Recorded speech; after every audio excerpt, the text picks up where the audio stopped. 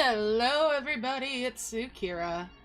I'm playing Final Fantasy XIV tonight. I'm on my alt, Lithengel and I will be playing through section 5.4, which is post Shadowbringers. Alright, so time to get started here. I'm gonna come over here and talk to Kryl. Cutscenes are on. Hopefully you can hear everything alright. If you can't, please speak up in the live chat and I will make adjustments as I can. Alright, so Alisaie's quest. Kryl's eyes light up at the sight of you. Gonna accept that quest. Kryl says, "Oh, greetings, Lithengel. Come to look in on our friends? Rest assured, everyone is quite well. I've been keeping a close eye on them and have satisfied myself that they are all in fine health. As a matter of fact, they're just about to convene in Dawn's respite to discuss how best to use their pent-up energy. Let's join them, shall we?"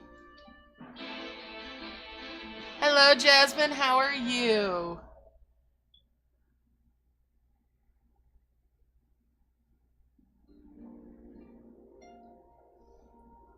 Well, my friends, now that we have all settled back into our bodies, it is time we resumed our duties in earnest. Let us speak of our plans. Ever since the Emperor's death, it's been one unsettling rumor after another. I've a mind to pay a visit to Garlemald to ascertain the truth of the matter. A prudent endeavor. 'Tis of the essence that we establish the full extent of the threat, not least if it should prove that Xenos doth indeed orchestrate events from the shadows. In light of which possibility, I shall accompany thee on thy mission. Be assured that thou shalt find me more a help than a hindrance. Thou requirest another to imbue thine ammunition, dost thou not?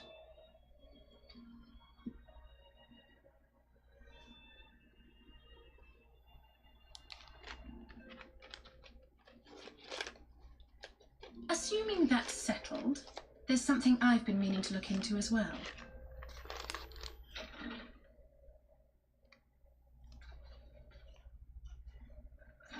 Oh, it's nice. Welcome back, everyone! Lise!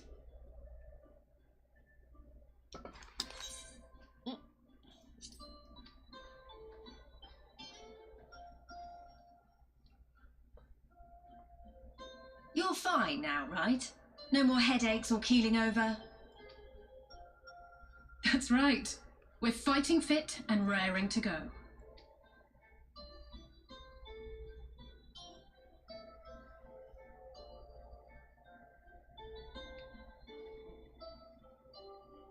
The famous Lise Hext, former scion and hero of the Alamegan resistance.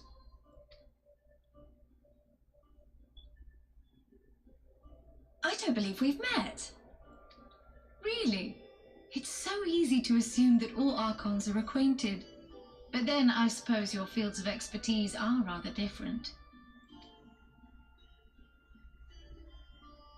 Grahatir, at your service. I have read much and more about your exploits, Commander. It is a pleasure to finally make your acquaintance. Likewise. The others told me all about you. Do not be so sure. Words scarcely do justice to the vital role he played in our victory in the first. A more dependable comrade one would be hard-pressed to find.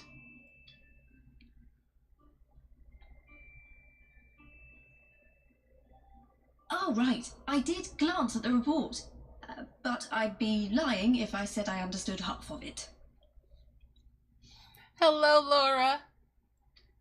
How are you today?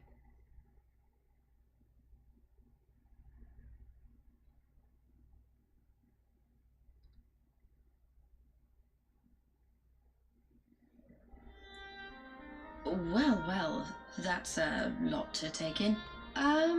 Just to be clear, this means we're not heading for another calamity, does it?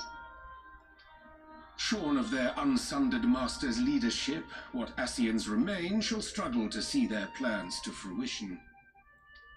And though I would ever advise caution, I believe we may rest easy for a time.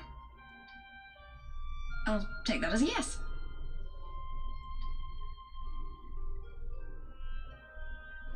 Even so, I don't know what to make of this business about Hydaelyn and Zodiac being primals. A difficult truth to bear, yes. But at last we understand the nature of our adversary. And if there are no further calamities, neither will there be rejoinings, meaning Zodiac will never regain his full strength. Even so, as the oldest and mightiest of primals, he remains a force to be feared. Though his is a power born of the desire for salvation, we have seen the havoc it may wreak, and it falls to us to ensure that it is never again brought to bear upon this star.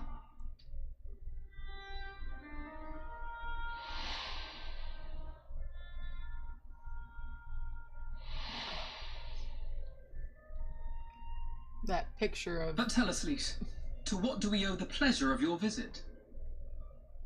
That was a picture in a ruins of Hydaelyn and Zodiac. What do you mean? Isn't seeing my long-lost comrades reason enough? Alright, there was one other matter. I have a message from the Alliance, and before you ask, yes, it's about the Empire. So, after Emperor Varys' assassination, it seems his cousin Nerva made a bid for the throne.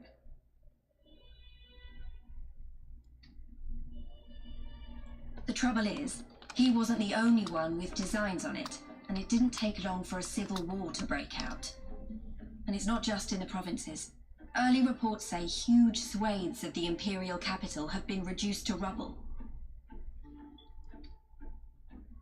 The Alliance will soon convene in Alamigo to decide on a course of action, and we were hoping you'd come along.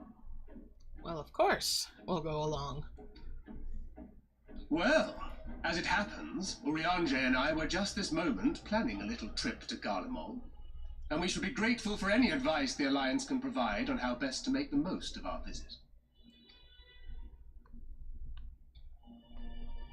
To Alamigo, then. Why don't you go on without me? There's something I need to look into. Oh, forgive me. You were just telling us. What is it, if I may ask? I want to find a way to cure the tempered. Ooh. Of course. You think it may be possible to adapt the treatment you used to help those corrupted by the Sin Eaters? I'm sorry, a cure for tempering? But that would change everything. Alize, consider yourself uninvited. Go and find us this cure. I'll do my best. I was hoping you might join me. Don't worry if not, though. I won't hold it against you if you'd rather attend a stuffy meeting. What meeting? Lead on. Or I like stuffy meetings. What meeting? Lead on. Let's go. I knew you'd say yes. I'll come too. If you don't mind, that is.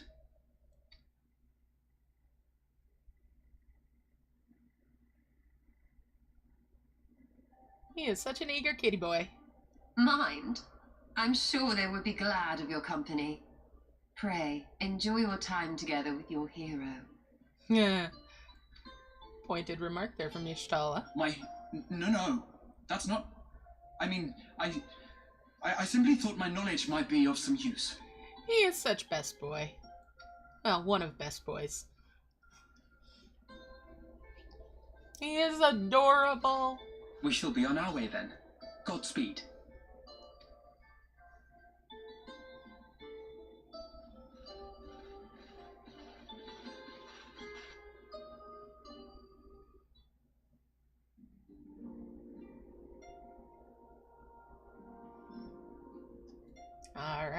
So let's talk to Alice.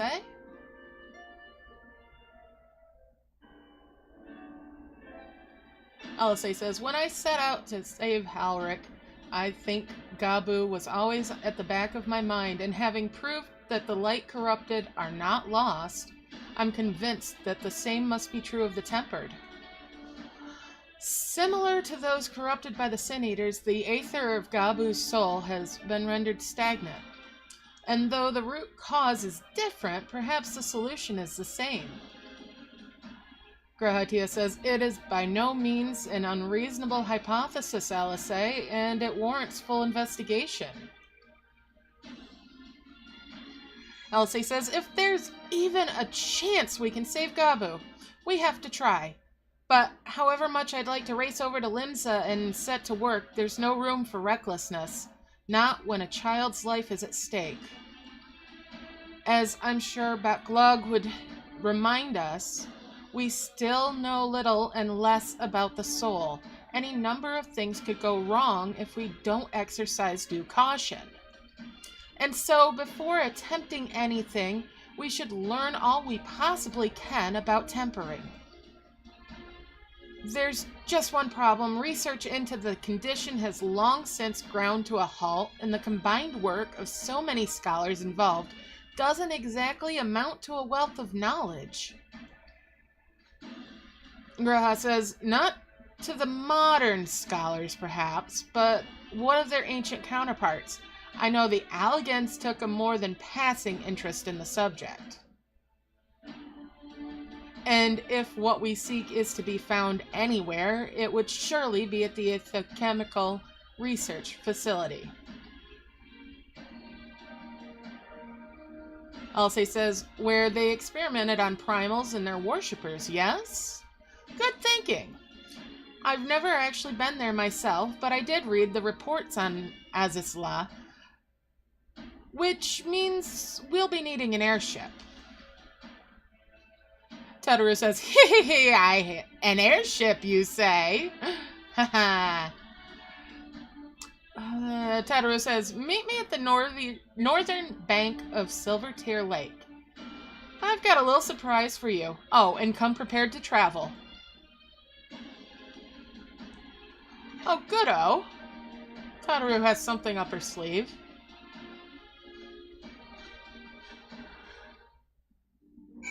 Alright, so, meet with Tataru and Mordona. Let's go outside.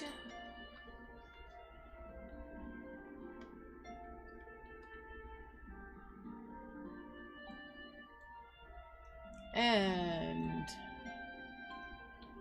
out to Revenant's Toll.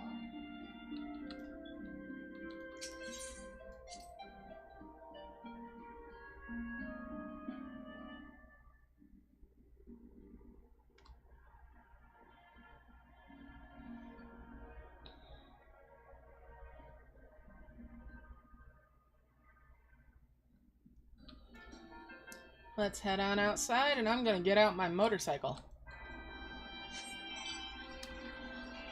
Now there's a marker on the map showing me where to go. I'm gonna head on over to it.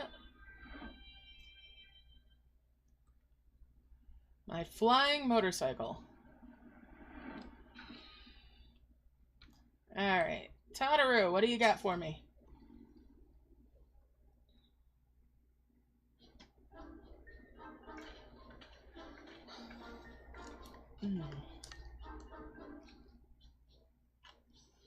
Interesting. Tataru's been busy.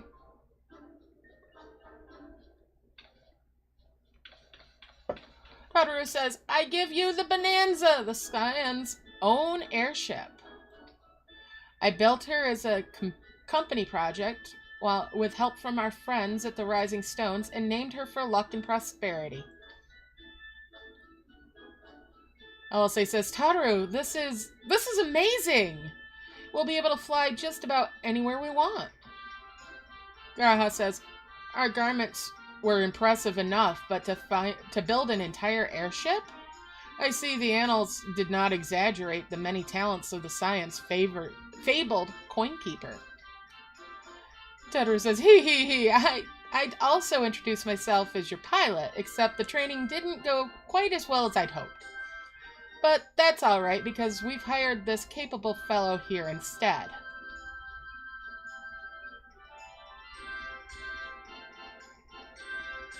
The Bonanza is equipped with a full complement of mana cutters, by the way. Feel free to use them to get around Azazla. But enough talk, it's time to fly. All aboard.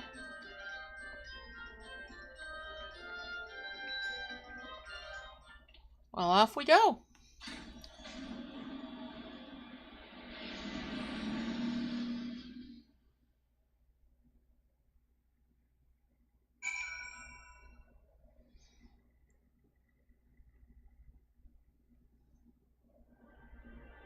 And we're in Azazla now.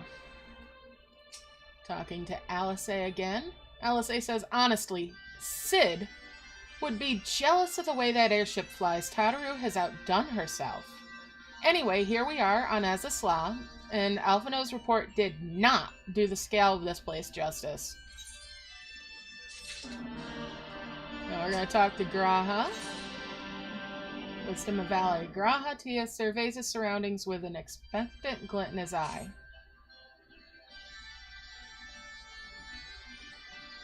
This appears to be Helix, which means we stand in the Alpha Quadrant. To the east lies the Beta Quadrant, and... yes, I believe I have my bearings, though this is my first time in Azazla. I do have some familiarity with the place thanks to the records in the Crystal Tower. Unless I am mistaken, this path leads to an aetheryte, beyond which there will be an information terminal. I suggest we begin our search there. Alright.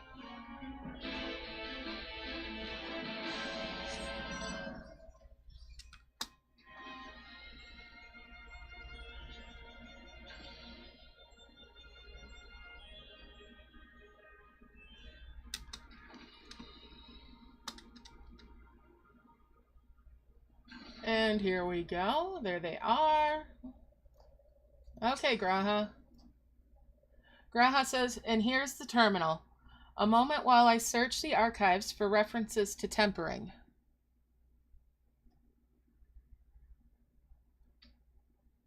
He is best boy.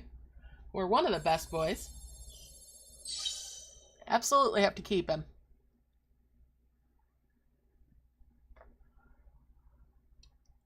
Ah, here we are. Or there we are. Elsa says, Icon Corruption and Overview. That sounds promising. Graha says, indeed. Let us see what this report has to say.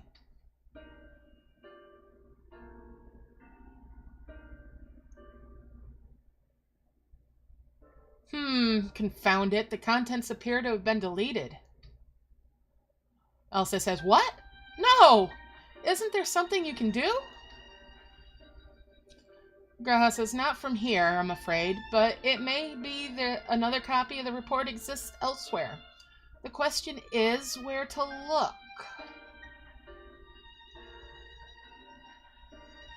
Elsa says, it says here the report was written by someone named Owen. Is it likely that he kept a copy? Graha says, I would say it's a distinct possibility.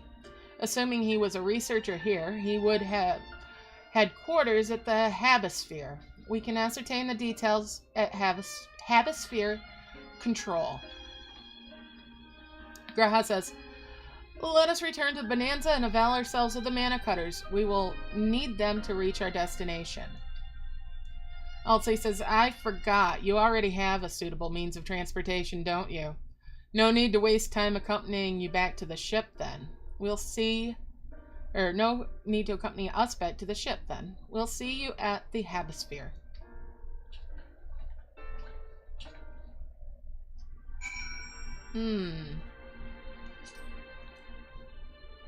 Mana cutters, they say. Where is mine?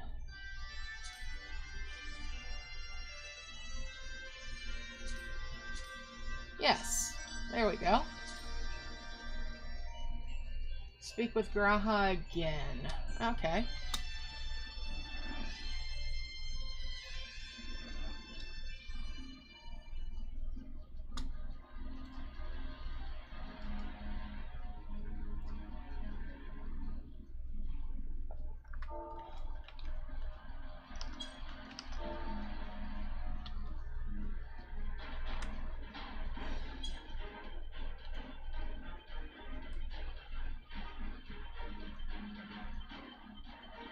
We're gonna just fly over to that structure over there.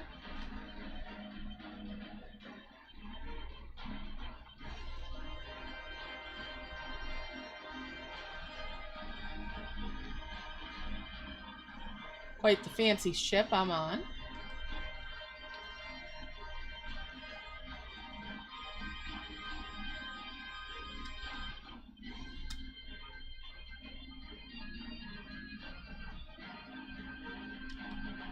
Alright, so here we're going, almost there. There we go, I see them now. And their ships are over here. Alright, let's talk to Graha. Grahatia says, if the late Owen did indeed have a chamber here, this node will be able to tell us its number.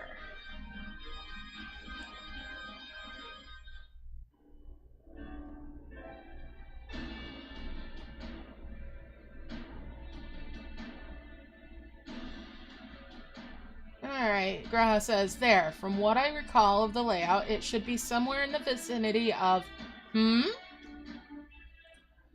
Administrative note says, warning! An evacuation order is presently in effect. Entry to the Hemisphere is not permitted at this time. Graha says, foiled again. In all likelihood, the order would have been imposed during the 4th Umbral Calamity, and I doubt it will be lifted in the near future. Administrative notes, buzz! Energy level critical. Returning to base for recharging. Well, drat. Olsey says, well, surely there must be some way to gain access. Force, for example? Graha says, well, we resort to that. I have an idea. Were we to send a surge of energy through yonder control mechanism, it should prompt the system to restart, releasing the locks. As for a suitable energy source, a concentrated lightning shard should suffice. Happily, I seem to recall that they are known to form at points of stagnant aether throughout the continent. Elsie says, you seem to recall? Are you honestly telling me that that was in the records too? Ha! I am. A report sent to the capital mentioned that lightning-aspected aether was prone to pooling on the continent, resulting in surges that interfered with equipment. Graha says, a minor detail I grant you, but in my role as caretaker of the Crystal Tower, there was no such thing as too much Allegan knowledge. Besides, my studies helped me to feel connected to the source, to home. I must have explored this facility 1,000 times in my mind, but to finally stand here with the two of you, 'tis more exhilarating than I can well express. Now then, the lightning shard. If I may, I suggest we split up and search the Beta Quadrant. Oh, but beware of sprites. They are wont to manifest where the aether is stagnant. Elsie says, now you're just showing off, which makes me think we should make a contest of this. The first to return here with a shard wins. What do you say? Sounds like a plan. Graha says, very well. It would be my honor to come third.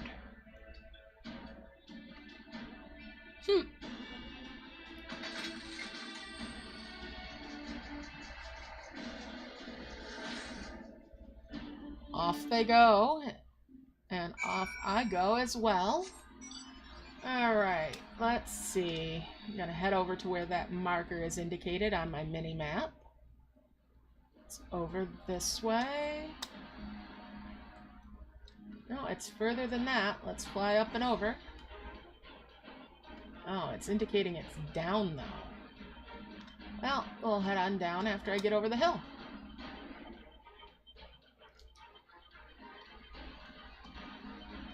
Down further?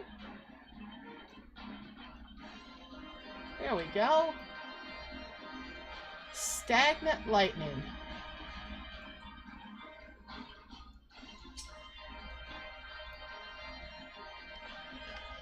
Alright. Ooh, there they are.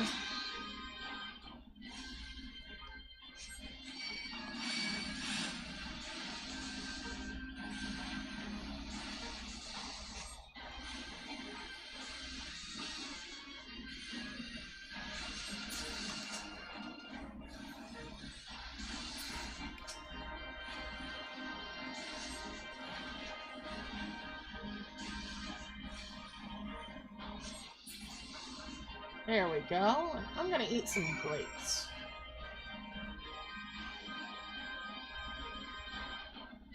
Okay, stagnant lightning. Let's interact with it again. That's pretty.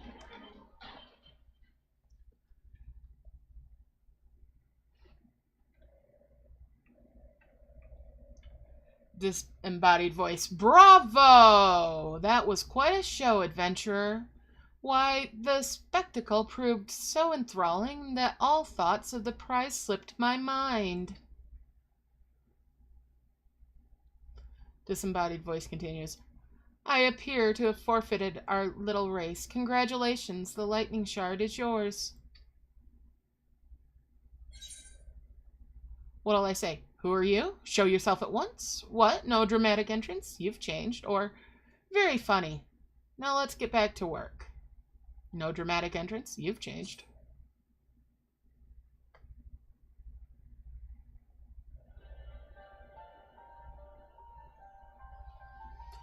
Gravity says, you remembered that.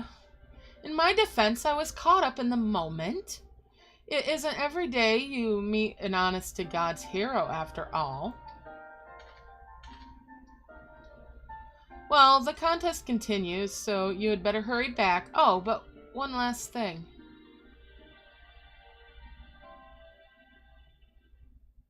Thank you, Lithengal, for bringing me here.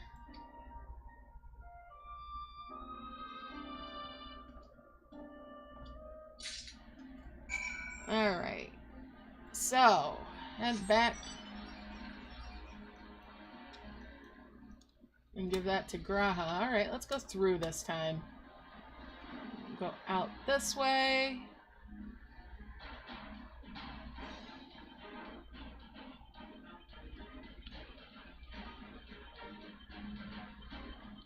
And fly up.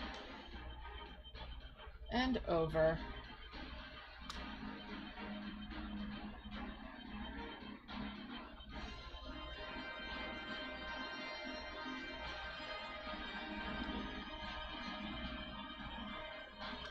Going back over to that little island over here.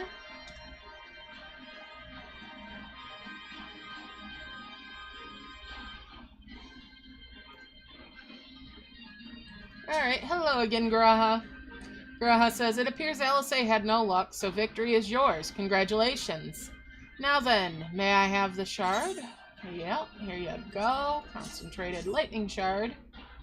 Coming right up. I'll say, what is it that makes you so much better at finding things? What do you have that I don't? Graha says, that is a question I too have asked myself on numerous occasions. I suspect we could both learn a great deal from her. And not only about the secrets of adventuring, but come, we should attend to our mission. All right.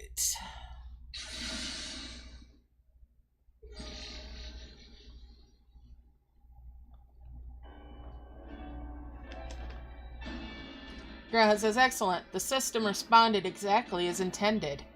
We now have access to the Habisphere. Only one obstacle remains, the security system within.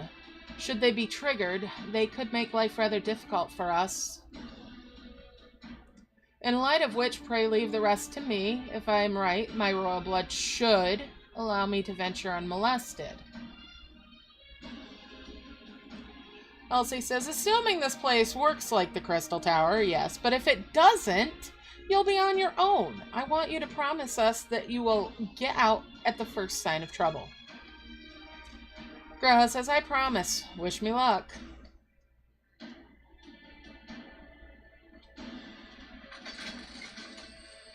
Off he goes.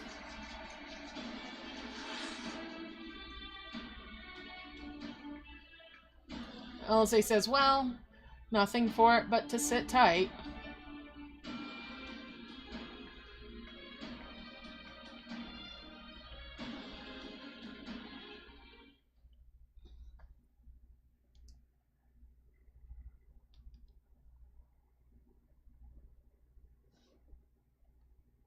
What a view.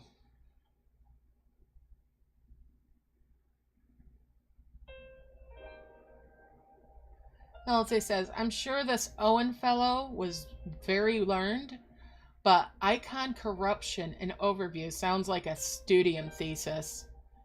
We all had to write one. Lest you wonder, mine was about the combat applications of Aether. I'm nothing if not practical. Alphino's was about philosophical. It was more philosophical, of course. Political, I dare say it. He chose to write a lengthy discourse on our nation's duty to the world. A controversial subject, to say the least. He asserted that Charlayan's knowledge should rightly be used to protect all life on the star, in direct opposition to the country's cherished policy of non-intervention. Being a leading member of the Forum, our father was not happy. At the time, of course, Alphino was utterly convinced of his views and would cheerfully argue to the death with anyone who saw things differently, by which I mean the rows were long.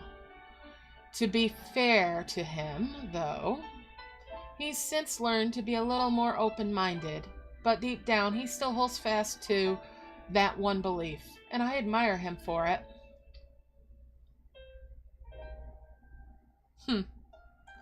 Graha says, I should have liked to meet the young Alphino.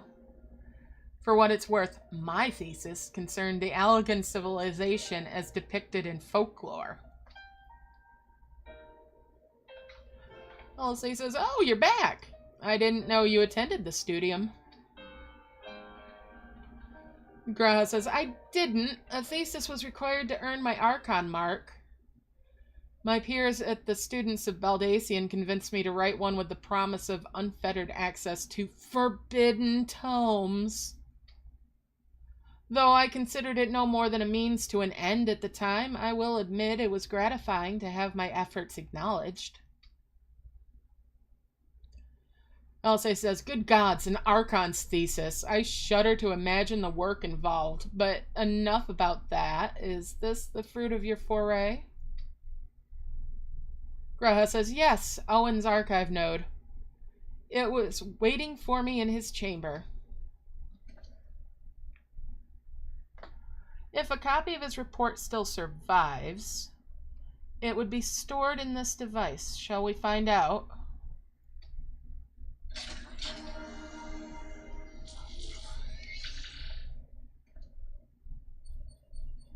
Archive node. Blip! Initializing. Scanning for registered user. Archive node. User not found. To proceed as a guest, please complete biometric authorization or authentication.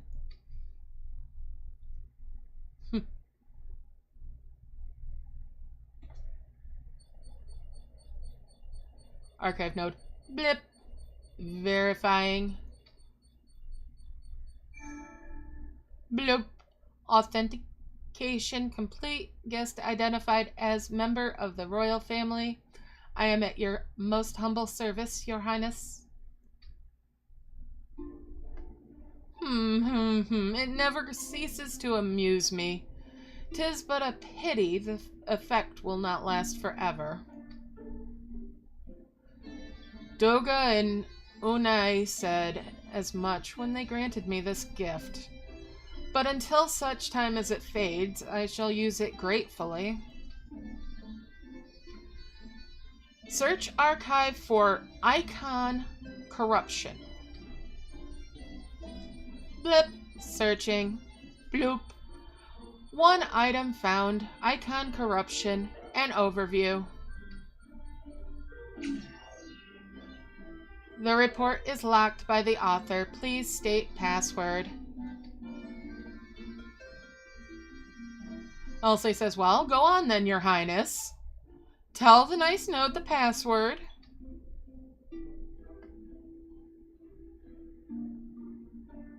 Graha. Right. Let's see.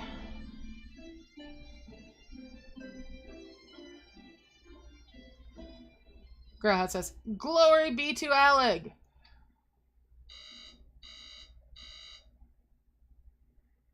Nope. Long live Emperor Zande. Nope.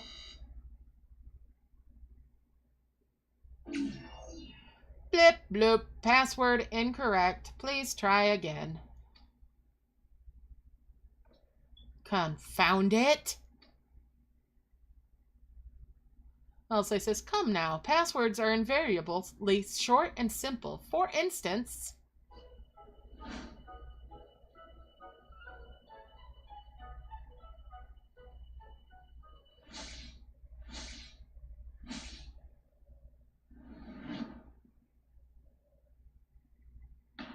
Password! Oh, come on. I'll say, seriously? Archive note, the notion that the password could be something so inane would be laughable were it not dangerously stupid. Furthermore, your conduct in the presence of His Highness is grossly inappropriate. Know your place, handmaiden. I'll say, what did that thing just call me?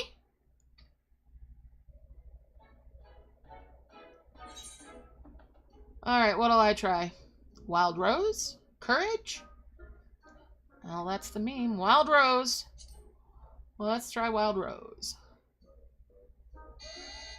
Blip, bloop. Password incorrect. Again. Be warned that any further inappropriate behavior in the presence of His Highness will not be tolerated. Elsie says, alright, that's it. I say we dismantle it and manually extract what we need. Graha says, now, let's not be too hasty. A single misstep and we risk losing the report altogether. Graha says, I believe this may be a task for Sid and his colleagues. If anyone can coax Mechana into cooperating, it is them.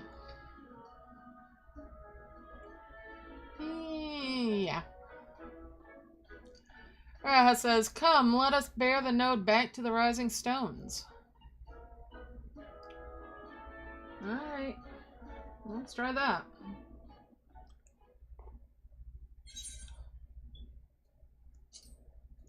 Take the money and run. Alright. So, let's talk to Graha again. Graha seems eager to bear the node away.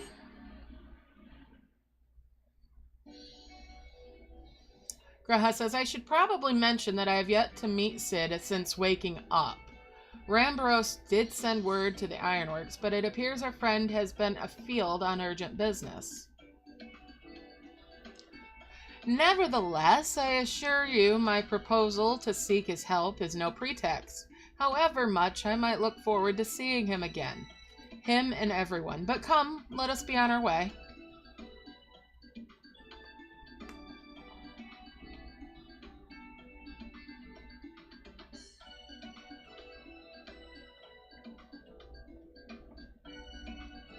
Elsie says, look at him. All but running. How sweet. Elsie says, still, it wouldn't do to keep him waiting. Shall we?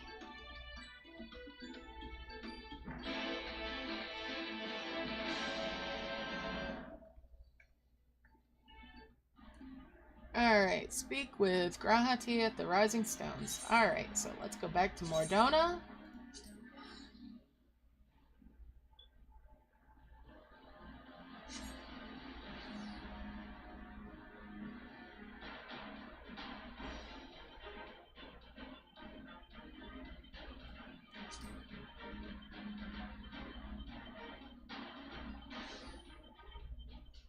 And the Rising Stones is over here. Let's head on inside.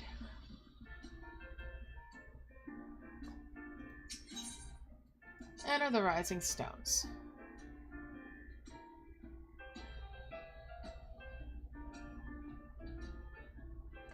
Alright, and there they are. Let's head over. And talk to Graha. Graha says, wonderful news! Tadaru contacted Sid on our behalf, and he is on his way here even as we speak.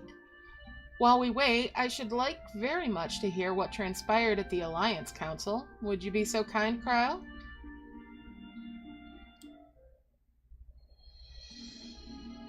Kryl says, as you know, the meeting was convened to discuss how best to respond to recent events in Garlemald. According to intelligence from our Doman allies, the War of Succession rages on, and the Empire remains without a leader. Amidst the chaos, the Imperial legions in the provinces have begun to move independently of the motherland. Of greatest concern to us is the Third, a legion aligned with Lord Nerva. It appears they have received substantial financial backing from the House of Brutus.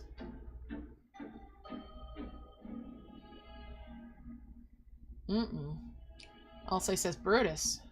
Aren't they the ones that took out Yatsuyu and Ashai? That bodes well.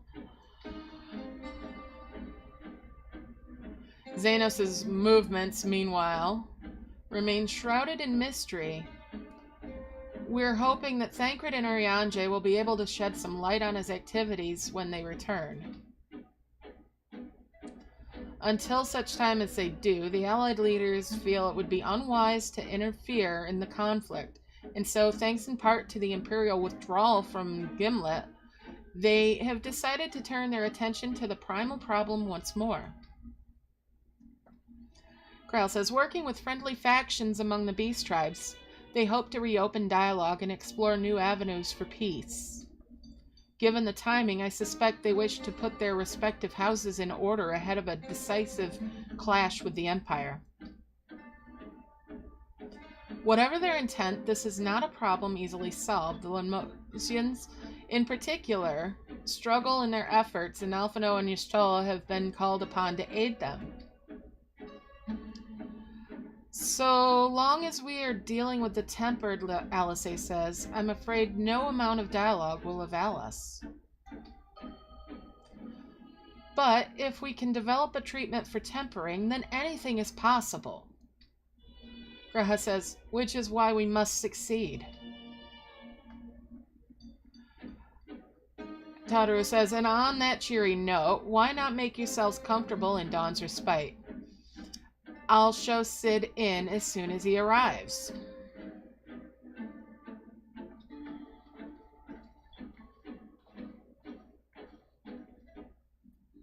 Alright, wait for Sid in the Dawn's respite. Let's go inside.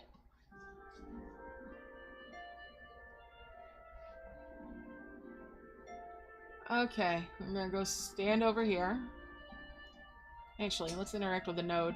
Node says, blip bloop, warning, His Highness is exhibiting elevated blood pressure. Graha says, Sid, at long last. And we're gonna talk to the destination here. There we go. Look around.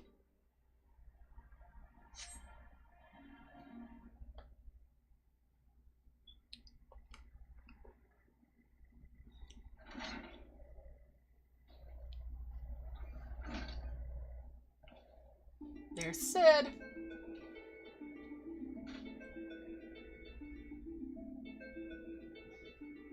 Sid! Graha says.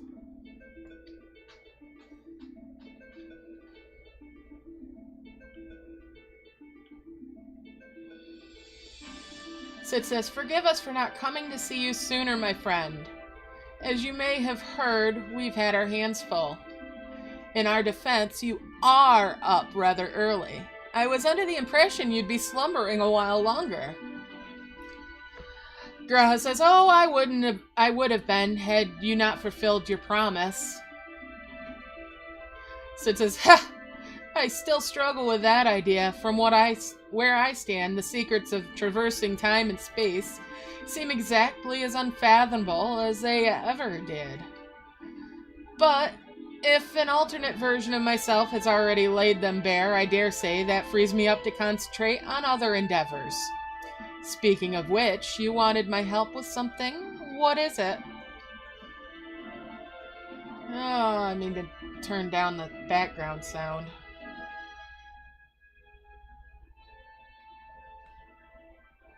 Alright.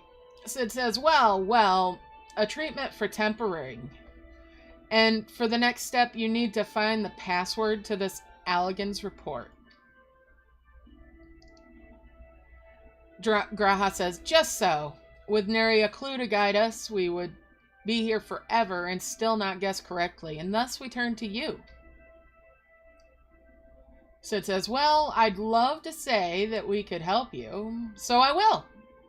Once suitably configured, a Magitech terminal should make short work of identifying the password.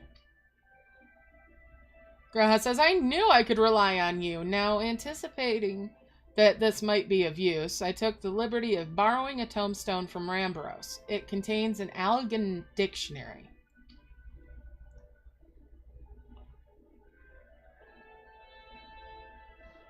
So it says, good thinking. I'll transfer the information to a terminal and set it to work right away. Alright.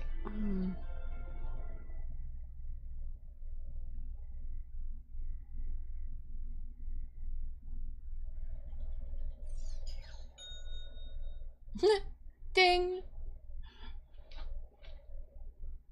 So it says, looks like it's finished. Let's see.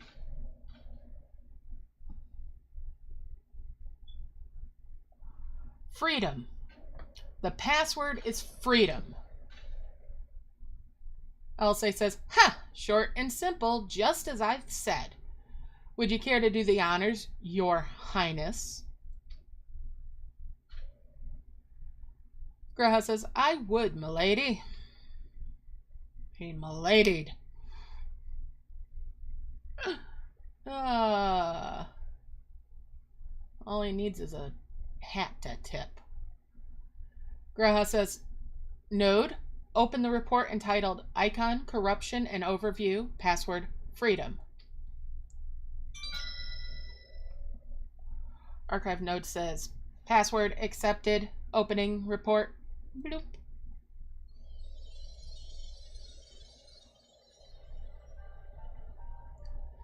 Owen, this report seeks to provide an overview of the mechanism by which icons corrupt and bind men to their will.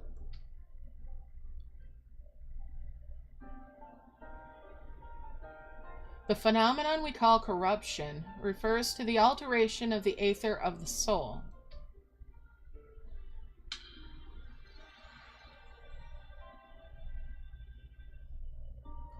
Said aether ordinarily exists in equilibrium, no one element being more prominent than another.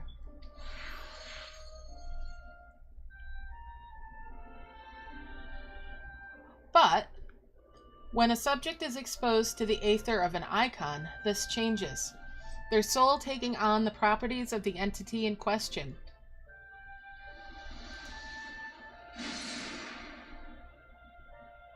By way of an example, exposure to the aether of the fiend, Sephiroth, would cause a subject's aether to become aligned with the element of earth.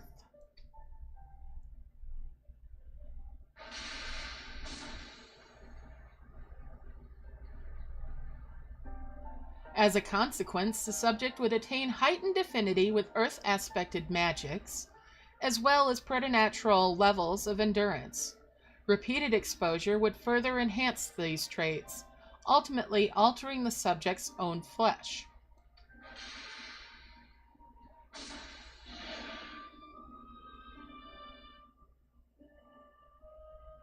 The changes undergone by the subject are not solely attributed to elemental alignment, however.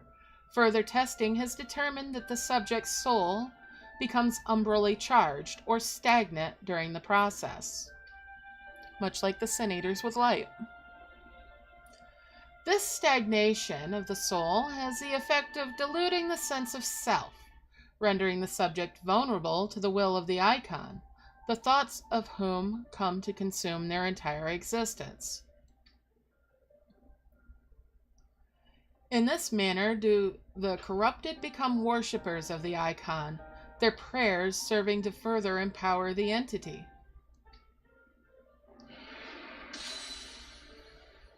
Having discerned the mechanism of icon corruption, my colleagues and I set out to develop a material capable of shielding one from its effects, an endeavor in which we were successful, albeit at a great cost. In the course of testing, many of my assistants, good men and women all, fell victim to corruption, and in accordance with protocol, they were summarily put to death. I subsequently submitted a proposal to investigate potential cures for corruption, but it was rejected, deemed non-essential by Lord Amon.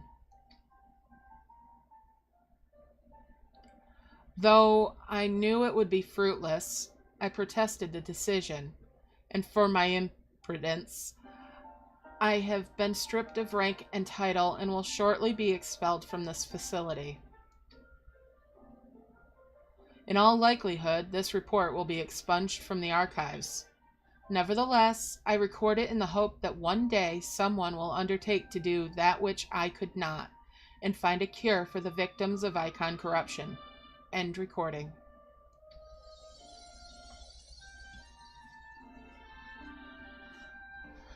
Graha says, so not even the Alligans were able to find a cure, or rather, were not given the chance to do so. One cannot help but wonder what motivated Lord Amon's decision.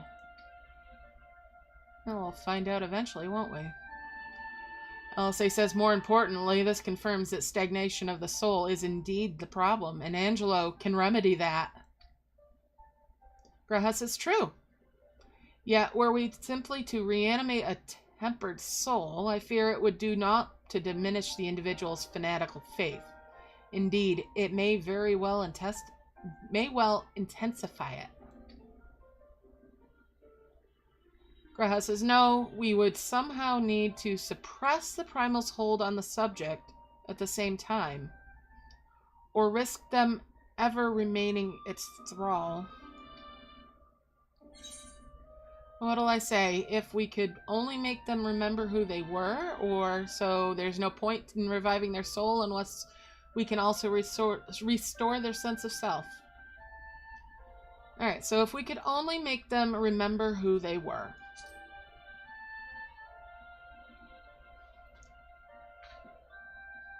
Graha says, but of course, memory transference. The process has the effect of compartmentalizing memories, separating them into manageable bundles, if you will. By adapting the technique, it may be possible to achieve selective reanimation, that is, limit the effects to only those memories that existed prior to tempering. Though thus restoring the sense of self, we could theoretically drown out the incitements of false faith which had come to dominate the individual's thoughts. Elsa says, I see. The theory seems sound, and our experience treating the light corrupted would help us to identify suitable memories for reanimation. But are you confident you can adapt memory transference as required? I seem to recall your attempts to do so while trying to bring us home culminated in literal bloodletting. Graha says, they did, you're right. Despite my best efforts, I could not recreate the mechanism, and I concede that the rather clumsy compromise I reached would not provide the basis for a cure. Elsa says, then perhaps it's better that we consider another approach. Graha says, your doubts are understandable, but this time I believe we have reason to be confident. Graha says, you see, nodes such as this were built with the ability to simulate magics. Which leads me to believe that it may be capable to perform simulations of the transference technique. If so, we would be able to conduct years' worth of tests within the space of a few days. Sid says, in theory, it would be no different from how we identified the password. But it'll take more calculating power. A lot more. I honestly couldn't say whether our equipment would be up to the task. Graha says, tell me, Sid. Why do you suppose Owen locked his report behind a password? Sid says to keep it from prying eyes, of course. Why else?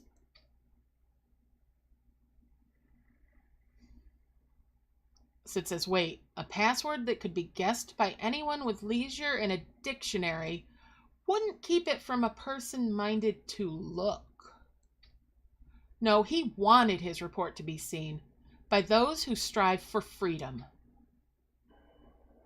Graha says, not unlike the members of a certain distinguished engineering collective. I believe their motto was freedom through technology, or some such. Sid says, you two, round up as many Magitech terminals as you can find and bring them to the workshop. Wedge says, right away, Chief.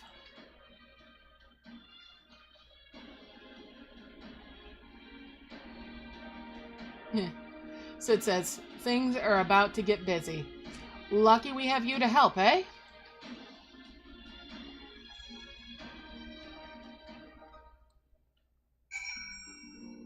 All right.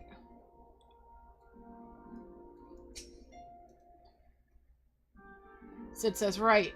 While Grahatia and I configure the terminals, I want the rest of you to procure supplies.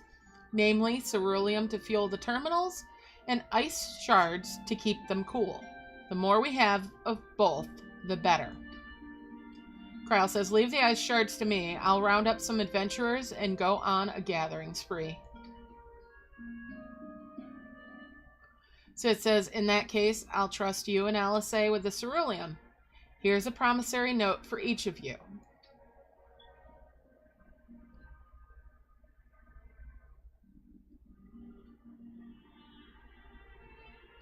Take them to the Skysteel manufactory in Ishgard and the ceruleum processing plant in Thanalan.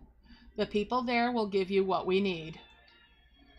Alisei says, yours is a well-known face in the Holy See, I believe. If it's all the same to you, I'll head to Thanalan. Alright.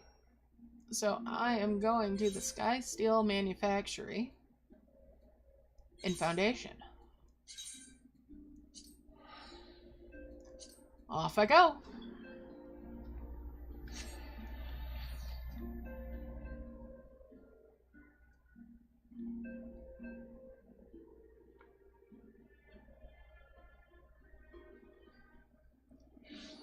I'm going to turn down the background music just a hair.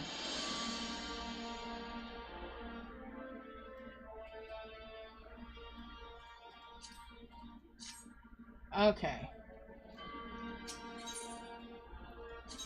And Skysteel Manufactory.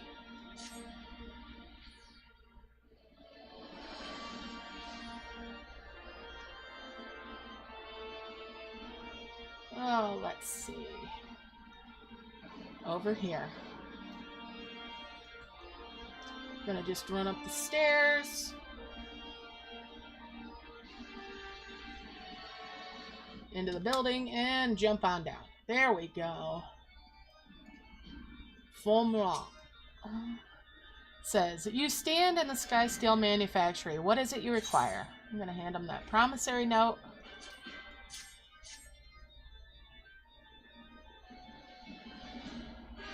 So you are after ceruleum. In that case, please present the note to our engineer at the airship landing. He will be glad to assist you. Okay. So I need to go over there. Aether right closest to that is the Astrologian one. So we'll go on outside and run back over to the teleport.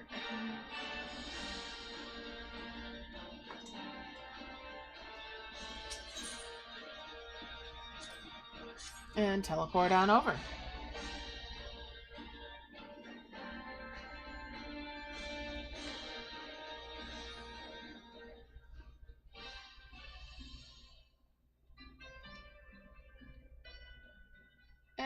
And here we go. Let's talk to this engineer. Ceruleum? You've come to the right man. Fair warning, though. The price has shot up on account of the uncertainty of with the Empire, so I hope you've got the coin. Got a note.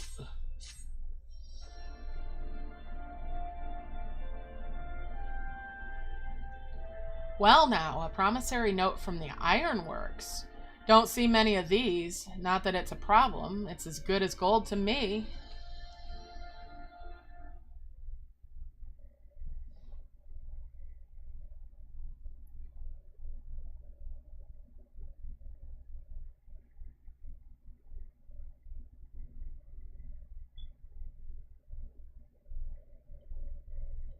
Huh.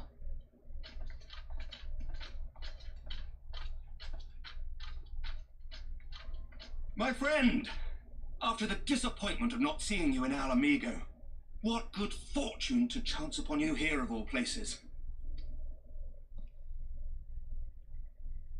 As you may have heard, the Allied nations are making a renewed effort to address the primal problem. To that end have I invited the chieftain of the Vanu to Ishgard, that we might together plot a course.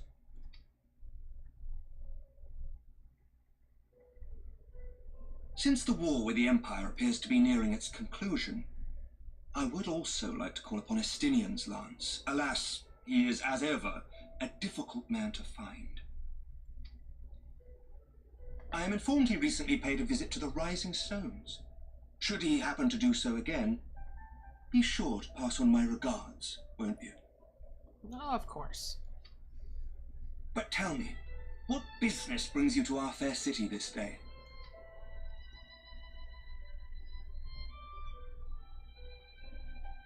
A cure for tempering. You never cease to amaze me. Until now, our only hope has been prevention, our every failure irrevocable. But this would rewrite the rules of engagement. It could end the cycle of bloodshed. That it could. Great to be excited. Very well. You shall have all the ceruleum we can provide, and an airship with which to transport it.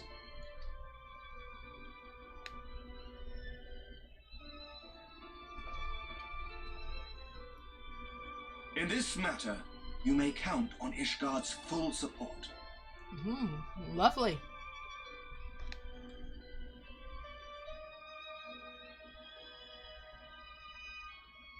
Oh, Palisades having as much luck as we are. Look at it all. Barrels and barrels of it.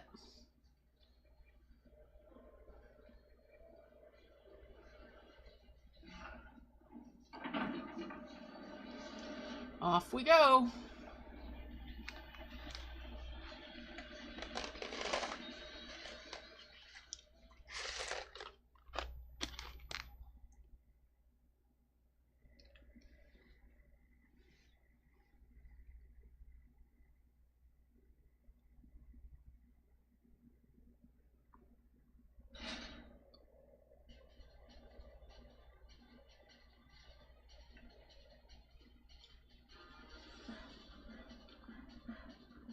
Impressive.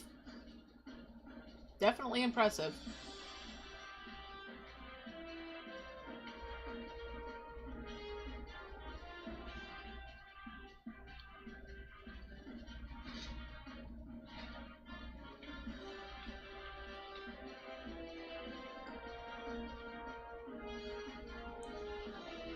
All right.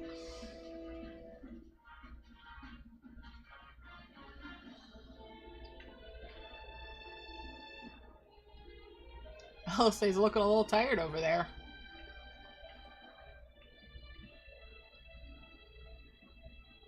Oh, who would have thought ceruleum weighed so much? Really? Serves me right for being stubborn, I suppose. I should have just done what you did and accepted help.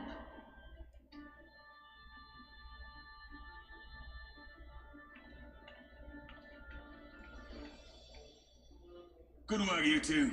This is all we asked for and more. Quite a lot more now that I look at it.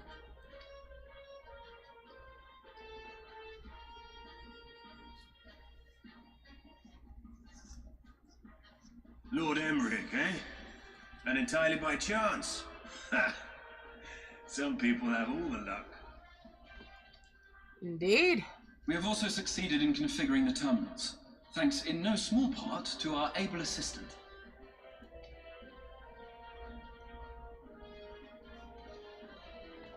Able assistant. Nero. It's been a while, hero. You seem surprised to see me. Lest you misunderstand, I've no interest in such things as cures for tempering. But if you mean to achieve that which eluded even the storied Allagans, it seemed plain that you would require my expertise. And so it proved. Is that not right, Garland? Ask Jessie. She was the one who hired you. All I know is you're an employee of the Ironworks now, so you'll bloody well earn your keep. Oh.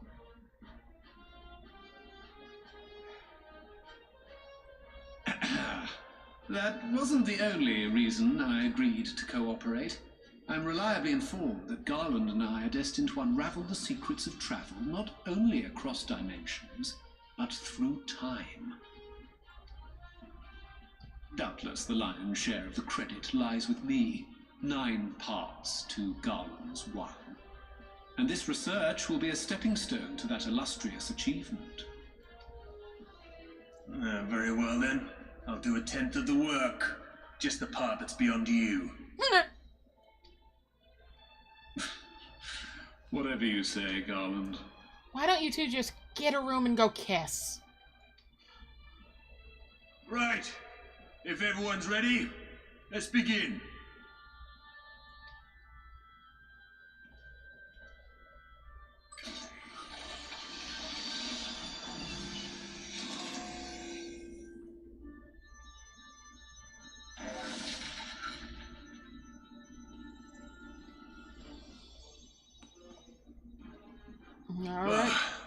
All appears to be in order. Now, we just have to wait for it to find us our magic. Why not take this opportunity to put your feet up? This may take a while.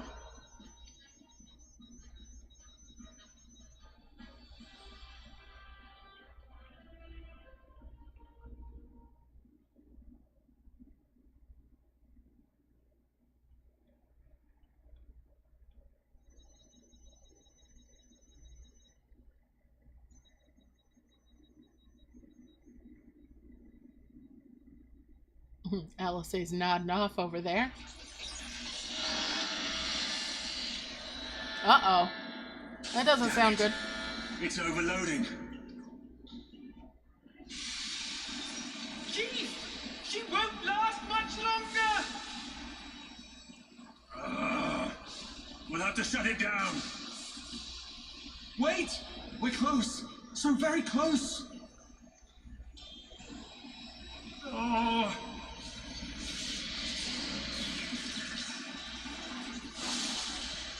Well, this is going swimmingly. Please, a moment longer. I beg you. There. Uh-oh.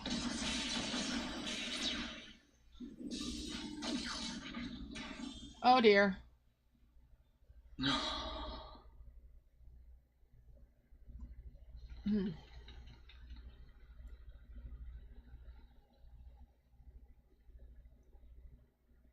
I was able to memorize the magic before it faded. It still needs to be put to the proof, but I believe we have our cure. Oh goodness. Well, here's hoping.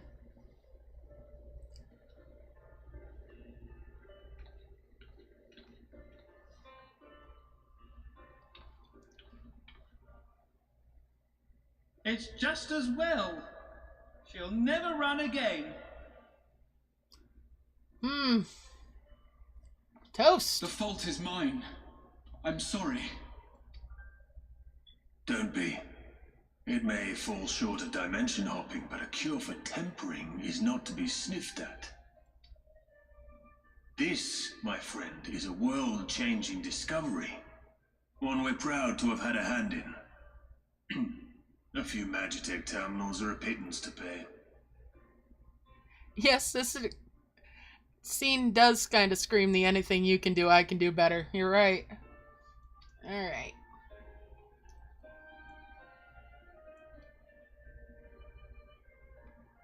Thank you.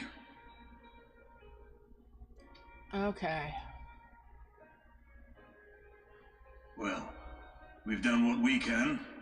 The rest is up to you.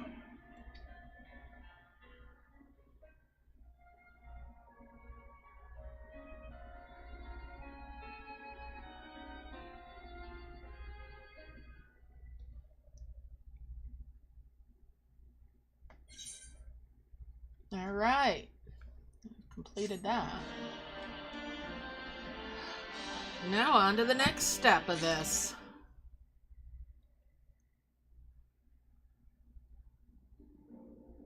Alright, Alisa, what do you got on the mind? Alisa has only one thing on her mind. She was thinking something, I knew it. Alisa says, at long last we have our cure. In theory, at any rate, we couldn't be certain, and we cannot be certain until such time as we put it to the proof. But I'm quietly confident. Well, if we're to test it on someone, then I suggest Gabu.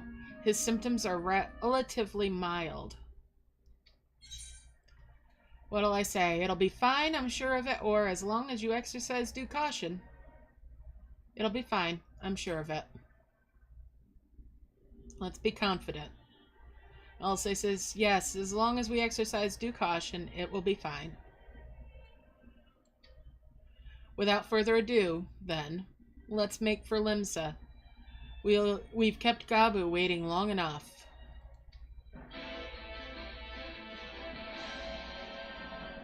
Alright. Headed for Maelstrom Command.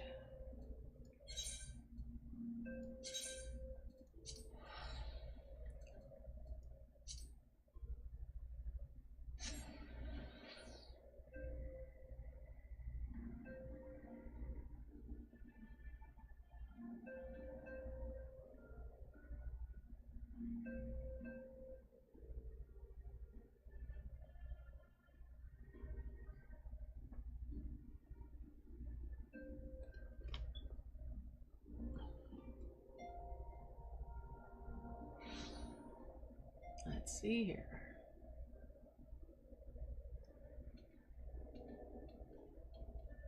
Quiet night here in Limsa for a change.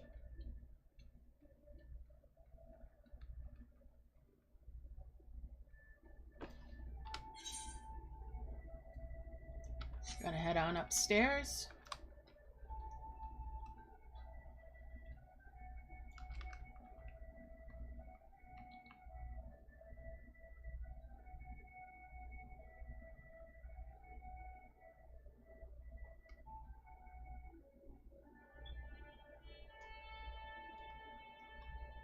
And through the drowning wench. Am I going the right way? Yes.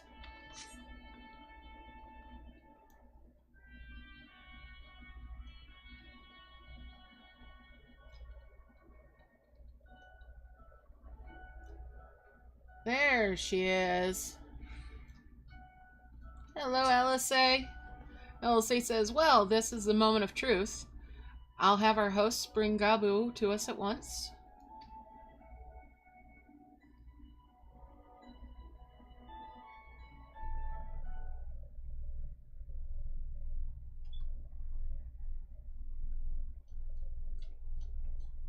Aw, look at the little guy. Apologies for the wait.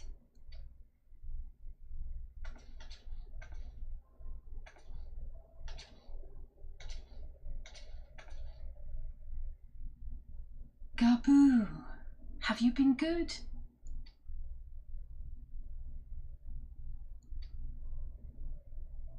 Still no change, I'm afraid. He just stands there in silence until we move him. It's all right now. We're going to help you get better.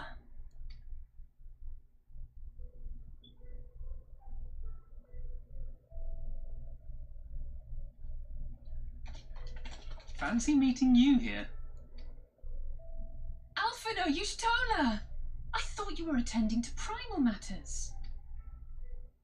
We were, and came here for a meeting on the subject. Certain pirate factions did not deign to attend, however, and it was cancelled. We had resigned ourselves to having wasted a journey when we chanced to espy you. Could it be that there has been progress with the treatment?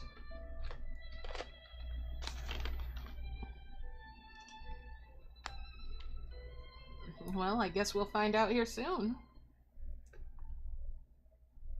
Using Magitech terminals to formulate the solution. I would never have contemplated such an approach.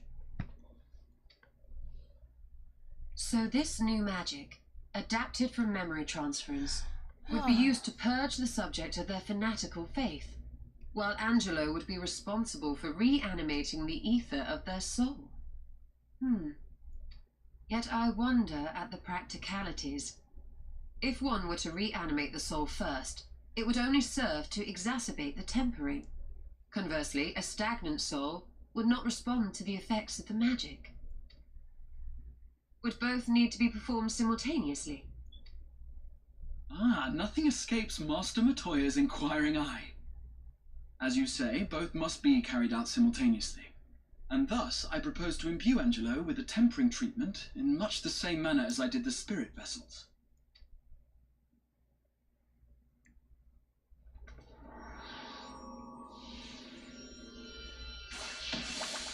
Go, Angelo! By doing so, we also spare Graha the trouble of casting spell after spell. It's really rather efficient. Be that as it may, certain difficulties are unavoidable. The imbuing process will still require no small amount of ether. And, as I can no longer draw upon the Crystal Tower's stores of energy, I will be compelled to rely on those of others. Well, I, for one, would be glad to assist. As would I. Since the resumption of our duties, it has been naught but stuffy meetings, and I have ample ether to spare. Excellent. With your permission, then, let us begin.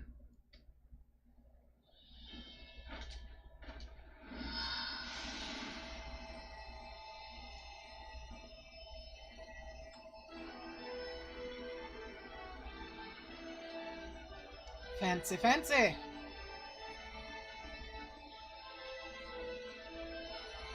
Yes, this will do.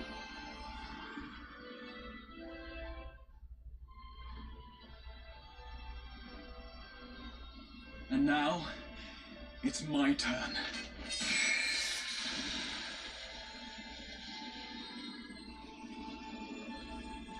Go, Crystal Catboy!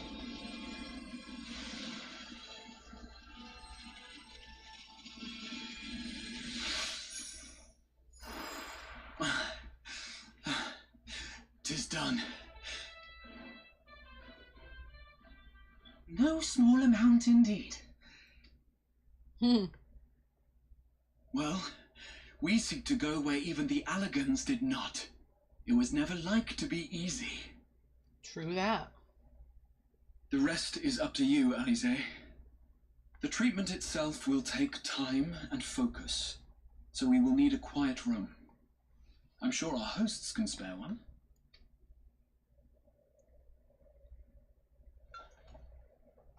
I will go with her. It may be a while before we return, so I would ask for your patience and your faith. Of course. We'll bring Gabu back. You see if we don't.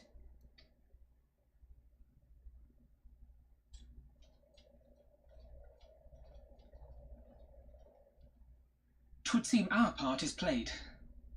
Let us find a place to recuperate while we wait for news.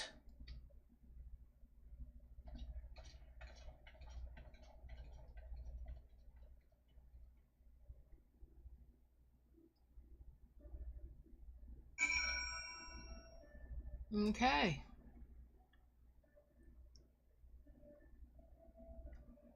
Let's talk to Alphino then.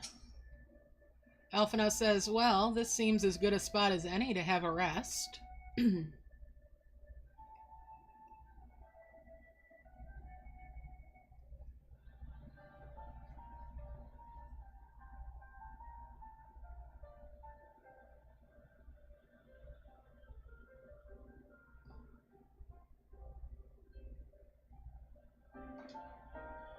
For years, Eorzea has labored to find a solution to the primal problem, without success.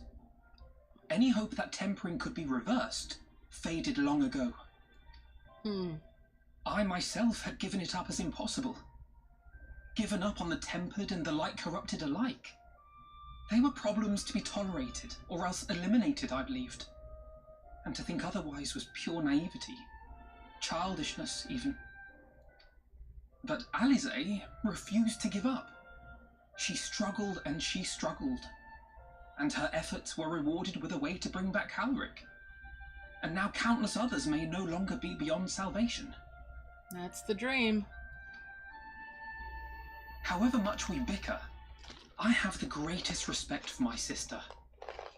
Had I halved her stubbornness, nay, her unwillingness to accept the status quo, I would be a far better person. A far better scion.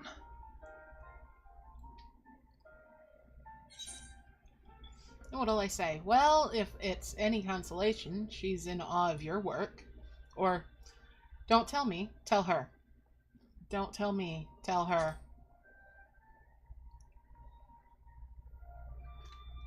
I should, I know.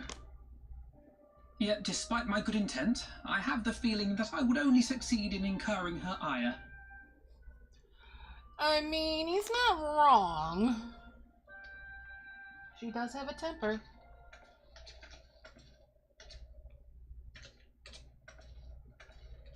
And it seems that she is exhausted.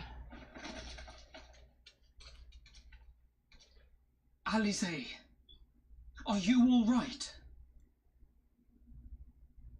The treatment. Did it work?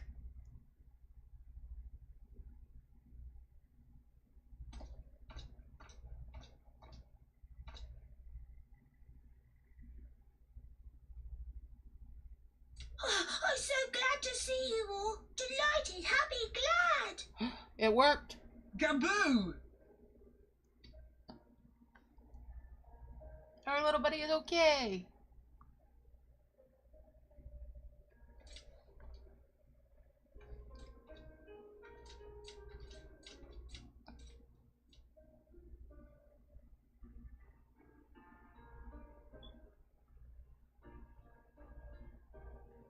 All this time, my mind was filled with thoughts of Great Father Titan.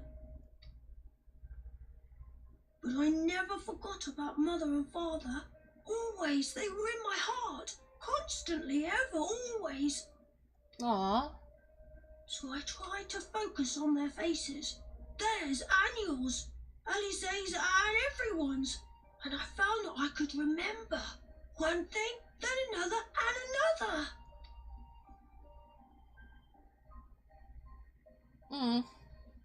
Your hopes reached Gaboo. They helped him to hold on. Aww. I'm so proud of you, Gaboo. I couldn't have done it without you, Alisaie. Can you help the others too? Cure them, heal them, help them? That's the plan, kiddo. Yes, we can. All of them.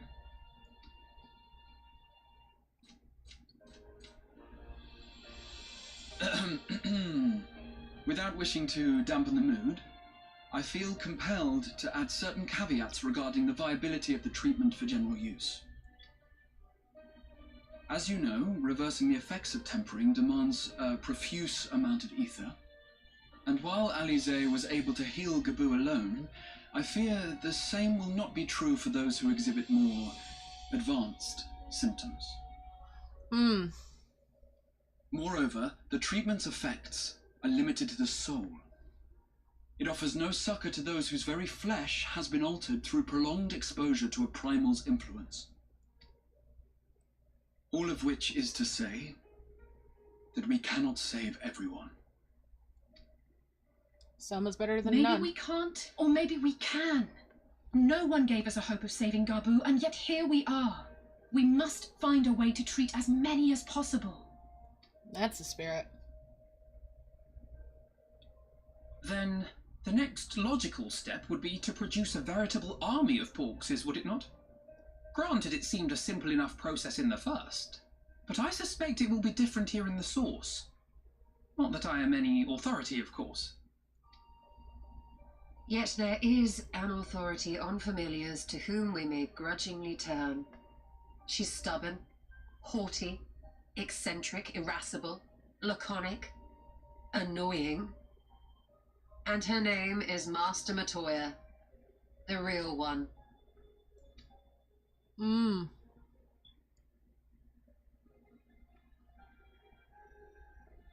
I have to go now, Gabu, but the people here will look after you, all right? And I promise to come and visit you again soon. All right. Thank you, Alize. Thank you. Aww. He's such a cutie.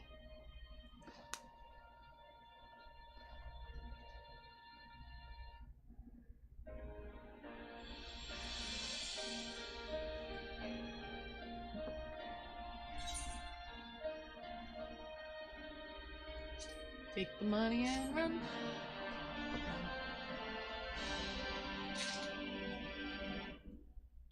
Ah! Tig!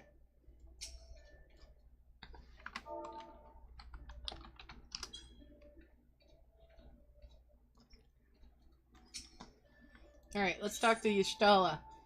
Like master, like pupil, the trace of a wry smile is visible on Y'shtala's lips. As she will be at pains to remind me, I have not paid Master Matoya a visit since returning from the first. But this seems as good a time as any.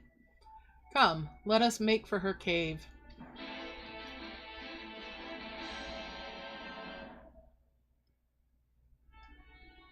Yeah, a little bit. Or more like a squirrel and a bat and a cricket. Alright, so I need to go to Dravania.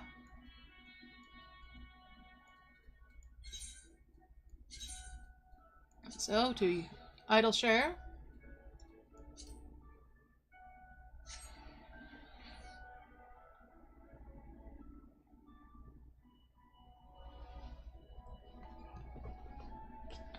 Getting close to a dungeon, guys.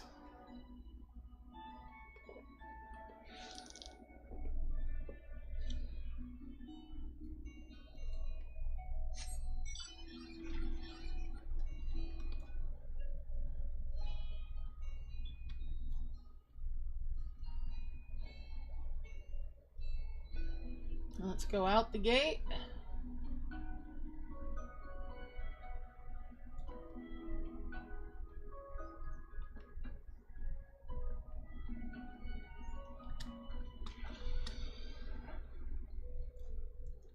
And head for Matoya's cave.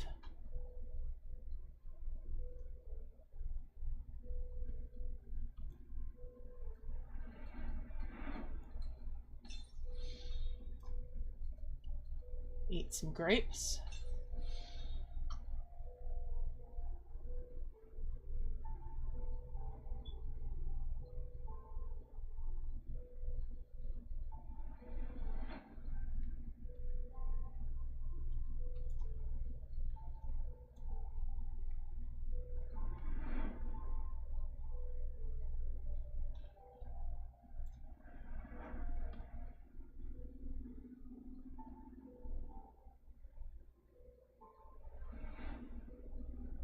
Buzz by these frogs.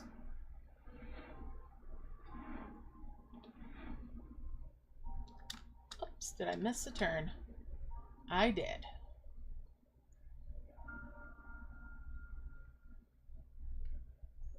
Here we go. Hello, Y'shtala. Ishtala says, I take it you're ready to bear witness to the joyous reunion of master and pupil. Very well.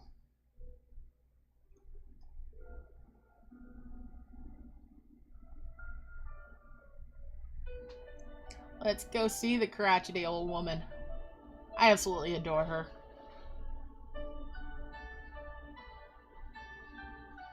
Love that hat. Nary a word from you all this time, then you bring every man and his pirogo with you. Did no one teach you any manners, girl? They were too busy teaching me etherology, Master. Jesting aside, I wanted to be the one to express our gratitude. I'm told you spared no effort to sustain our bodies while we were away, and for that, we owe you our lives. Thank you. You were gone so long. I was starting to think you'd set your heart on staying. She might have. It wasn't easy to leave, as it happens. Seldom does one have the opportunity to study other worlds, and I would not have minded extending my stay by a handful of years. Runa, no small part of that, huh? Huh? Ever the scholar. Y'shtola dedicated herself to studying ancient civilizations of the first, befriending a tribe known as the Knights Blessed in the process. There she took on the name of Matoya and won the respect of all the children of the forest. Uh-oh.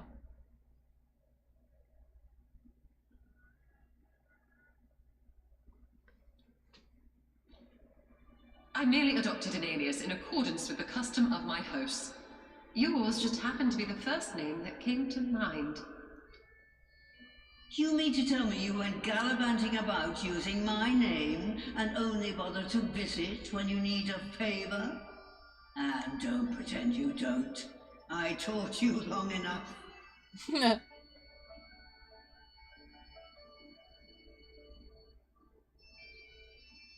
Indeed.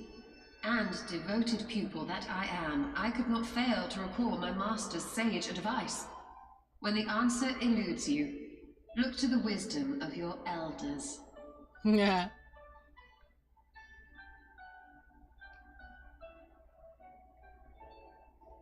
You there. Were you going to introduce yourself? Uh-huh.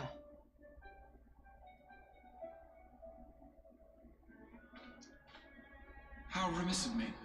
Grahatir is my name, and I'm proud to call myself a scion. I too wish to offer my gratitude for your invaluable aid in sustaining the Archon's bodies, as well as my apologies. It was my inexpert summoning spell which endangered their lives in the first place. Ah, yes. The one bent on digging up the mysteries of Alag. Old Galaf used to speak of you, and Kryl's told me all about your recent exploits. Do you have a bad back or something? At ease, boy. Whatever mess you've made, I'm not in the habit of dwelling on the failings of the younger generation. You are too kind. I've also heard much and more about you, Master Matoya. 'Tis an honor to finally make your acquaintance. Well, that's more than enough pleasantries for anyone. Tell me what you want. I haven't got all day.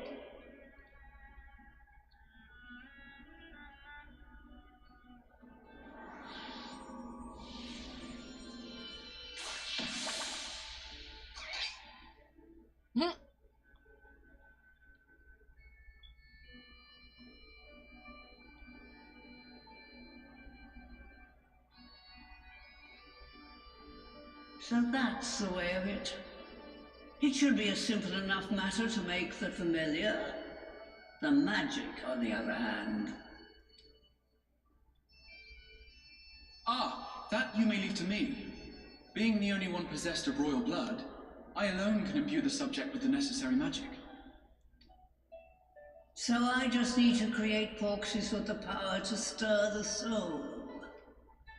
Just. Just, I say. Though we're talking about a veritable herd of the little buggers, we collapsed before we reached double figures.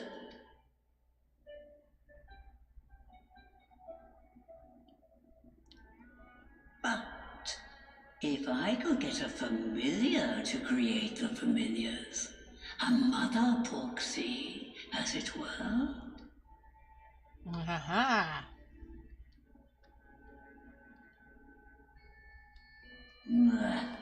Seems I haven't seen the last of that moldy old hole after all.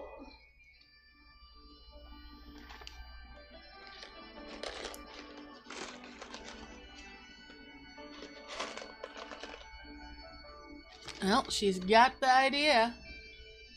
Where there's a will, there's a way.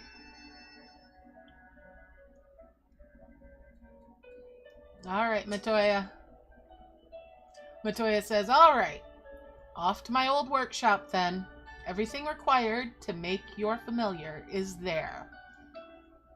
Y'shtola says, that may be, but no one has set foot in there since the Exodus. I dread to imagine what has become of it. Matoya says, oh, there's sure to be a handful of feral familiars and mayhap a monster or two, but nothing to trouble the likes of you.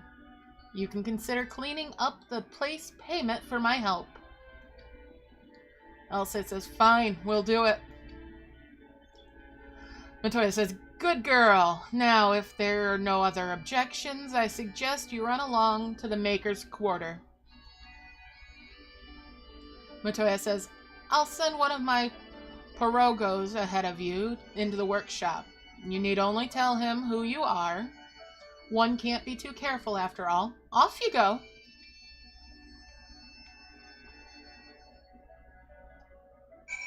Okay.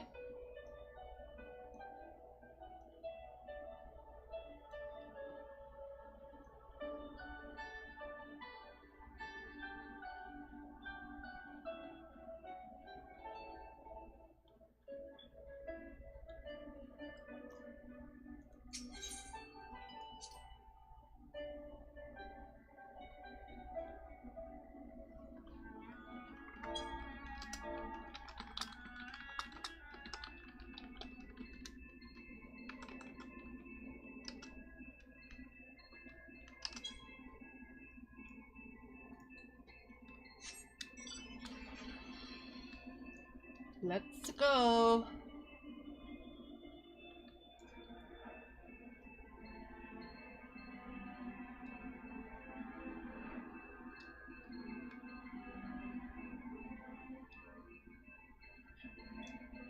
Up and over the big bubble.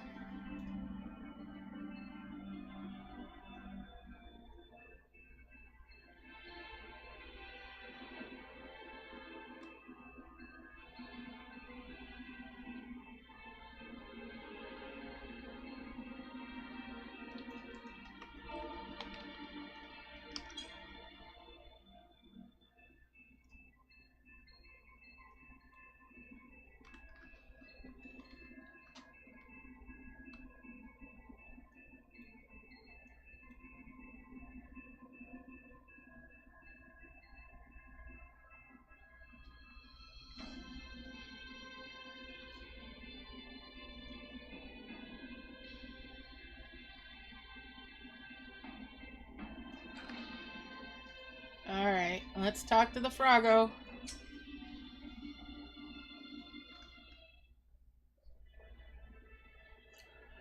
Puro Rogo the Unwashed says, greetings, Ribbit, and welcome to my good mistress's relic. Puro Rogo is my name, and I am honored to be your guide.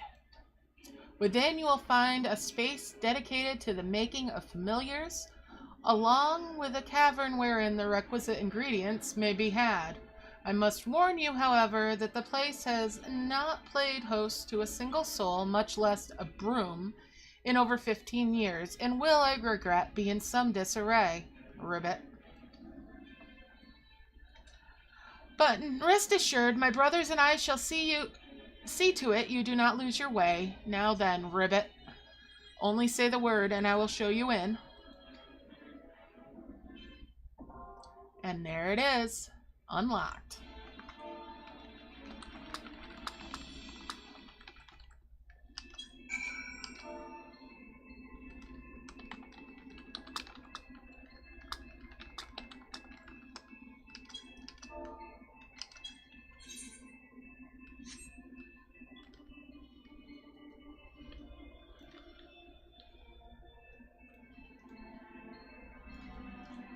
I mean, I could go with the trust fund of the trust.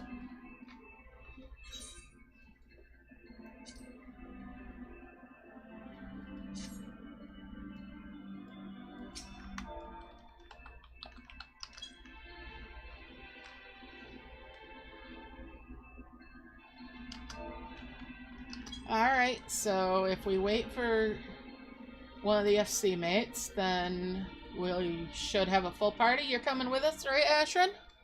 Hey, Phil, how's it going?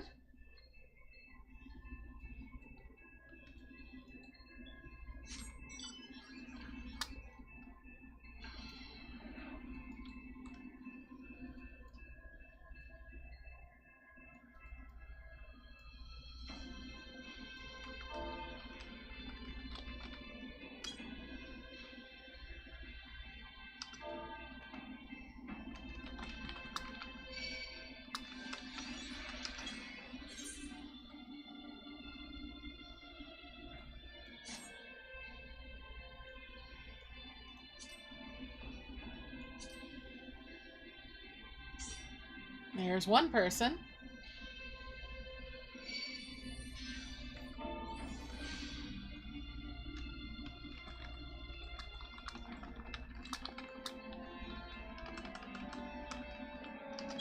All right.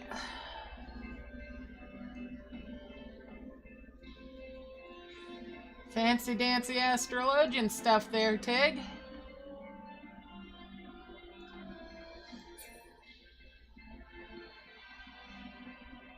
Ah.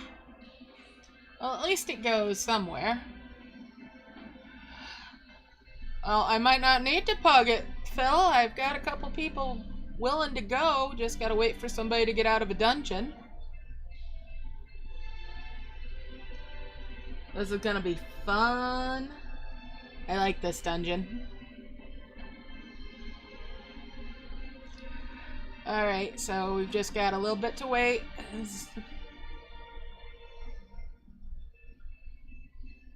Oh, nice. You can stack shields now if you're fast enough. I do like your beach ball, though. That's a nice one. I need to work on that relic.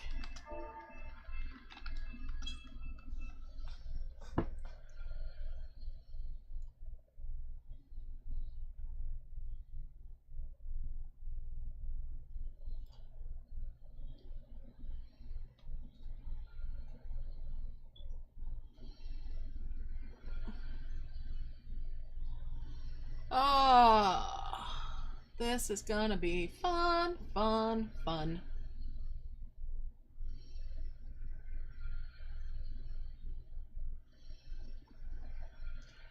And let's see, well...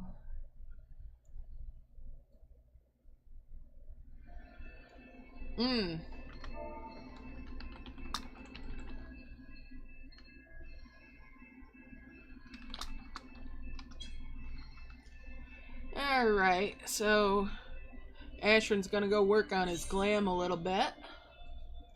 I'm just gonna wait here. I'll take out this hornet while I'm at it. There we go. Oh, so anyways, we're just waiting. Do I have a Wondrous Tales that's in time? No. I'm gonna go grab a new Wondrous Tales.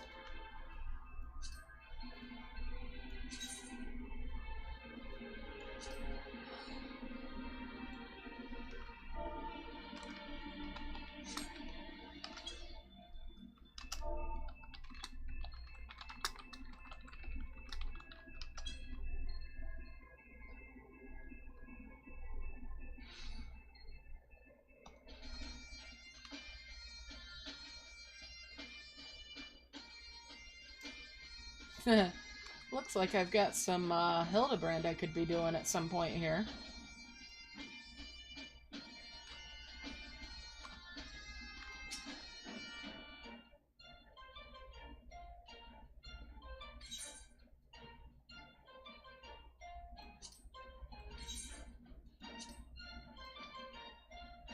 What's in my Wondrous Tales? 1 through 49, 50, 59, 51 through 59, and a 60. Labyrinth of the Ancients, Weeping City of Mach, Fist of the Sun, Map Portals, Garuda,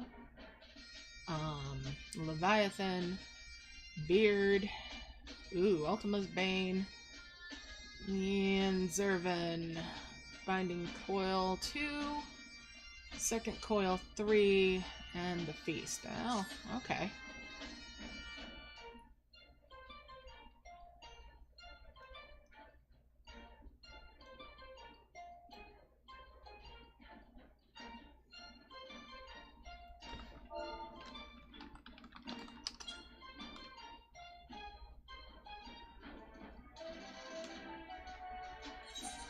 Let's go to the FC house. Laura, you might enjoy seeing the inside of the house that we've got for the free company.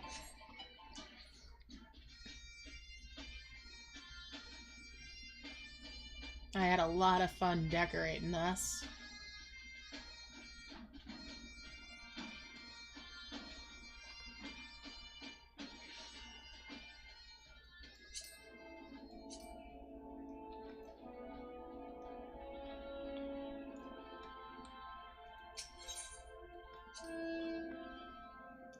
No, not Dommelville.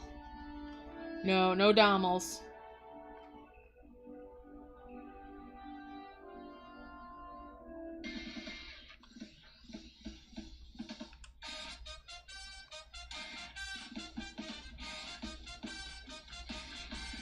I brought the outdoors in.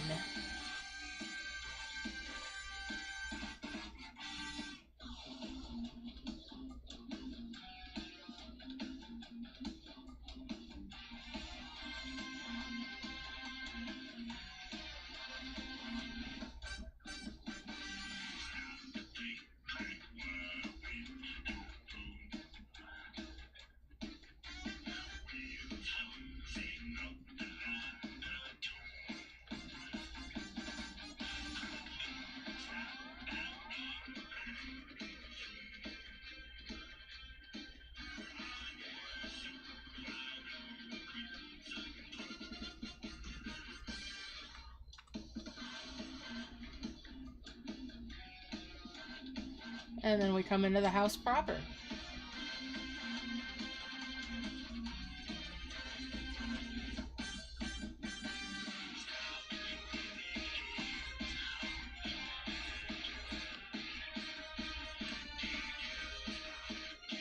And then we'll go down to the basement.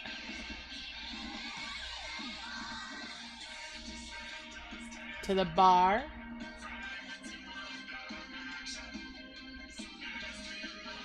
And the club.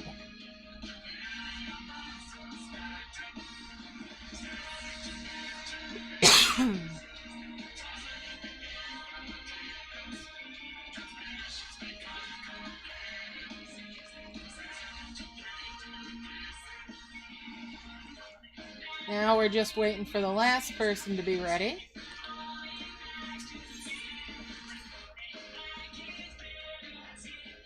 That's the stage for like fashion shows and whatnot. I really need to host one of those sometime soon. All right. Hey, Laura. Yeah, we're waiting for somebody to get done in a dungeon that they're in right now. Tower of Zot they're in. Ooh. While we're waiting, I'm going to go around the outside here and I am going to get on the roof. Well, maybe not the roof. I'm going to get on the balcony.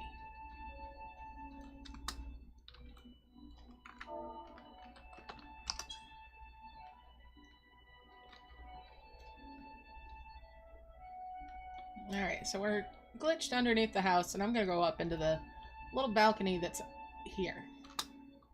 There we go. You can't get here by normal means. Oh, let's see. Mount guide. Do I have a chair?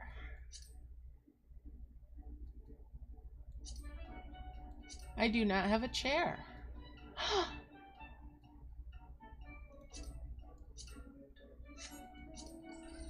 Oh, this'll just have to do. Mm-hmm.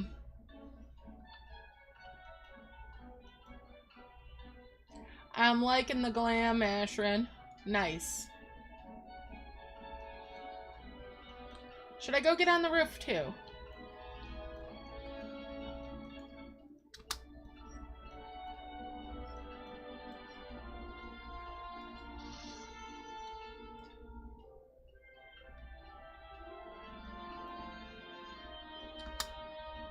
We're gonna come down here.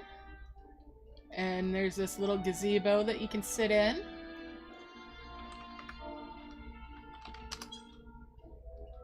And there's Gleep.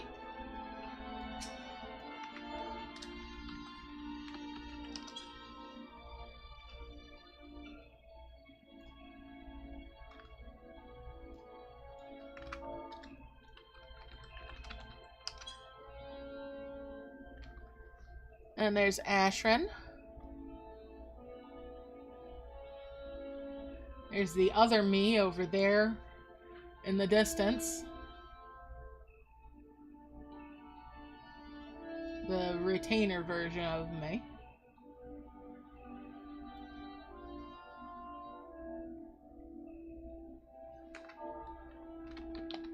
Alright, we're gonna queue up.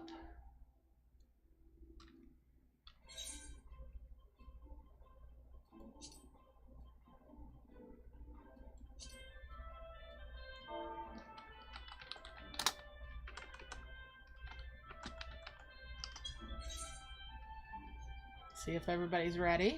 Alright, here we go. Hopefully it'll pop.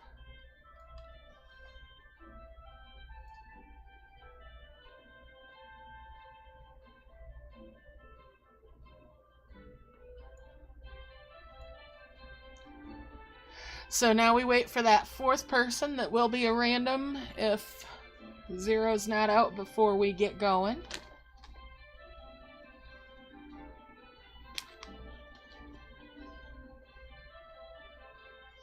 Technically almost 2 a.m. server time, so it can be a little bit scarce for people sometimes, but you know, we just have to hold out hope.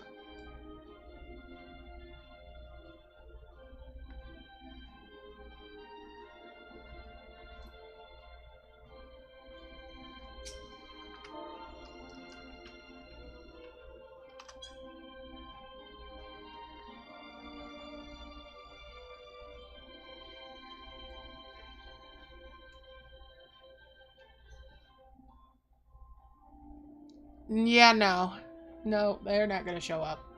Hey, Violet, how's it going?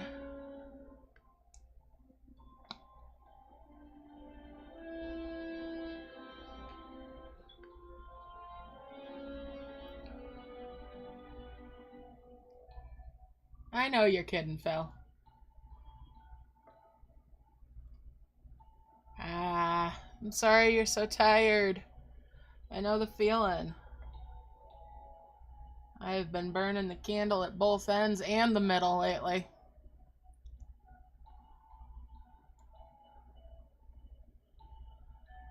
That's true. I hope you get rested up soon. We're not that far off from the patch. There's still time to get Mogul Tome, so...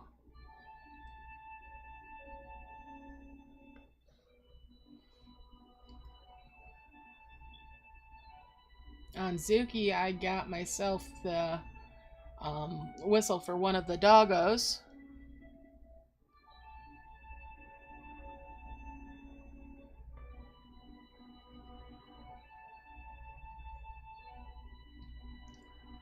And if I find the time, make the time, hopefully I'll get the earring too, because I realized after the fact that I don't have that special earring this time yet. So I may go for that.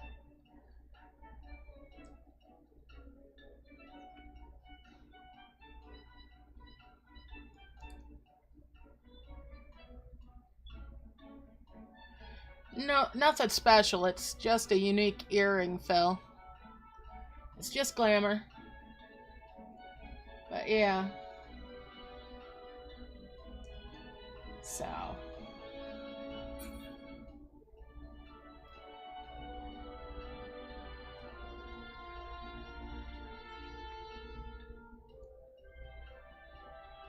Just a matter of waiting for this tank to show up. Hopefully one does.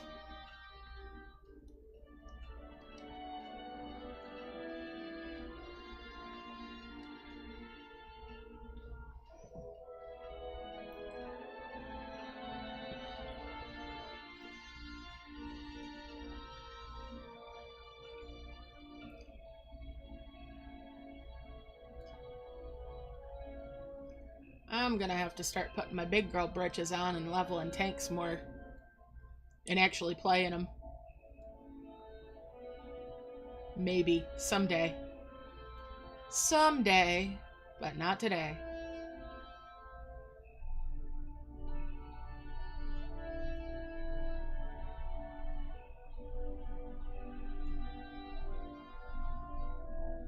I do like tanking the lower level stuff at least. Not something like this, and I don't have a tank high enough on lith to do that anyway.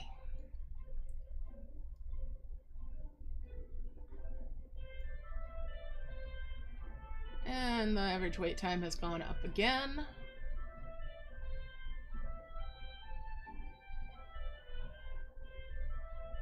Okay, Ashrin, that'd be cool.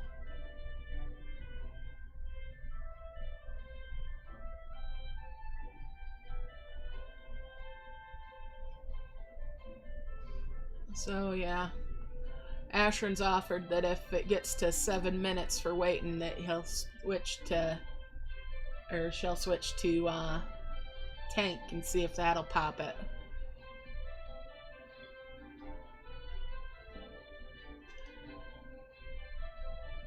Also, by that time, Zeroa might be out of the dungeon too.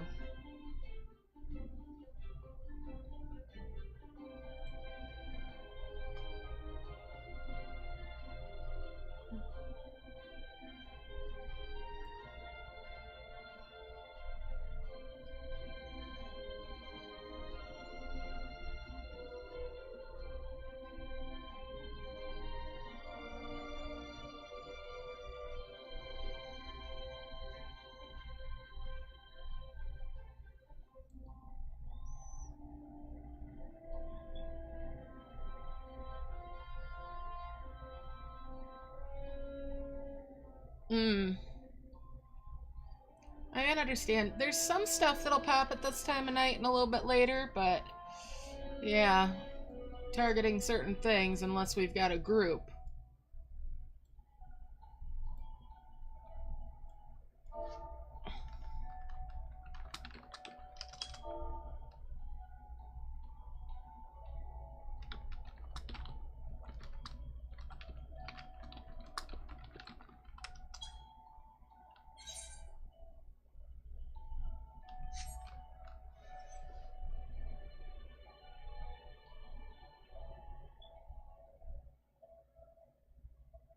Oh wow, Phil. I'm proud of you for, you know, resisting the temptation.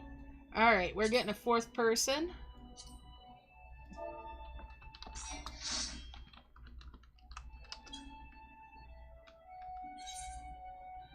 And Ashrin, that means that we've got a tank. You don't need to switch. Gonna ready check us. Awesome. Alright, we're queuing up and we're going right in.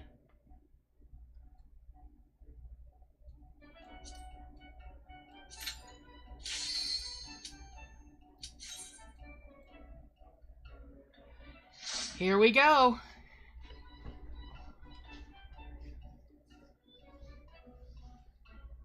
You're gonna love this, Laura.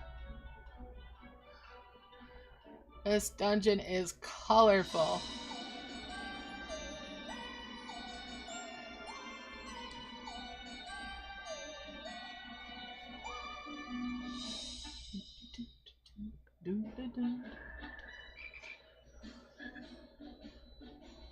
Three little frogos. Right. To begin with, I need you to gather a few ingredients. Listen well to what the Pirogos say, or you'll wish you had.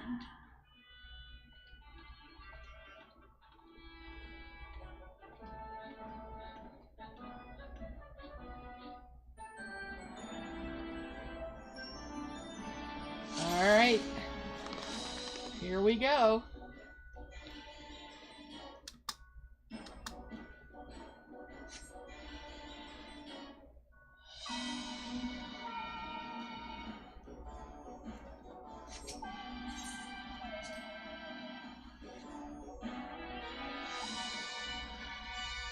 Yeah, but Ash makes a good lizard babysitter.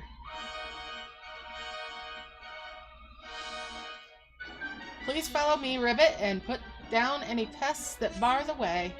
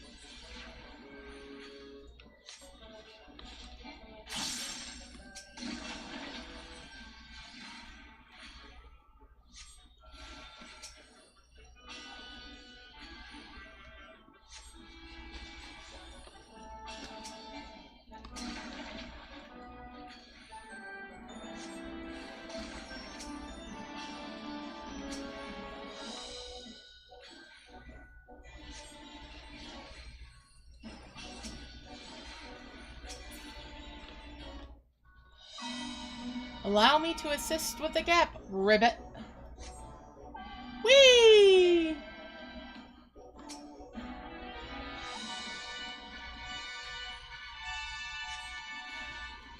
Alright. So just gonna try to keep my mana balanced, get out of the orange stuff.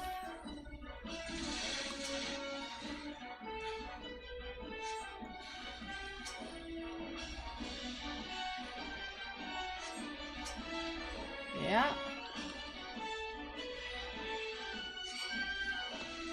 Get out of the orange again. And again. They sure do like picking on me today with those.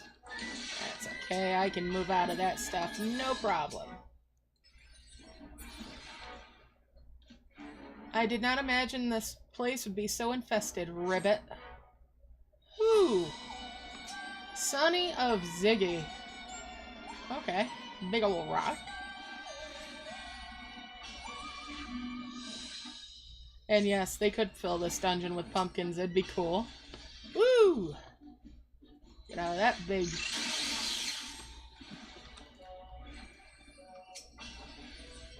bit of stuff. Alright.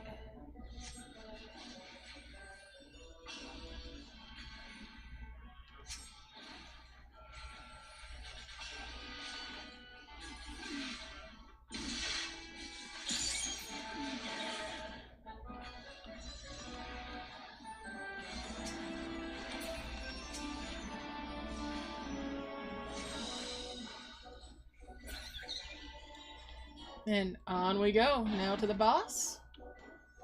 The clay is just across the way. Oh, a mudman. He is something to look at, isn't he? Alright, let's go.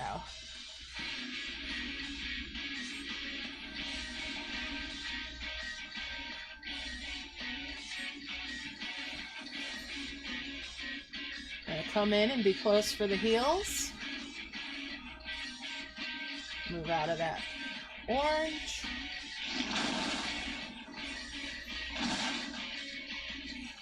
Now I gotta make sure my mud ball goes down the hole when I get tethered to one. Aim it for this hole.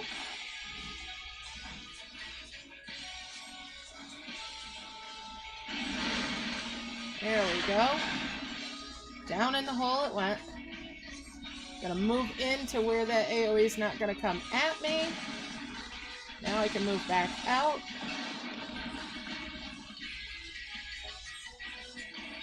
And get close enough to do my AoE rotation.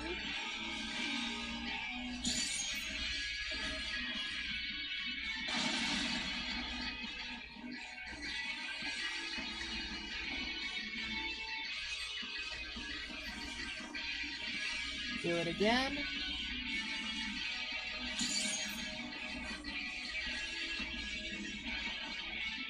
Or my melee rotation, I should say. Gotta keep an eye on which holes have somebody blocking them. This one over here is good.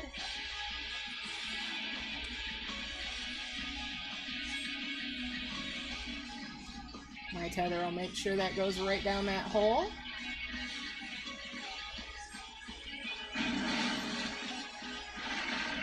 Excellent. And I can stay back here to be out of that AoE.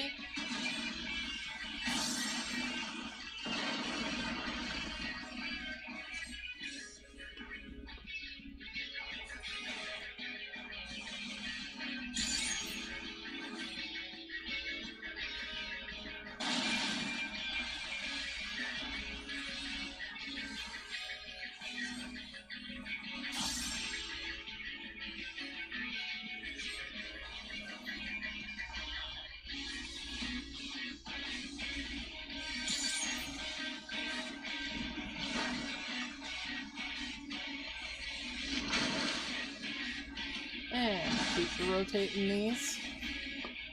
Look around to see where there's holes that won't have stuff to go in. And we'll come over to this one. Woo!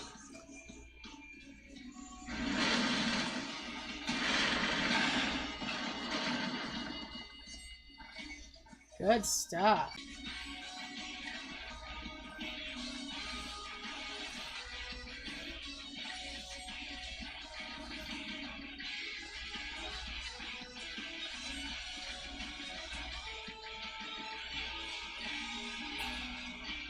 All right.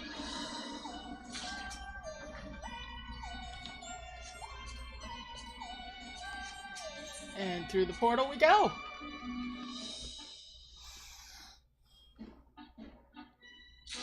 Yes, it is a very similar track to that. All right. Next, we need to go get the water flowing again, Matoya says. All right, so we're coming to the Blue Frog. It will be my pleasure to show you to the Clear Note Cauldron, Ribbit.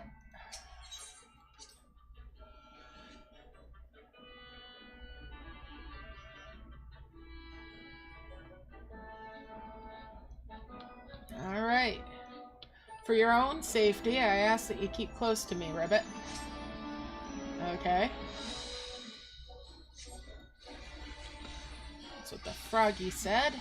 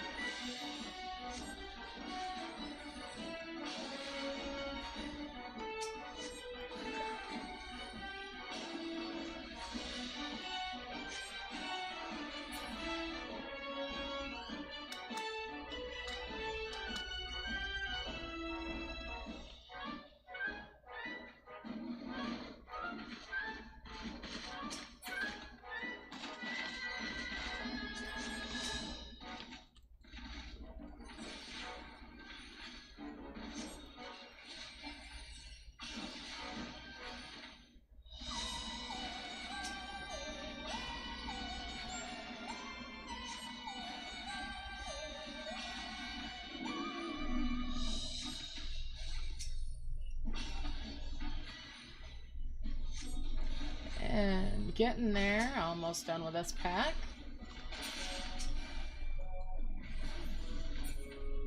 Alright. Please wait while I move the lift ribbit.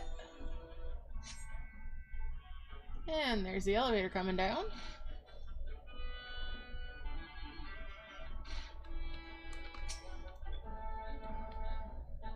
Let's take care of some of these little piranha fishy. Okay.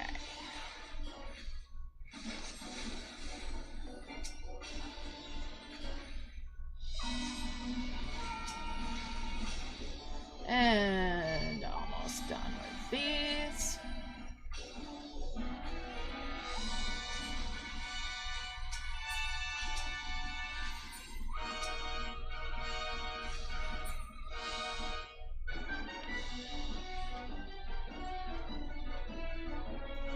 Here we go.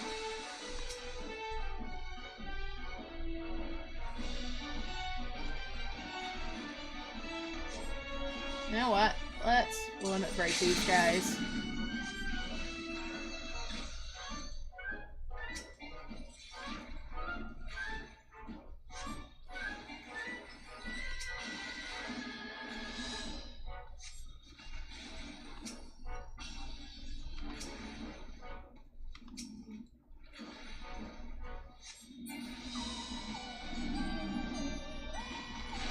And that water will splash us up.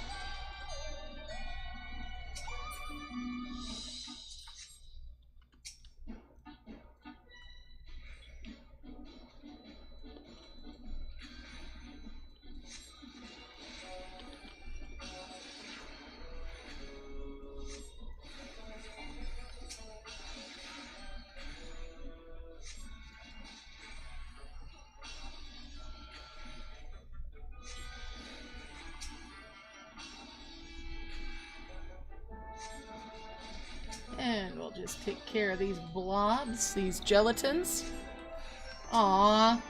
Thank you, Violet. Don't let the jello eat you!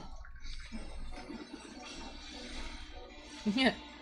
Alright, so talking to the little frog again. Another lift ribbit, just a moment. Alright, come on, hop to it, buddy. There we go, down we go. Whee!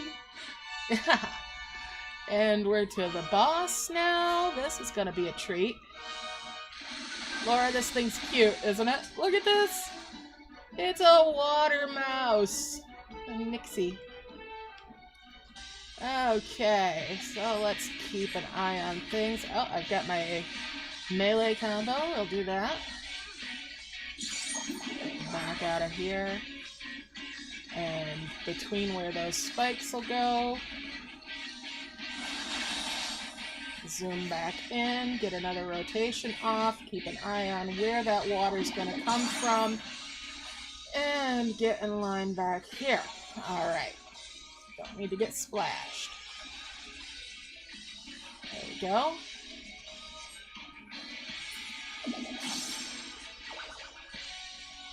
Now we're going to have to pop up. Aha! Such fun! More water. We need more water. Okay, we're going to come over to this one in the front and get splashed up, and there we go. Get that AoE's going.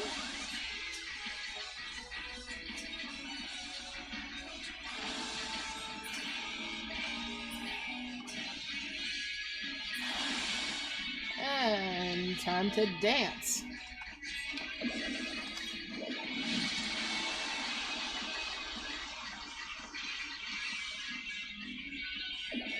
And we're thrown back down. Now it's a different kind of dance we're getting back to.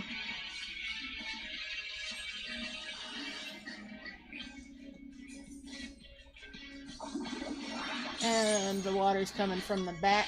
Is going to be safe in this back row this time. Spread out so we don't overlap the pink things. And there we go. Bring it on in.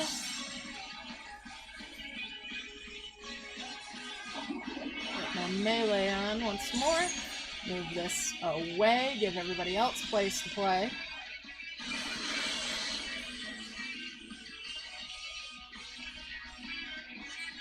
Get in close to make it easier on our healer.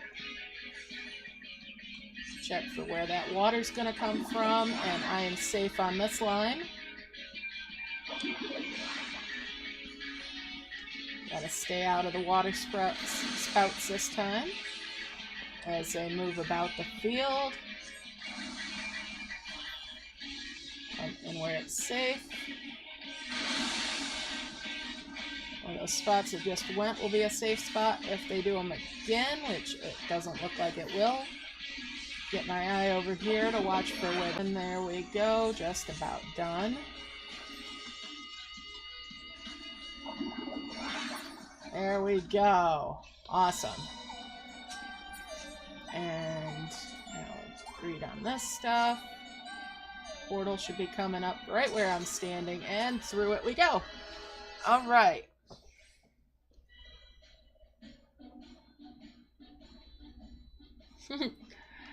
Alright, so last but not least, we need to fire up the kiln, Matoya says. So, we need to go to the Red Froggy this time. Step right through, Ribbit, and I will guide you safely to the kiln fire cavern. Yeah, it was a big old mouse, wasn't he? And it's cute! But look at this.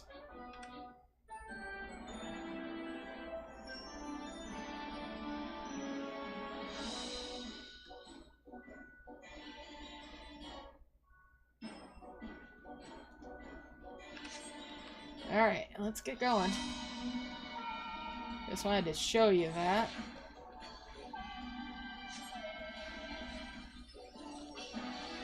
Stay out of the orange.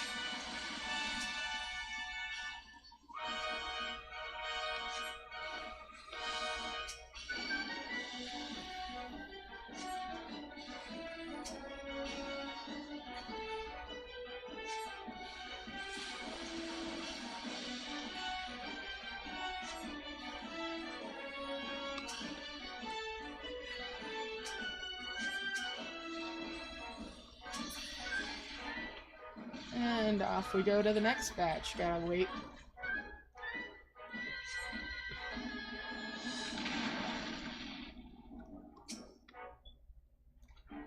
Fire Yetis!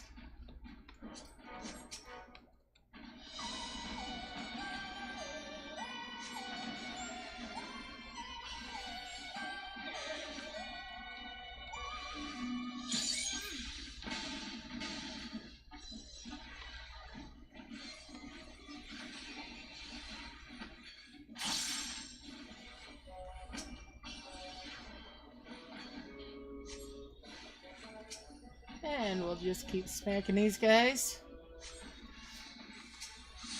Woo! Big orange area. I don't know if I got out of that. Oh, I did. Good stuff. Woo! Careful.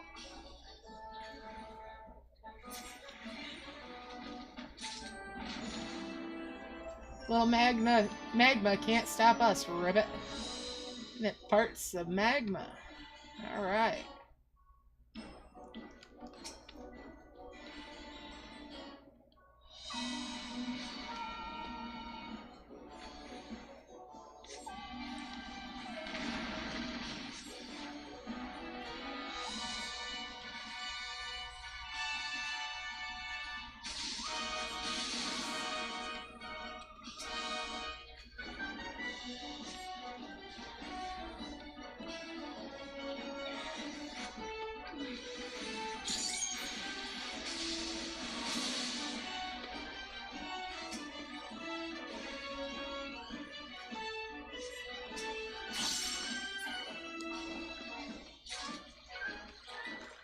Alright, I'll go grab that treasure chest for us. There we go.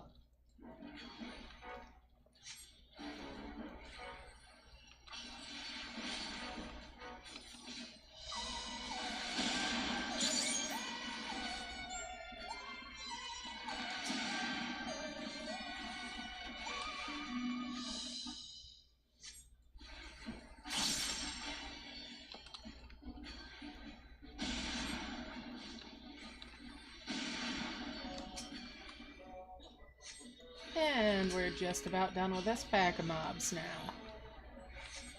We're gonna finish our pudding.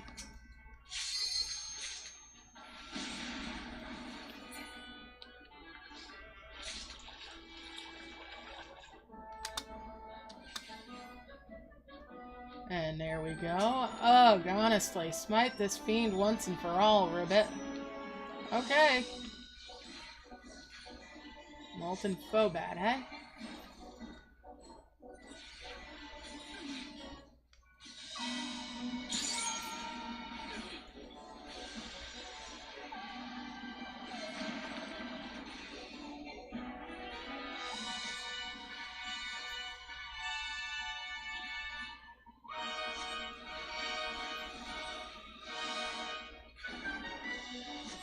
Get out of that orange.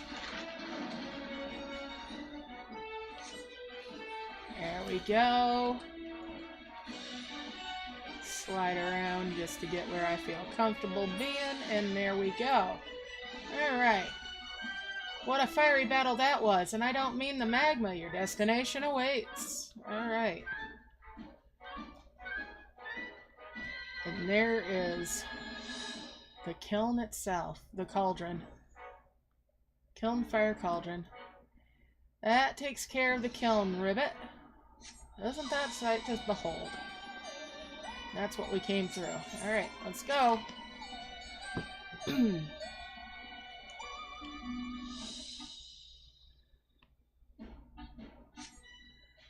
And now everything's lit up.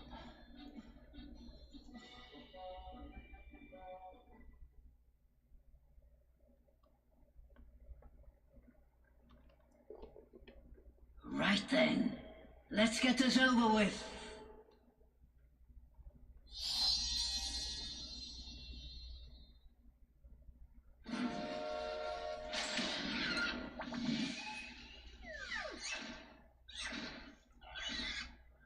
Newborns are wont to be difficult. Sure, who's in charge? It's a big flying piggy.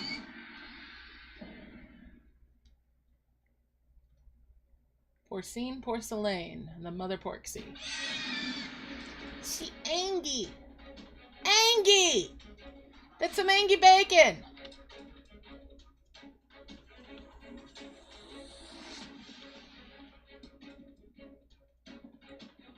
Angry bacon!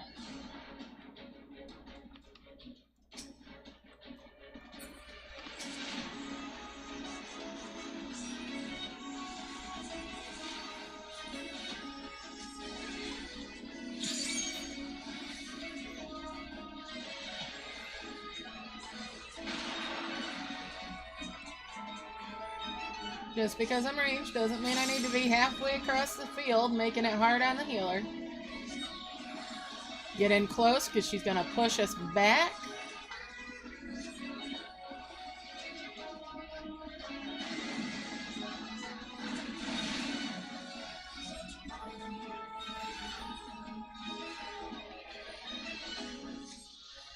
And get far away, because that's going to hurt.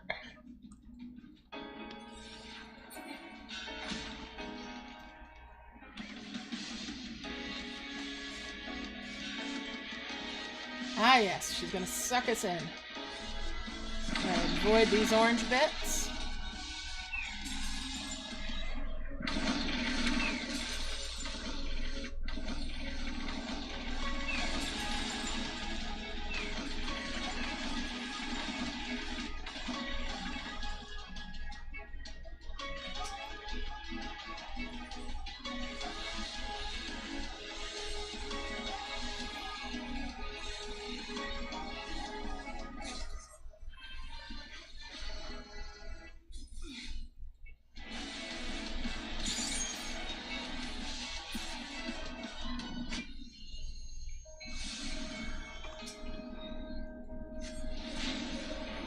I'll have to stay out of the blue bit too.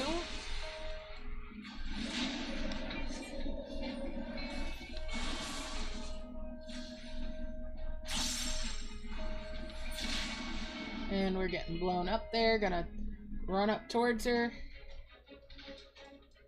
towards where those arrows were coming from.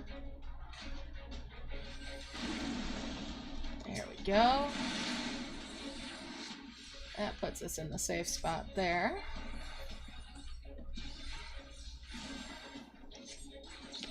And spread these out.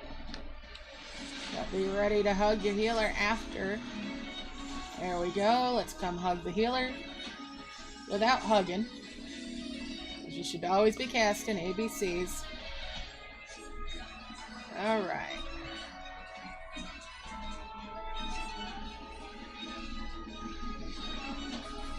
Carve some more bacon. Make a chop.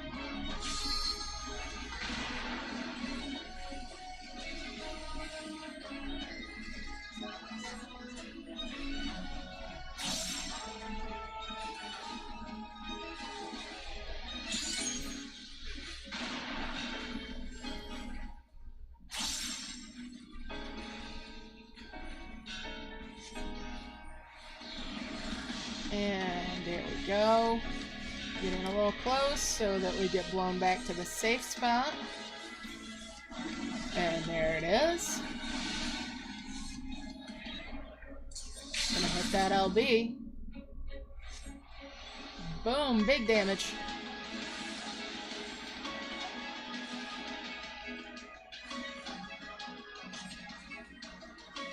Get in close again.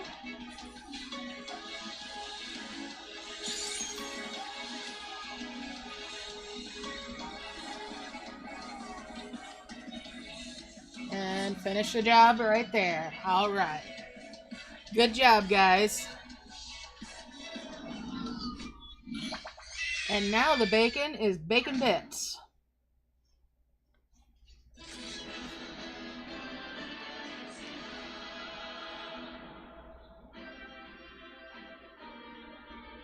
We showed her who's boss.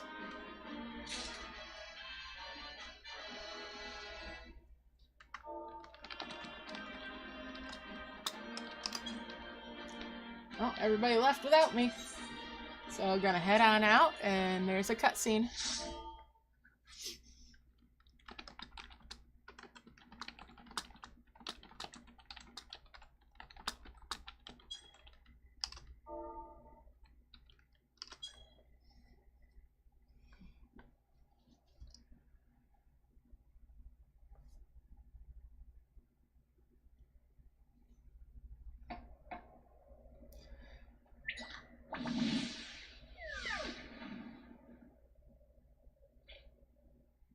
There we are, quite tame.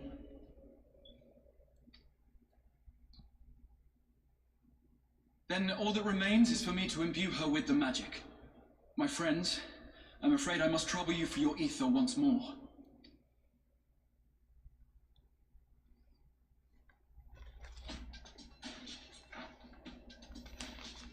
It's a team effort time. Go team!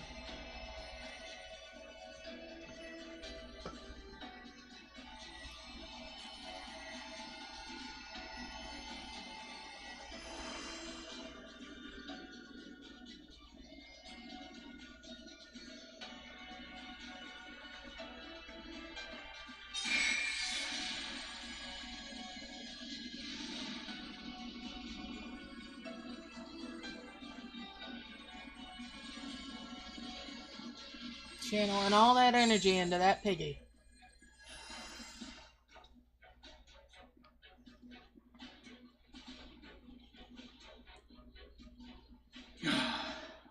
That should suffice.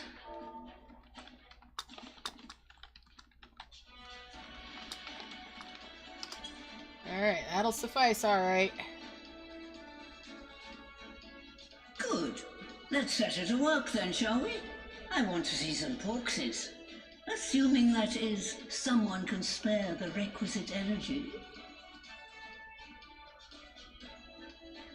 A mere drop in the ocean for the great sorceress Matoya, I dare say. teasing Yashtala.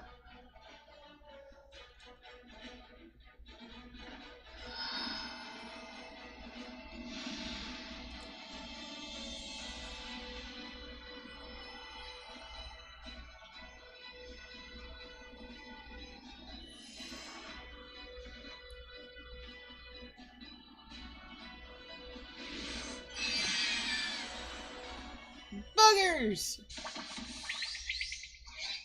Bacon bits! Excellent. Our very own litter of Angelos. And we can make as many more as we want, simply by providing the Mother Porksy with additional ether.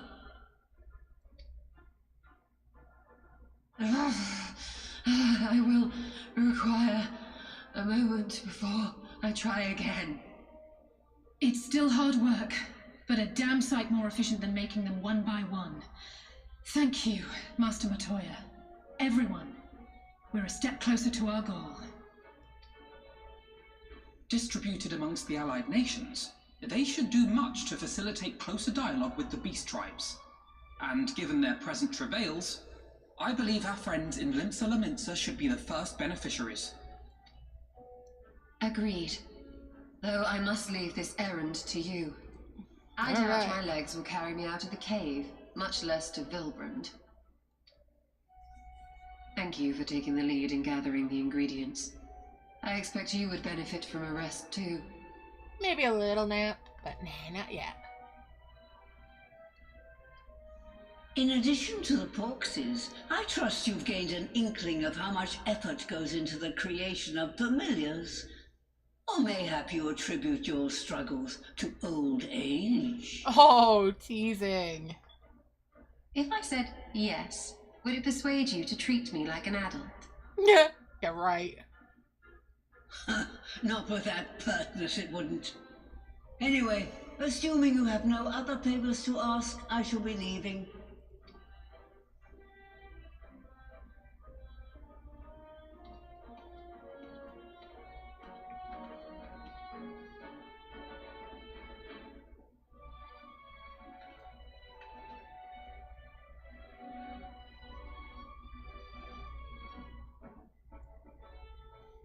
All right. That's one task down.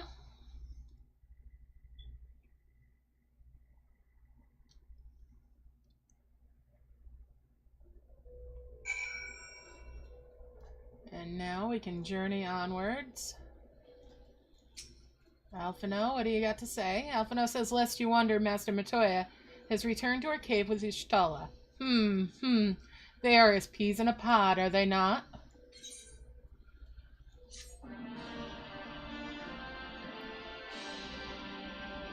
They now enter with a party of NPC avatars to make use of this feature. Use a trust, blah, blah, blah. Alright. Alphino, give me a quest. The Admiral's resolve. Alphino is eager to deliver the good tidings to Limsa Laminsa. Alphino says, well then, my friends, let us return to Limsa Laminsa and deliver the good news to the Admiral. A word to the officer at Bulwark Hall should be sufficient to secure us an audience.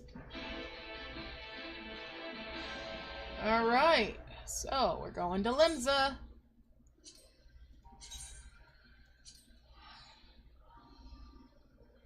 Off we go.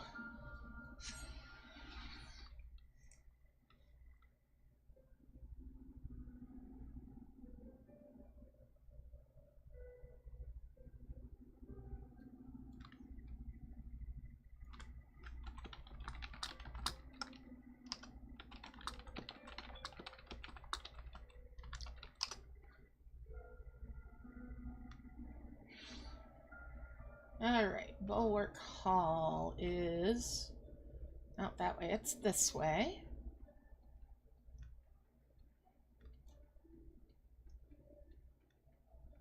Let's go see the gate guard here. This fella will let us in. Xanthale says, why, Lieutenant Dryad, ever a welcome sight. Tidings for the Admiral, you say. She is presently receiving guests, but for the Scions, I know that she'll make an exception. Follow me.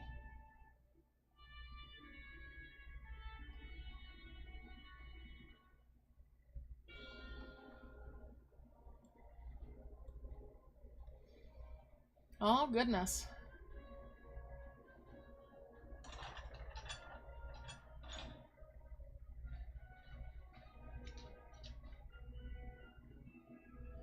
Merlweb says, "My friends, what brings you here this day?"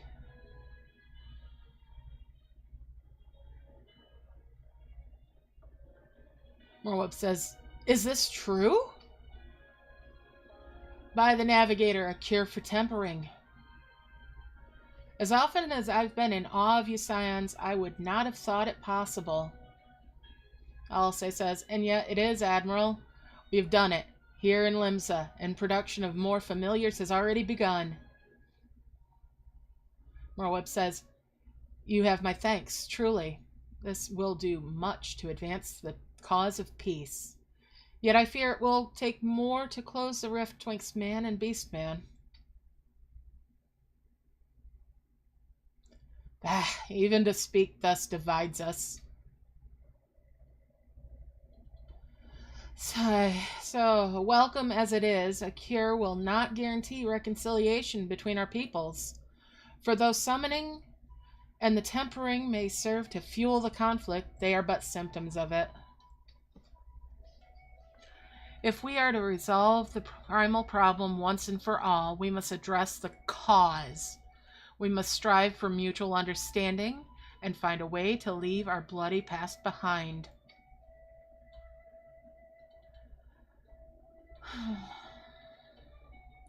"'Twas I who moved that the Alliance renew its push for peace. Since our ancestors came to these shores some 7 centuries past, we Lemosians have been at odds with those who share our island home." Pardon me. "Save for a brief moment of cooperation with the kobolds, our history has been one of nigh constant territorial squabbling. Meanwhile, our struggle with the Sahagin for control over the seas has only grown fiercer, a matter made worse by the thrice-damned calamity driving them to seek new spawning grounds.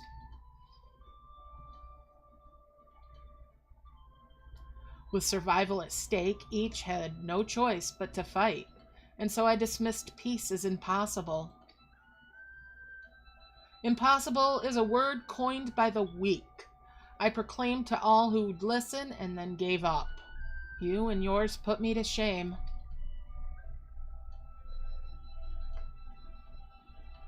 Since you led us to victory against the Black Wolf, you have achieved the impossible again and again and again.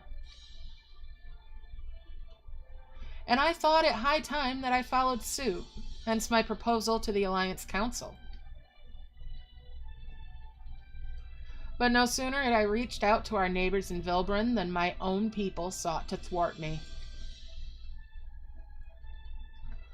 Alphino says, "You speak of the pirates who failed to attend the meeting." Merlweb says, "Aye, acting through a friendly faction among the kobolds, we had intended to seek an audience with the prominent patriarch. But the bloody executioners would not hear of it, and their absence sent a message to the rest. Though they are but one of the 3 pirate powers, they are the greatest, and any attempt at peace would founder without them." Alphino says, "I'm given to understand that their leader, Captain Helfer, has been bedridden for some while with an ailment of the lungs." Merlweb says, "Correct. In his absence, his right hand leads, a man named Sickard, but recently risen to prominence among their ranks. Save for his disdain for authority, little is known about him. We have invited him to speak with us more than once, but he will not come.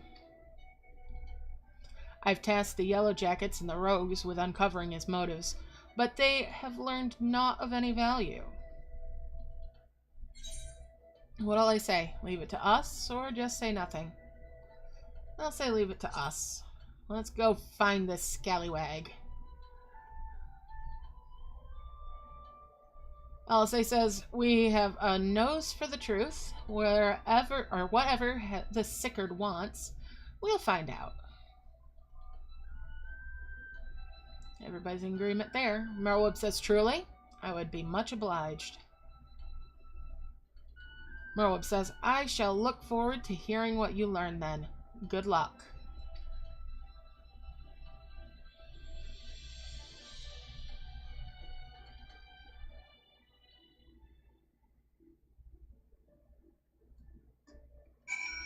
Alright, speak with Alphino over here. Alphino says, by way of our first step, I suggest we split up and make inquiries around town. Someone must know this Sickard. If you could approach the pirates, the rest of us will seek out merchants and adventurers. Alright. And let's see.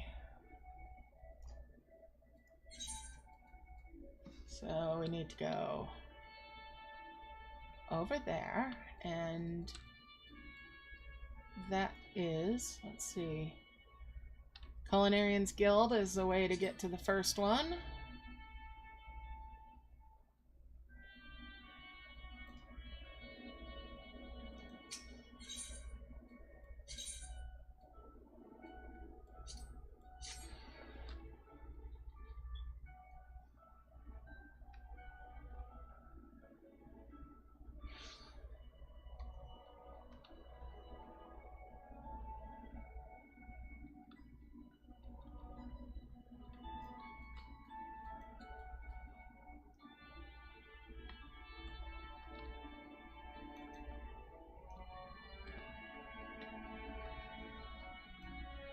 There we go.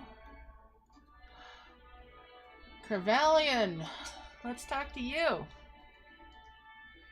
Carvalian says, curious about Sickard, are you? As am I, my friend, as am I. Sadly, I know nothing of the man, save that the bloody executioners experienced a marked improvement in their fortunes after his promotion. Quite how he achieved this is a matter of some debate.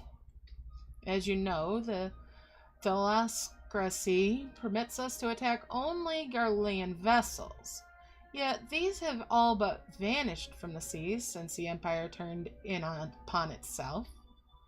In order to adapt, we Krakens have taken to trading with the East, but the executioners are less forward-looking. I cannot imagine they would willingly abandon the old ways. So how then are they lining their coffers?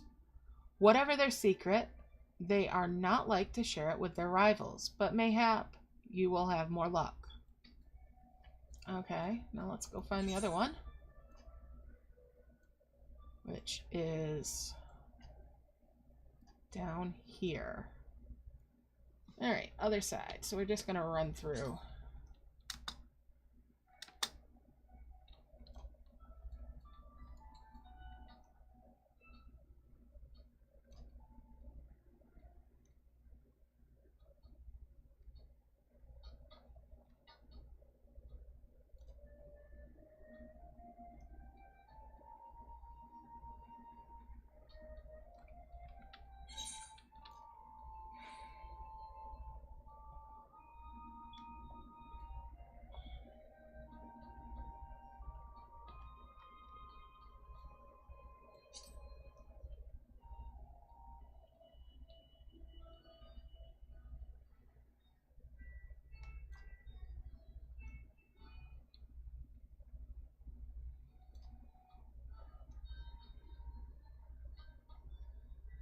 To the missing member.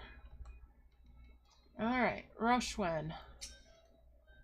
Roshwen, let's talk to you. Hey, you want to know about Sickard? He's a wily bugger is what he is. Found some clever way to make coin, they say, and traded it for Monskiat's place at Old Helfier's side. There was a time we raced the executioners for our pick of the Empire's fleet, but the Garleans are gone and them days with them. Owing to which, well, we've all of us had to look for other ways to make ends meet, with that jumped up bilge rat Sickard landing the juiciest whatever it may be.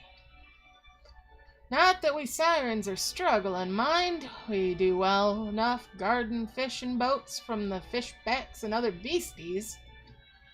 Get the first pick of the product for our trouble, see? quality stuff for a bargain price. This we pass to our sisters as can't sail on account of getting old or wounded or with child, and they cook it up and sell it for a pretty profit. Simple. Oh, I miss the old days, don't get me wrong, but when I see the girls with their little ones, I think to myself, a life of peace and quiet ain't all bad. Okay.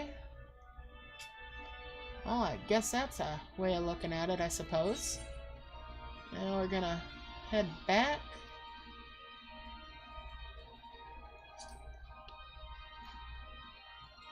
Go find Alphino again.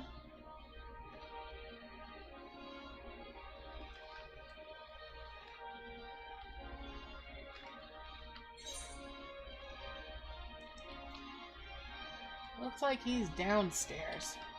I'll take the lift down to Bulwark Hall.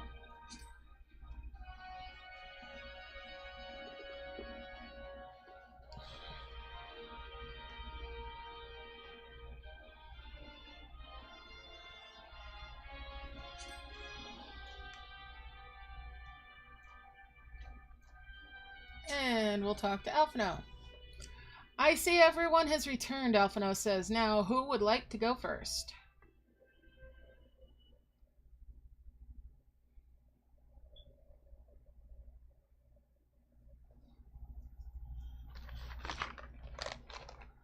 Alphino says, so, just as their imperial prey began to disappear, Sigurd turned the executioner's fortunes around with a mysterious new source of income.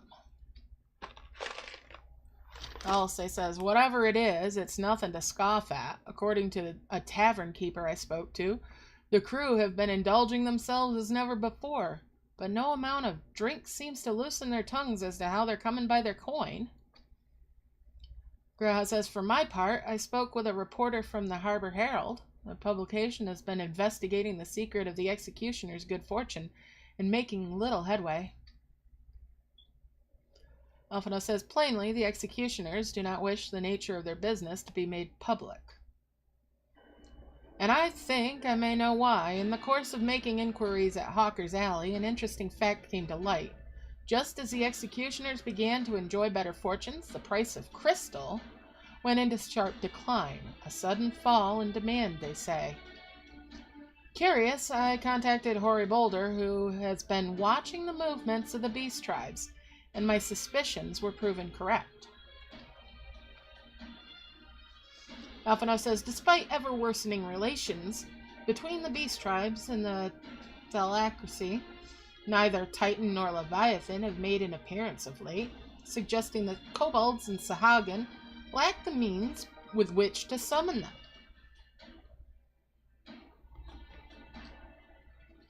Graha says, you mean to say the executioners are divesting them of their crystals? Alphino says, all indications point to that conclusion, yes. Though we have no hard evidence as yet, we must investigate further. Alcé says, agreed. So how shall we proceed? Oh, I have an idea about that. In fact, I have already taken the liberty of making certain provisions.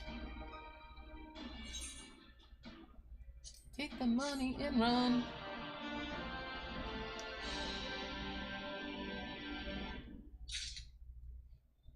Alright. Alphino is in the search of Sigurd. Alphino has the look of a man with a plan.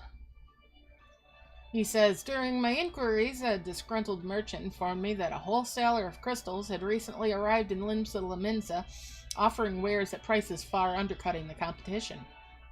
After asking around, I was able to gain an introduction and will shortly pose as a potential buyer in a bid to establish the crystal's province. The man is due to be at Ocean's Embrace in Lower Lenosia shortly. I suggest we make our way there at once.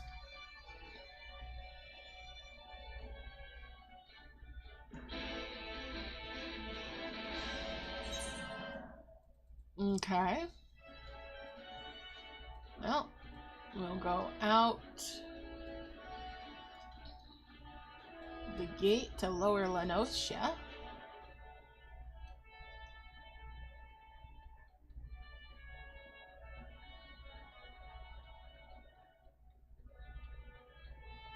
Using the Aetherite.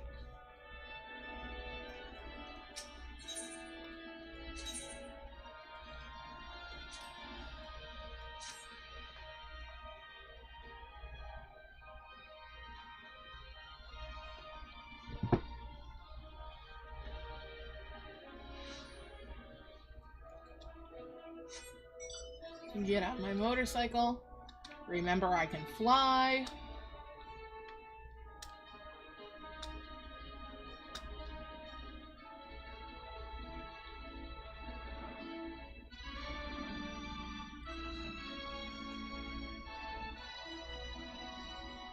And there we are. Hi, Alphino.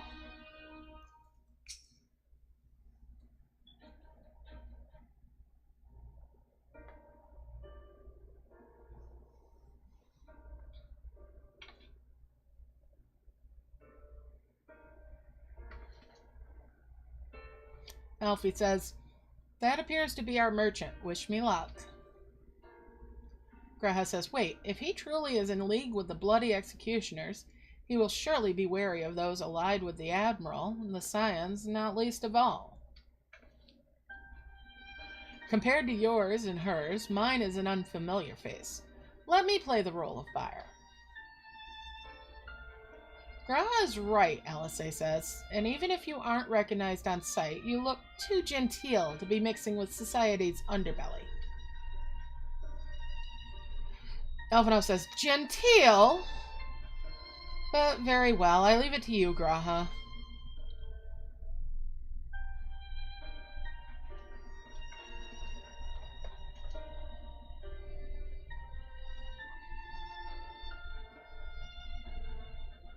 Suspicious merchant says, got business with me, Catboy? Graha says, you're the crystal wholesaler?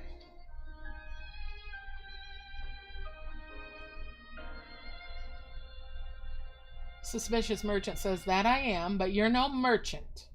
So what do you want the crystals for?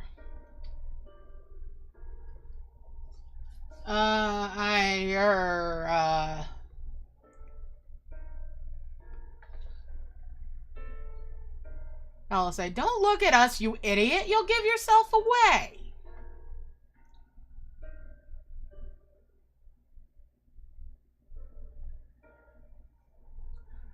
Oh, I see. You're a weaponsmith, am I right? And you need crystals to make staffs like that fine specimen you've got there?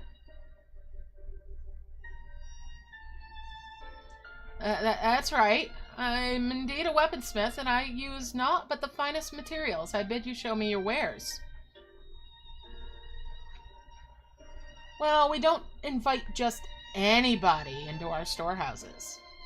Takes time to establish trust, you understand?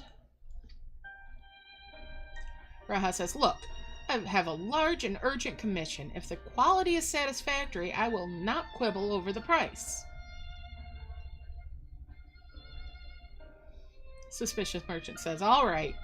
It's plain that no ordinary crystal adorn in your staff, so I'll make an exception. Come with me.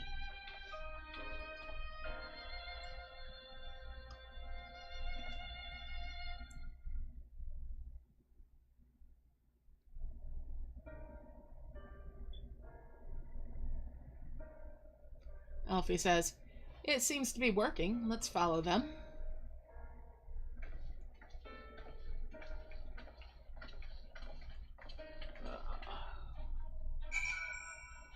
Alright. Yeah, speak with Alphino again. Over this way. Well, let's get on the motorbike again.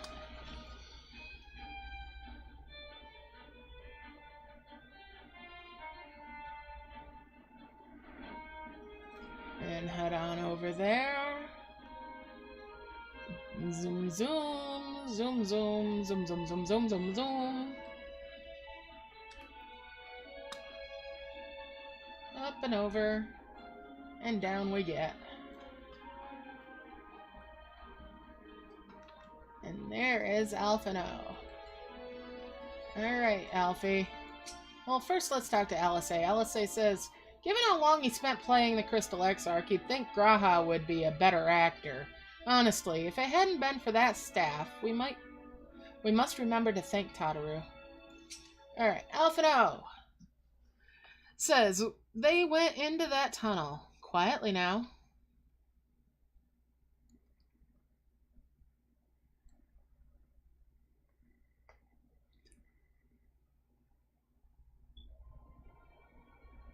Look at all those crystals.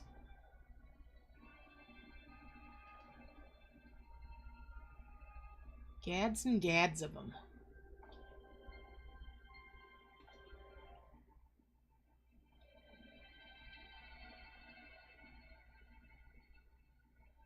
The merchant says, you won't find any finer, especially not for the price. Graha says, indeed, I would expect to pay more than double for such quality. How could they possibly be so cheap? Merchant says, there's nothing unlawful about them, if that's your worry. They're from Ogamoro, if you take my meaning. Stuff's as pure as it gets, you won't be disappointed, so how much do you want?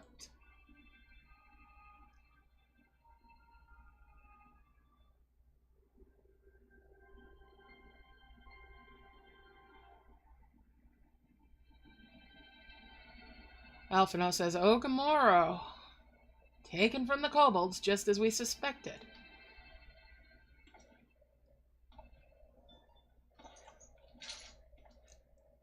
That's enough. Shut your gobs and turn around.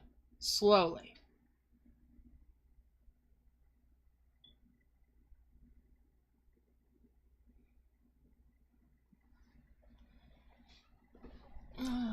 Let's see.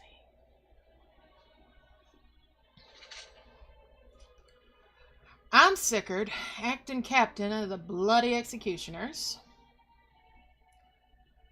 No need to introduce yourselves. We know who you are. Scions.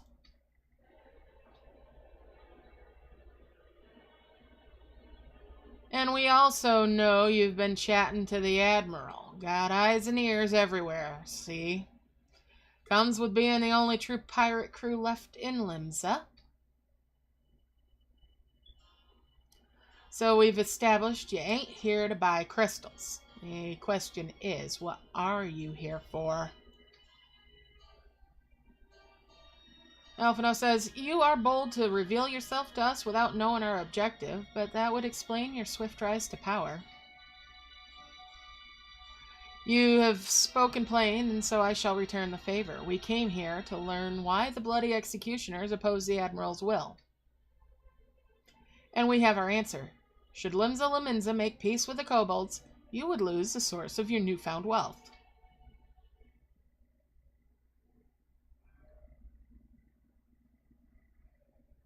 That's right. Just to remind you, though, we ain't breaking any rules here.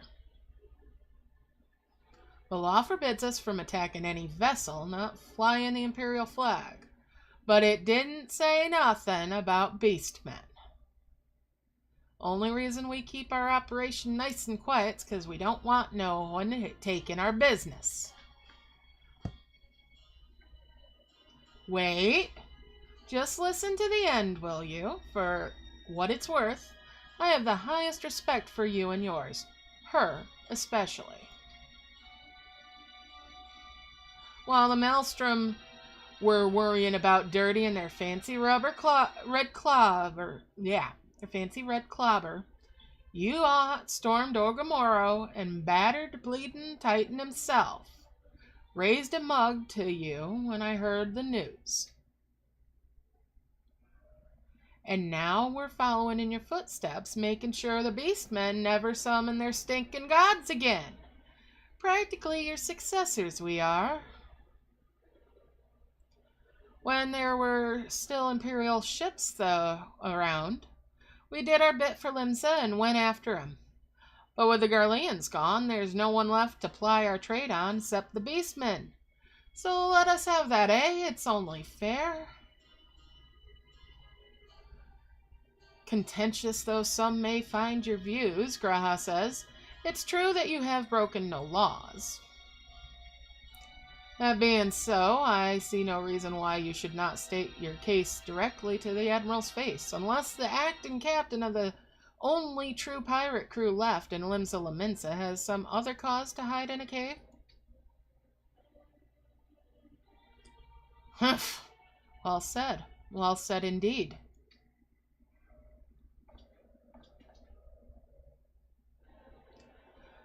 All right. I'll meet with the Admiral. I'll even provide the venue, the Estelicia. I trust she won't turn down the invitation.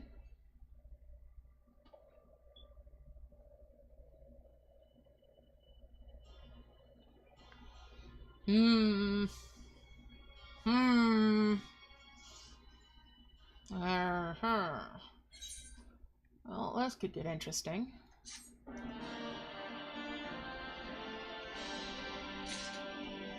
Alright, Alphino, what do you got to say to me? Keen to report back to the Admiral. Alphino says, I thought myself the hunter, but it turns out I was the prey. A timely reminder that the pirate powers of Limsa Laminsa are not to be trifled with. But all's well that ends well. Graha's timely provocation has desired effect, or has had the desired effect, and Sigurd has agreed to a meeting. Let us hurry back to Limsa Laminsa and pass on his invitation to the Admiral. Alright.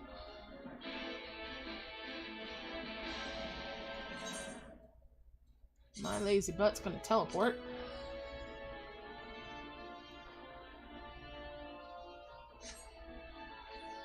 To the command room. Off we get.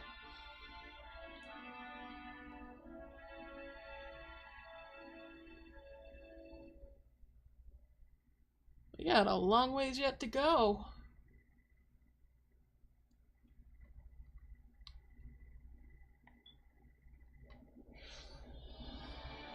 Alright. Let's go to the command room.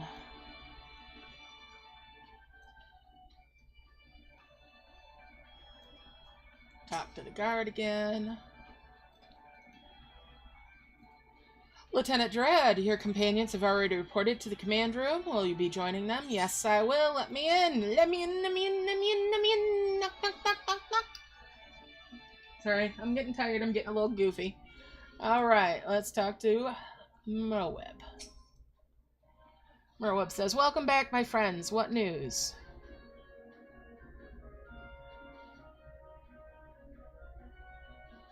So they've been stealing crystals from the kobolds. My thanks for solving the mystery and securing a meeting besides.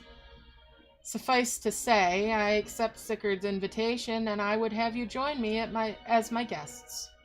The future of Limsa hangs upon the outcome of this meeting, and I would have the Scions present to bear witness. Yeah, bear witness. Wow, I can words good. I can English. The words, I can make them come from my mouth without tripping over my tongue. Anyways, let's carry on.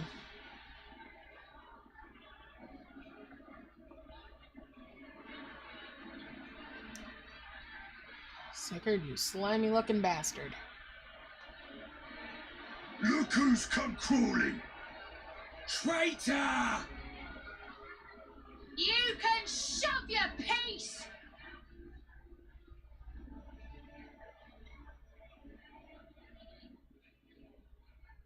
Welcome aboard, Admiral. I'll wager you don't remember me. Sigurd, acting captain of the bloody executioners, at your service. 'Twas kind of you to invite us. Now, if Captain Hillfair has a message for me, I bid you speak it. We have just the one demand. That you forget this bilge about making peace with the beastmen. Ours is a nation of pirates. Always has been, always will be.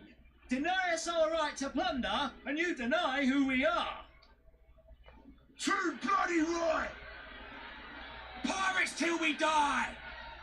What we want, we take!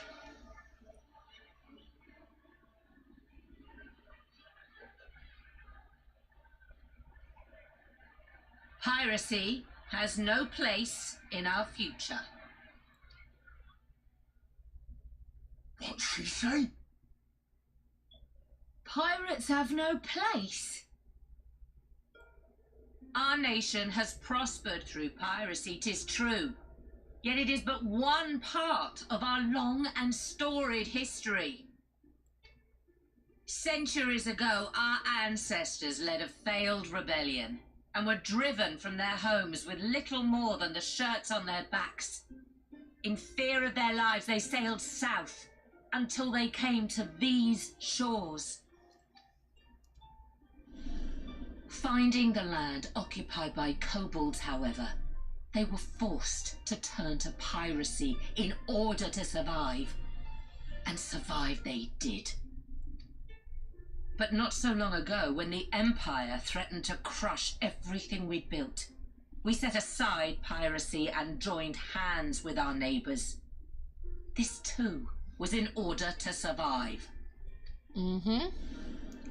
And survive we did. Time after time we fought the Empire, and time after time we won.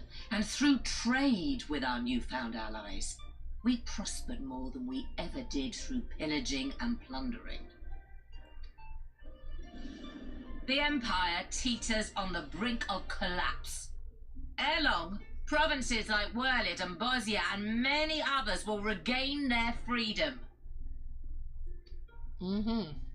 When they do, our matchless fleet will lead the world in a new golden age of commerce.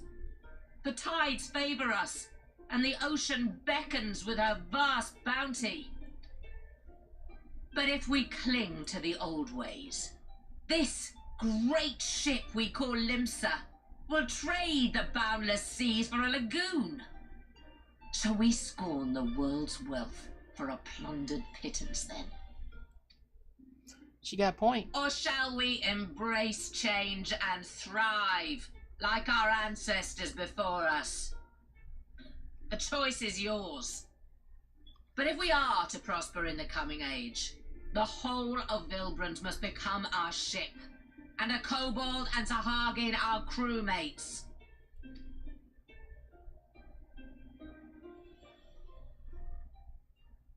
Rousing words. Might even be some truth in them. But pirating's all we've ever known. And we ain't about to give it up just 'cause you say so.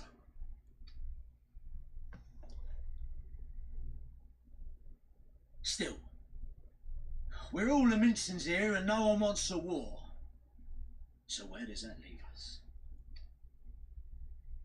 Long before you became Admiral, I heard you was captain of the League of Lost Bastards. That true?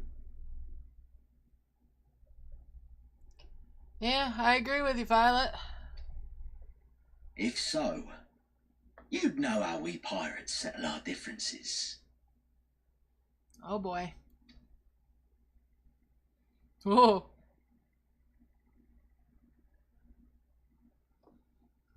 A duel. Kick his butt. Very well. As Admiral of Limsa Laminsa, I accept your challenge.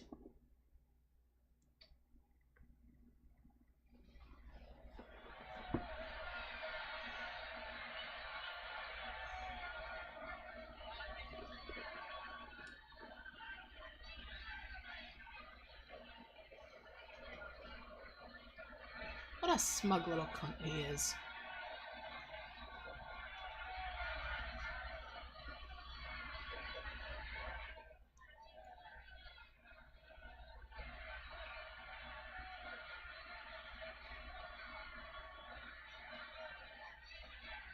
Teach him some respect, Merle Webb.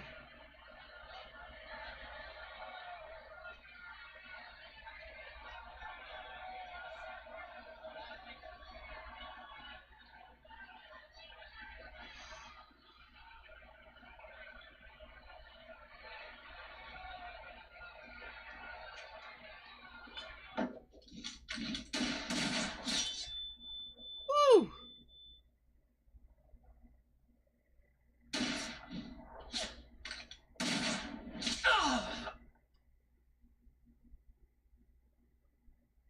She hit exactly where she meant This to. ain't over! Not till one of us is dead! Finish the job! Or I will!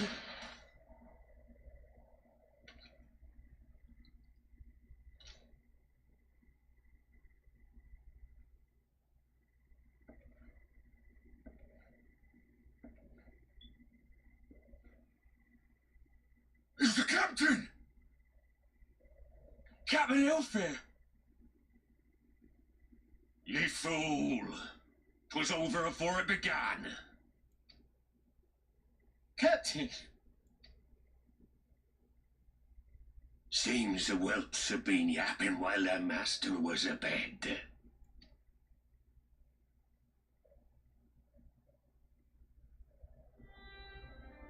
Listen well, all of ye. Since the signing of the Galadian Accord, we all of us have been part of the same crew. The crew with a good ship Lemsa Laminsa. At the helm of that ship is the Admiral. And 'tis she who decides where we sail. Was I not clear on that point? Or did you forget whose deck you stand on? Nay? Then what in the seven hells are you playing at? It's all we know, Captain. If we ain't pirates, what are we? You're bloody idiots is what ye are. Idiots with your own lives ahead of ye. Ye can do anything ye want.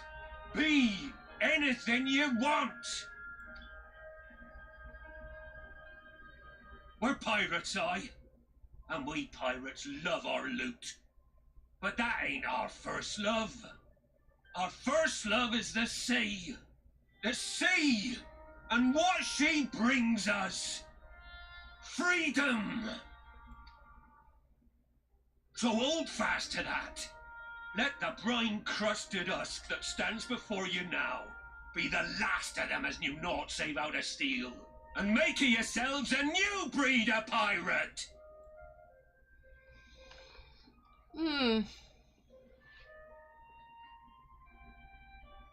Lad, I made ye me right hand 'cause I saw something in ye. And I still do. You have the makings of a captain. All you lack's the belief.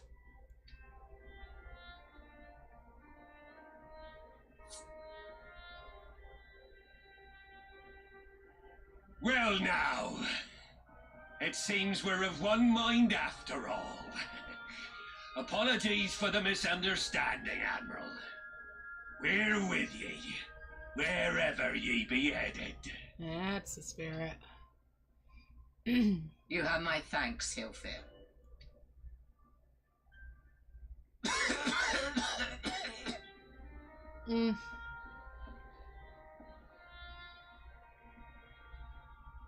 Your choice of dueling pistol did not escape my notice.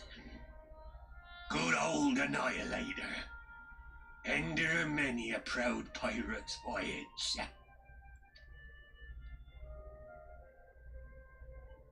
Mistbeard's vanished into legend, and it won't be long before I take my rest in the depths. Yet be that as it may, the old ways can only truly die when we've dealt the Empire the telling blow. There'll be stormy seas ahead, no doubt. But I'm trusting ye to steer us through to the other side.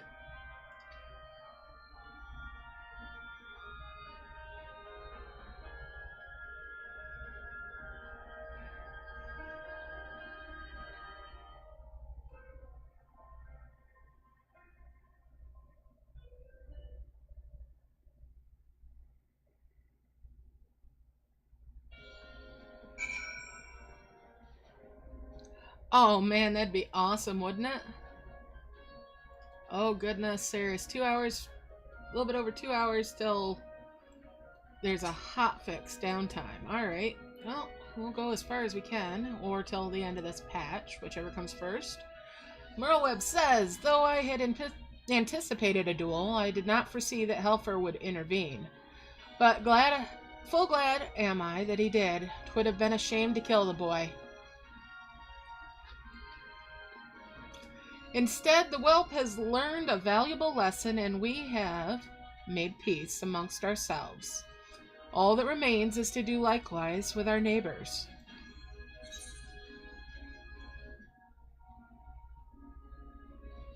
Doesn't really matter which one I take, I suppose. I'll just take the middle one.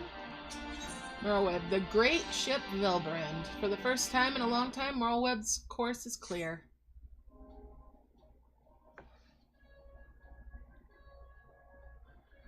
Morrowweb says, now I need hardly tell you, but any attempt to negotiate with the tribes is doomed to fail unless their minds can first be wrested from the grip of their gods.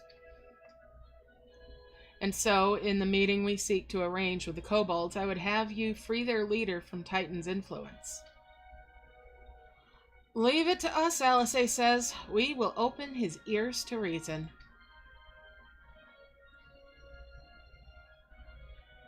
Morweb says, you have my thanks. Ere we proceed, there is something you should know. Some 50 years past, when the Sahagin swarmed at our halls in ever greater numbers, Limsa entered into a covenant with the kobolds. Alphino says, to men shall go the bounty of the sea, to kobolds shall go the bounty of the land. An ostensibly equitable arrangement, conspicuously lacking in detail. Merlweb says, inadvertently or not, the wording was ambiguous, and we took advantage of it, moving in to claim the northern reaches of Lenosia, which the kobolds believed theirs. Bloodshed followed, then bloodshed to answer the bloodshed, and on it went, till every elm of Vilbrand bore the stains of our conflict. This is not history, you understand. It is the present, fresh and raw, and with their kindred's blood yet on our hands, we will struggle to regain the kobolds' trust, even should we cure their temper. Einzer says, Admiral, you speak of obstacles we are like to encounter at the meeting, but as things stand, I see no reason why the kobolds would agree to a meeting in the first place. Rollup says, and so we shall provide a reason. I will restore their stolen crystals to them, and personally deliver the cargo along with my apologies. Einzer says, bait. They would welcome us into their midst, not to speak of peace, but to have you at their mercy. Morb says, aye, and given the wealth of crystals we will bring, I'll wager they will attempt to summon Titan there and then. Alsay says, meaning a high priest would need to be present to whom we could administer the cure. Morb says, precisely. He is the fish I would catch, but he will not be alone. Nay, he will have guards on hand, and they will lay down their lives to protect him. Yet a single death on the kobold side would jeopardize our chance at peace, and there my venture founders. Einzer says, yet it need not. What if we were to employ the Conqueror's chain? Though we still have to weaken the kobolds, it would allow us to subdue them without inflicting lasting harm. Morweb says, the artifact Mistbeard used to take goods and not life? Aye, that would serve. Well done, Marshal.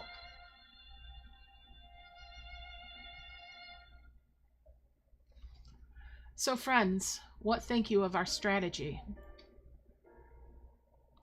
Graha says, the effects of tempering are cumulative, and we may safely assume that the High Priest's exposure to primal influence is extensive. It will therefore take a great deal of Aether to reverse its effects, not to mention time. Alfie says, time during which Alisay would be defenseless. Even should we all look to her protection. I'm not convinced we could keep an entire army of kobolds at bay. Alcé says, well, I'm happy to take the risk. If not, it's not as if we have any other choice. Besides, it's what Tisleen would do. And had I not followed her example, we wouldn't even have a cure for tempering. Much less a chance to bring peace to Vilbrand. So I'm going to cure that priest or die trying. What'll I say? I believe in you, Alcé, or there must be another way. I believe in you, Alcé. You're best, girl. Alcé says, and I believe in you too. You and everyone. I know you'll keep me safe. Merwip says, it's settled then. See to your preparations and make to Camp Overlook. We will join you there anon.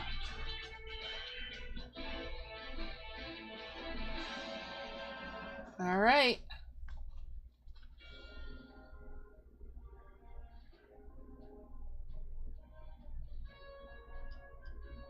All right, Camp Overlook. Teleport. Outer Lenosia, here we come. Let's go, let's go.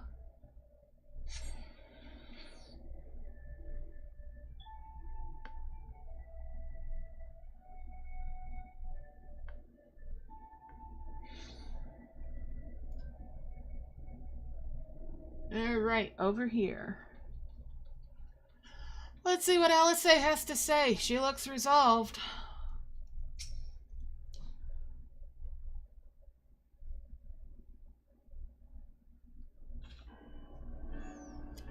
Alcé says, Alphino wasn't lying when he said I'd be defenseless, so I'm counting on you all to give me the time I need. Alphino says, our sole purpose will be to keep you out of harm's way, so leave that to us and focus on your own task. Graha says, indeed, and should you want for Aether, you need only say the word. I'll say, Gabu, did you follow us here?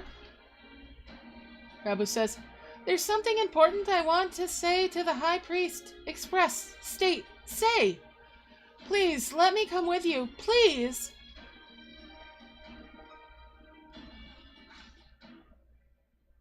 Alcé says, I'm sorry, but it's too dangerous. I need you to promise me you'll stay here where it's safe, all right?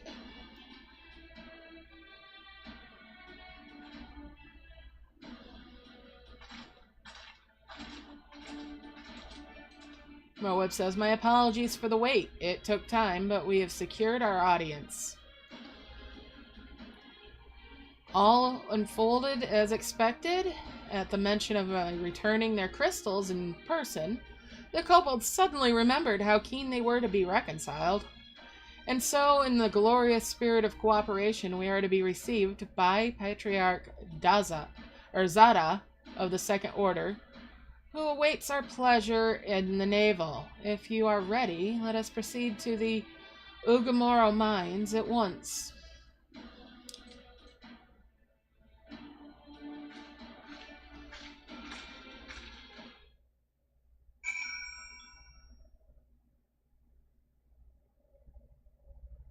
Alright. Okie dokie, let's go. Get on my motorbike. I don't care about this fate right now. Let's see, where am I going? Down in there, down in there.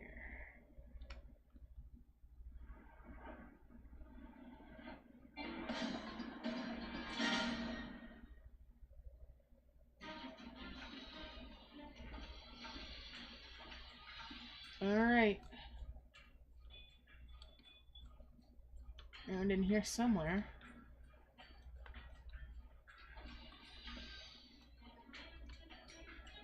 I think I gotta go around. Been a while since I've been down here. Easy to get. Oh, I'm going the wrong way. Wrong way, Corrigan.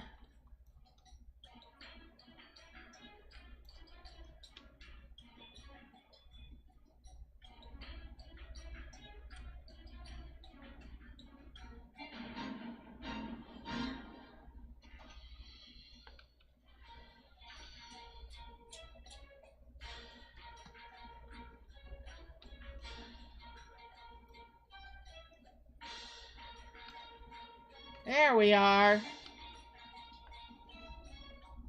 Hello, Merweb.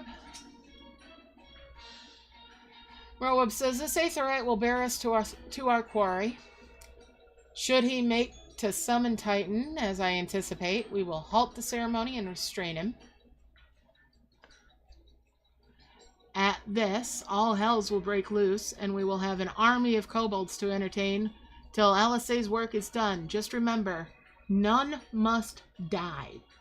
We weaken them and let Einzer do the rest. It's time. Stay the course, my friends. I spy calmer waters beyond this squall. Alright. Let's do this. Let's hope I can do this. I don't remember this fight from the last time. Is it a fight? Yeah, it's a fight. Solo duty. Hey, Boop, how you doing?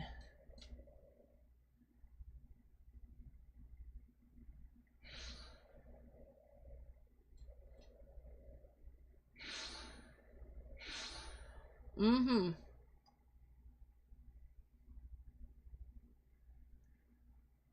Oh, goodness.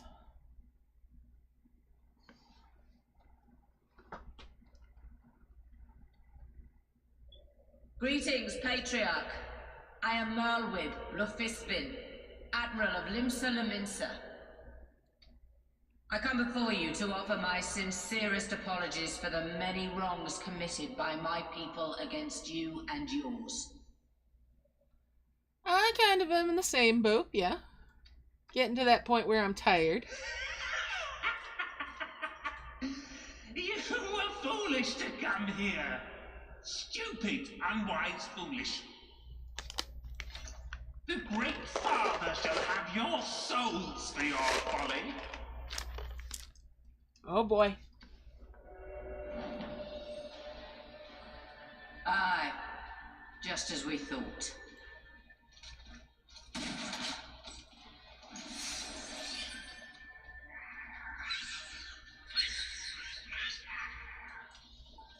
Now, Alize!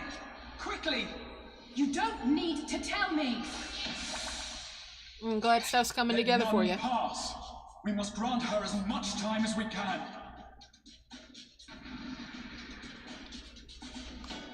Alright, let's do this.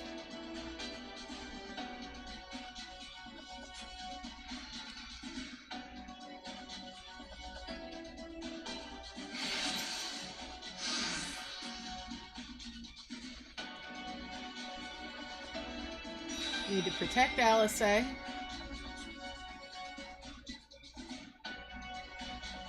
girl seeks to harm the Patriarch with vile magic protection.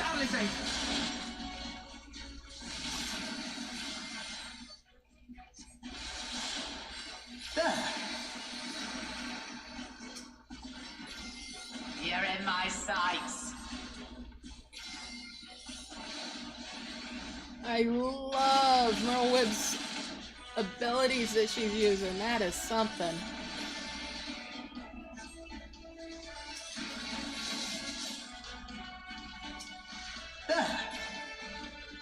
You're in my sights.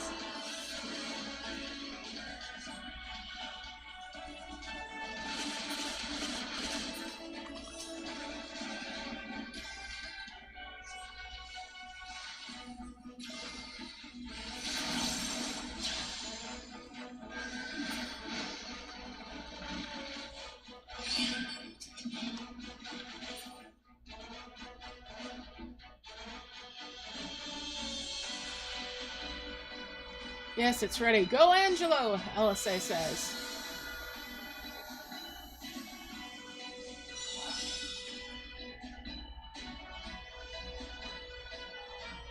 Ugh, his tempering is too severe.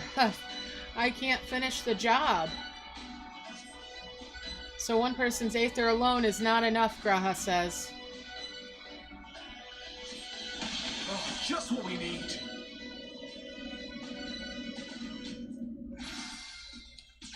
You're not alone.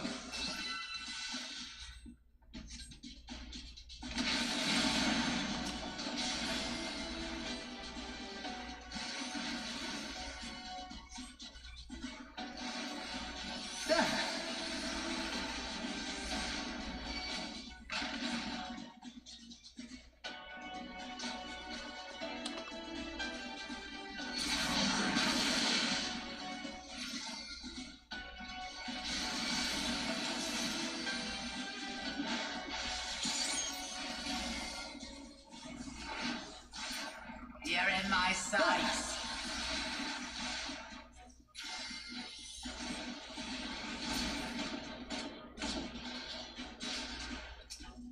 Alphino, let us lend Alice our aether, Graha said. Here you are, Alice. Thanks, you two. I'll give it another try, Alice says.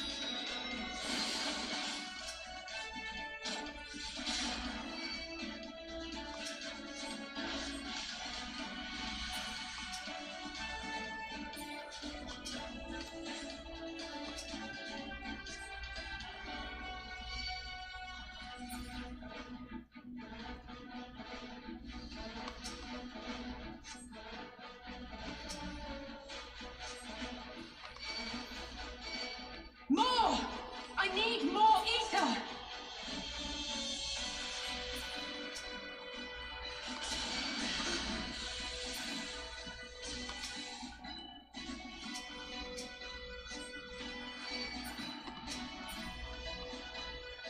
Just a little more!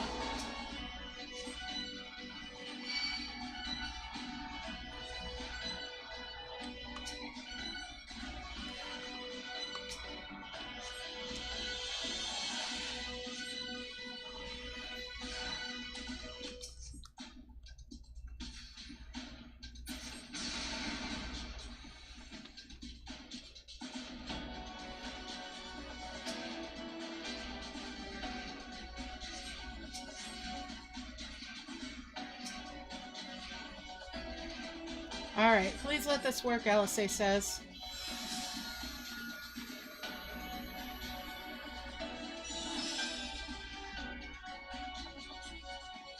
Huff, almost there. Huff, please, lend me your aether too. Alright.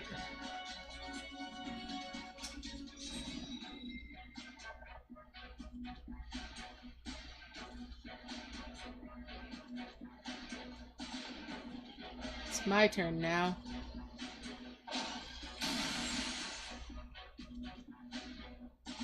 You're dead now, girl. Finished. Done for. Dead. No.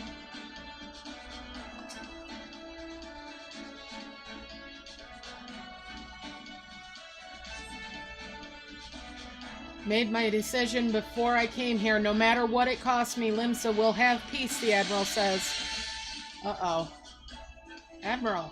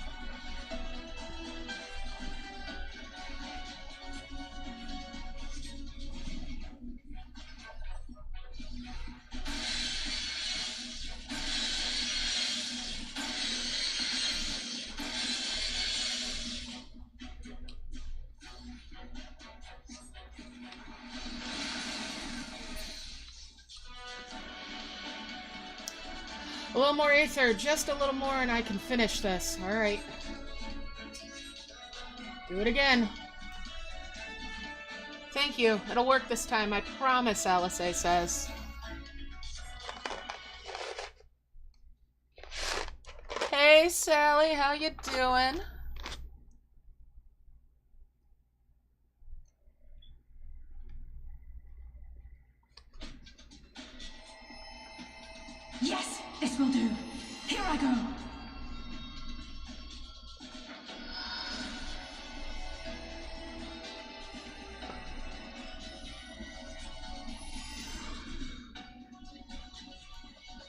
Angela!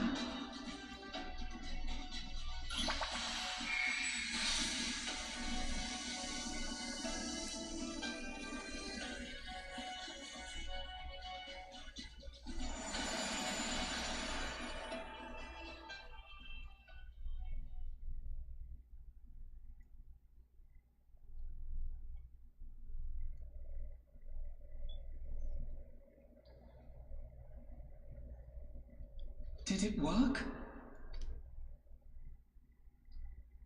Good question. Did it? What?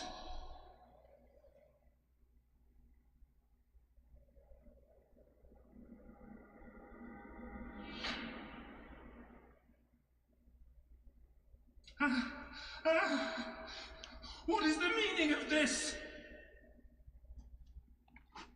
I'm sorry, but they died by your hand. You sacrificed them to summon Titan.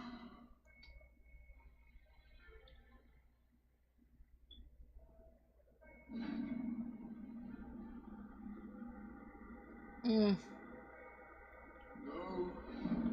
No, no, no, no! Why? Why would I do such a thing?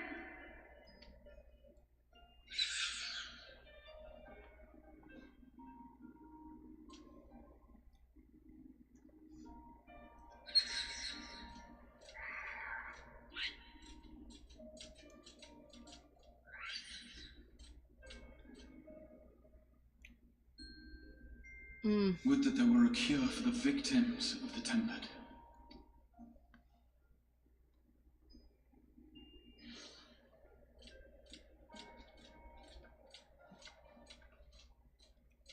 Gabu! Gabu! What are you doing here?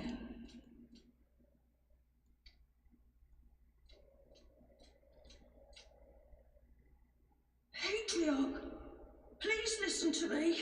Hear, heed, listen.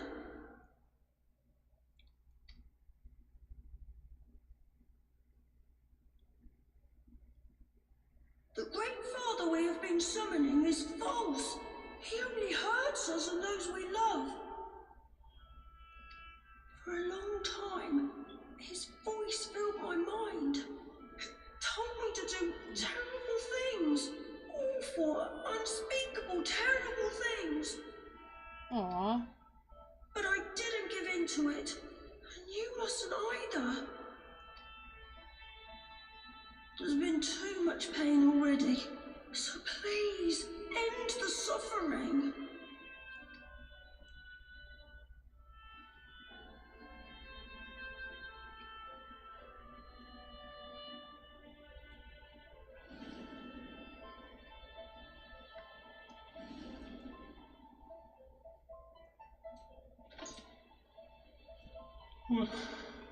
What have I done?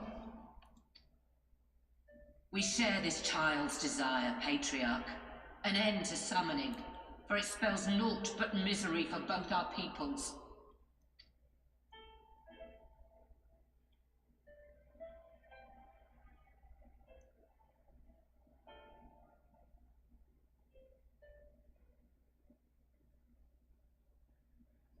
For many long years, man and kobold have feuded over territory, pillaging and perishing for the earth beneath our feet.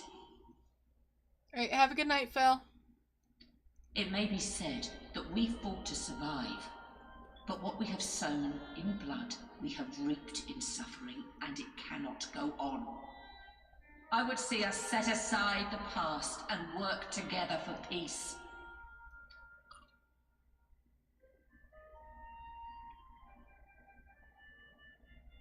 It was wrong of me to hurt my own in the name of the Great Father. Sinful, evil, wrong. But that doesn't mean there can't be peace between us.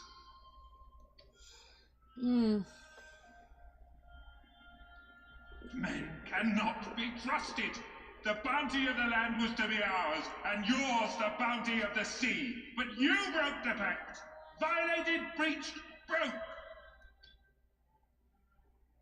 Unready as we were, What choice had we but to call upon the divine to rid ourselves of your tyranny? None, and I do not blame you for it. In violation of the spirit, if not the letter, of the pact, we took your lands for our own. The fault lies wholly with us. On behalf of all Laminsons, I offer you my humblest apology. I pray you'll find it in your heart to accept it.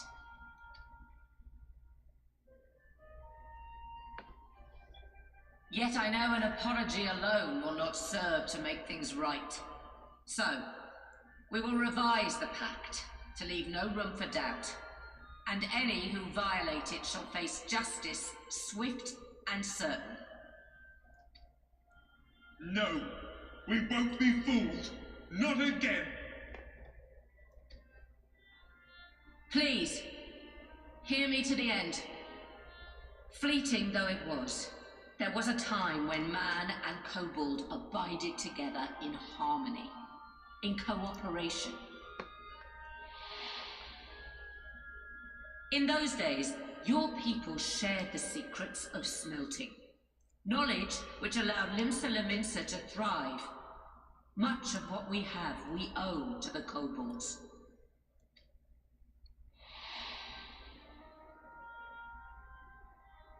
And so, for the good of all who dwell on this isle, I wish to make you an offer. We will bear your people's wares to every corner of the world, and trade them in your stead. In return, we will bring you the bounty, not only of the sea, but lands both near and far. Whatever you desire, the Navigator as my witness, you shall have it.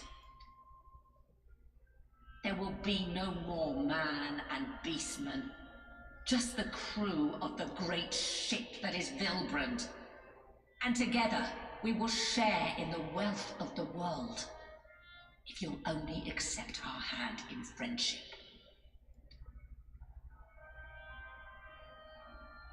We want to believe you. We truly do. But we believed you before and you betrayed us. Fooled, deceived, betrayed us. There are bad men, it's true. But there are also good ones. And the ones before you are the best of them. They were always kind to me. Caring, nice, kind, and I trust them with my life.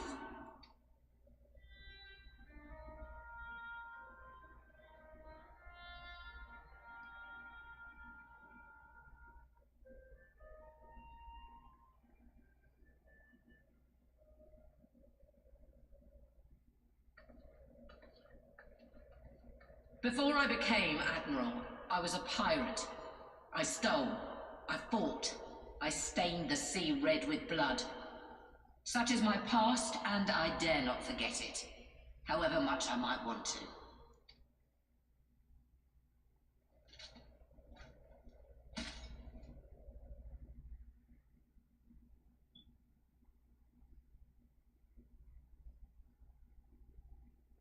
That is death penalty.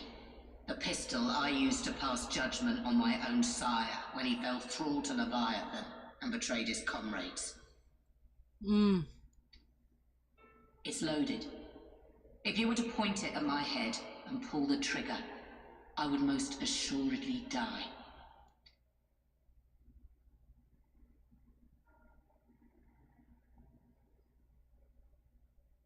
Though it isn't much, my life is the single most valuable thing I possess.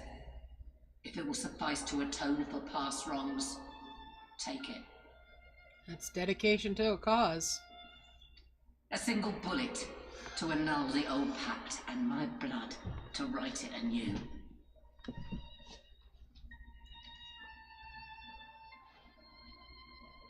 What comes after, I entrust to this man, my second in command.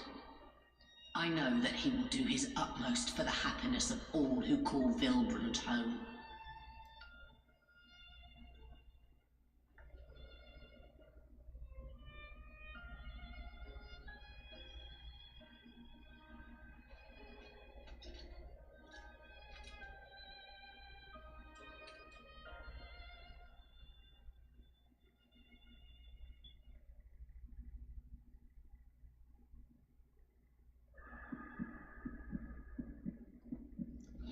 Brave woman.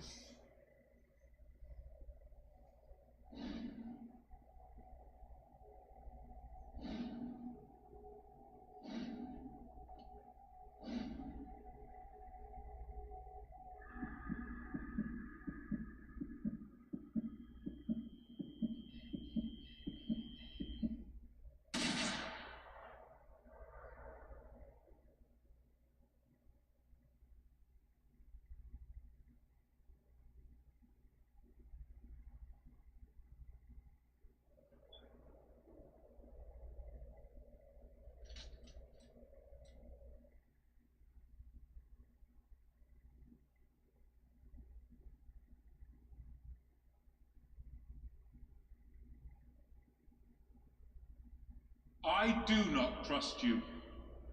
Not yet. But Gaboo does. And I will trust him.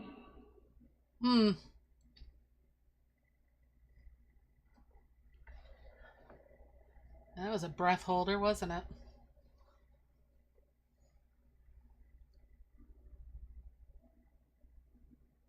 We want you to know that we respect your faith. There's nothing wrong with giving thanks to the land which sustains you. But summoning is different. Should you hear of anyone who would attempt it, we ask that you appeal to their better judgment, or failing that, seek our aid. We're always ready to help. Good night, Violet. Hope I see you again soon. Many and more of my brethren are yet enthralled to the Great Father, just as I was. If you could free them too, I would be grateful. Appreciative, thankful, grateful.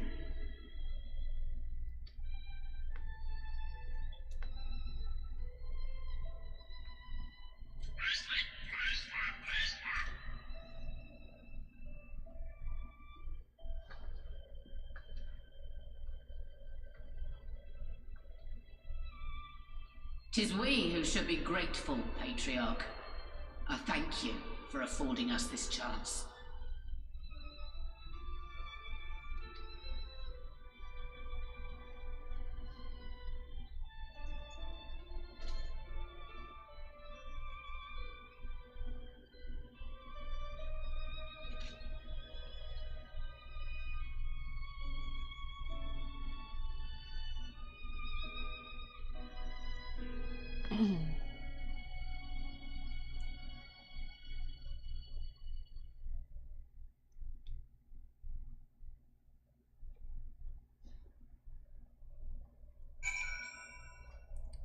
Alright, gonna speak to Merlwyb again.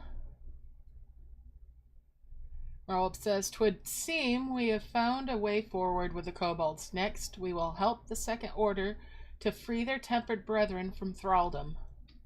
Theirs is far from the only order, of course, and it would take no small amount of time and effort to reach the rest.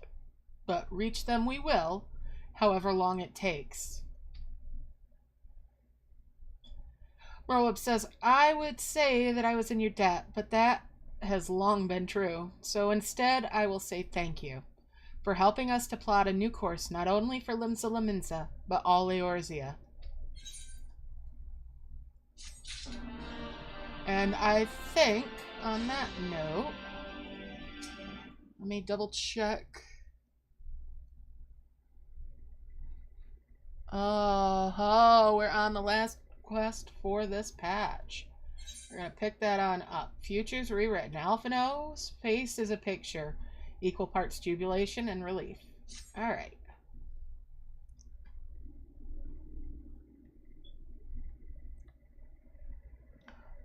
So we'll go ahead. Right. Let's return to the Rising Stones.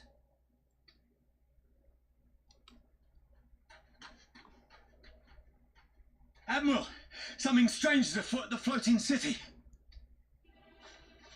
Breathe, man. What is it? I think it's best you see for yourself. Please, come with me.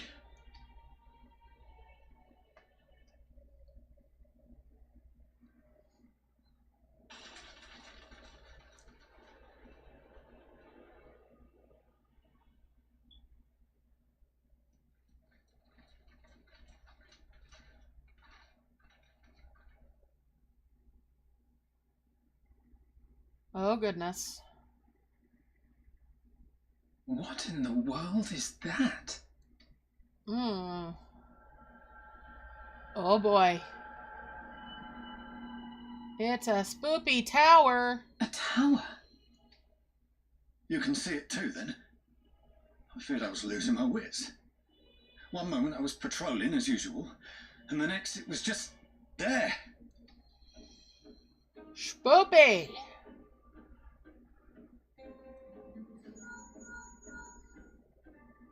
Yes?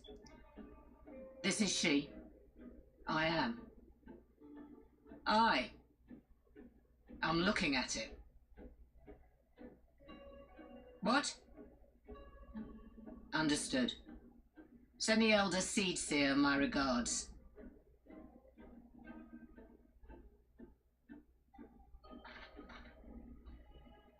The communications officer. It seems this isn't the only tower. They've sprung up all across Eorzea.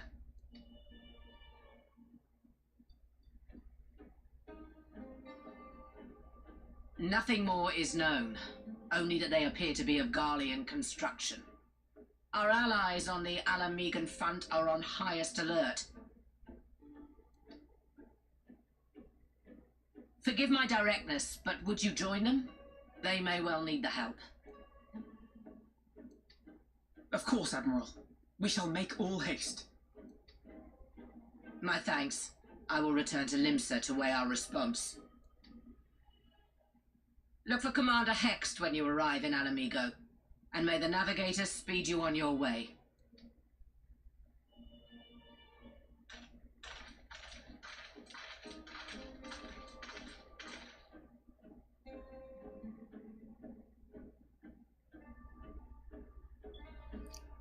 That is ominous.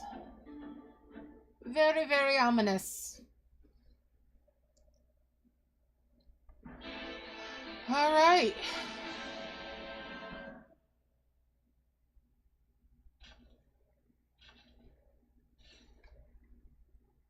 Now we need to go talk to Lise in the Almegan Quarter. So we're gonna go to Girabania and hit that teleporter there and go on ahead.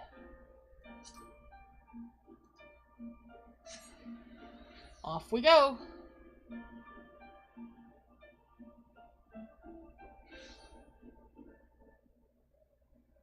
Okay, so Lise is over here. And let's talk to her.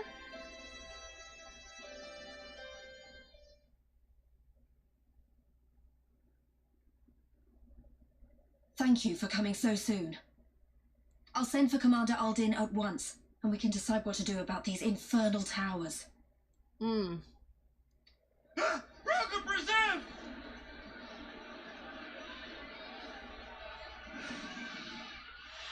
Pretty dragon. There's... It can't be.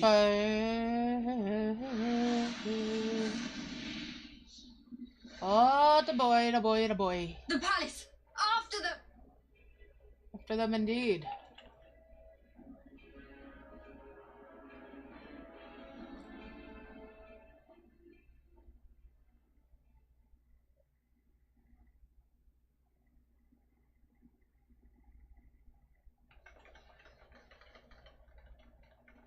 You're here, good.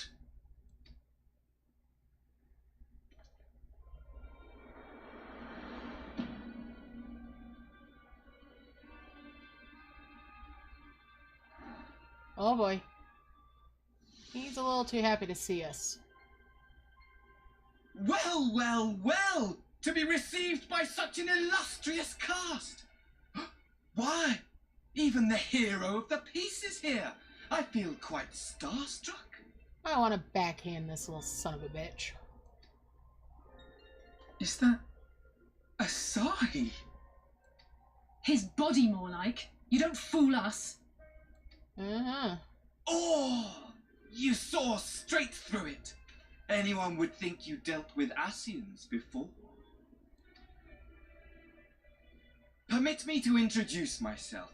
I am Fandaniel, And may I say what a pleasure it is to finally make your acquaintance.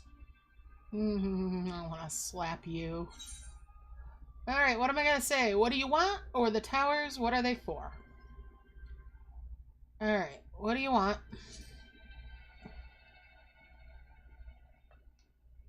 My, straight to business is it? Suit yourself. It is my intention to recreate the final days, to which end I have distributed a collection of rather ingenious devices, or towers, which will, in time, give rise to the grandest of spectacles. The final days? But it was the Ascians who laboured to prevent them. You're quite right, though I would expect no less from one responsible for eliminating my unsundered colleagues. You do. Honestly, the three of them were obsessed with restoring the one true world. As a sovereign individual, however, I never had much interest in such things. I mean, why bother when you're just another sundered minion? Admittedly, Elidibus was not convinced by that argument, but thanks to you, I'm finally free of his incessant nagging. Free to use my powers as I see fit, to fulfill my heart's desire. I just want to slap him. And my heart's desire is to lay this half-broken world to waste, leaving nary a fleck of dust behind! What? Why would you want such a thing? Why indeed? Because I want wretched creatures who ask such meaningless questions to die! You! And you! And you! I want you all to die! And I want to die too! Oh, yes! I want to die and take everyone with me in a paroxysm of pain and suffering! I'm different, you see, from the ancients who clung to dear life, and from you. So don't bother trying to reason with me. You will find I have no reason, or creed, or any such tripe. I just want to destroy the world. But please do resist with all your might. It will add to my enjoyment. What a little shitter. Now then, ladies and gentlemen, keep your eyes peeled, for the curtains have risen on the spectacle to end all spectacles. We, the Telophoroi, shall be your performers, and this very star our stage.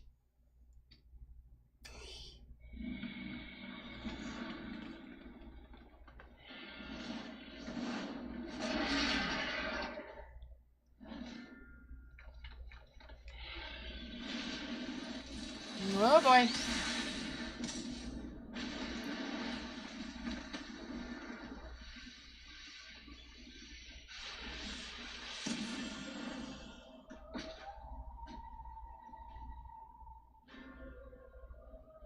Pretty fire, but dang.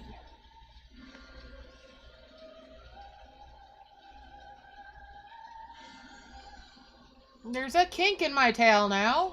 Thanks a lot. Ah, but I nearly forgot. I have a message for you. My esteemed patron, Lord Xenos, eagerly awaits you at the heart of the chaos. While I wish only to destroy the world, he exists solely to relive a certain, transcendent moment with you.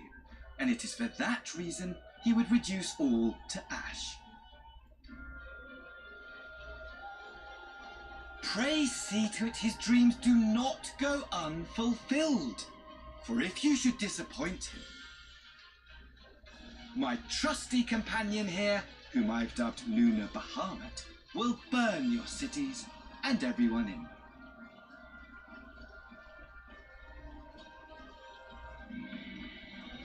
buddy's pretty, but you're pretty angsty there, dickwad. Everyone out! My men will tend to the blaze.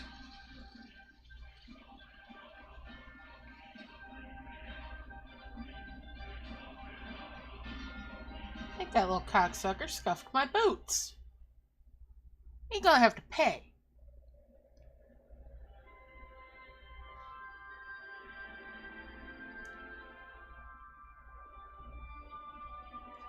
Alright, let's talk to Lise. Lise says, thank goodness everyone's safe. We've managed to put out the fire, though not quickly enough to save the garden. Raban, can I leave it to you to send word to the Alliance? I'm going to take a unit and investigate the tower. We need to find out what it's for. Alcé says, I'll go with you. Raban says, no you won't, you'll rest. From what Merlwib tells me, you're due for some time off duty. Should we learn anything about the tower, we'll be sure to share it with you. Until then, I want you to rest, Raban's saying. He's got this well in hand. Alcé says, very well, but if you need our help, don't hesitate and take care, both of you.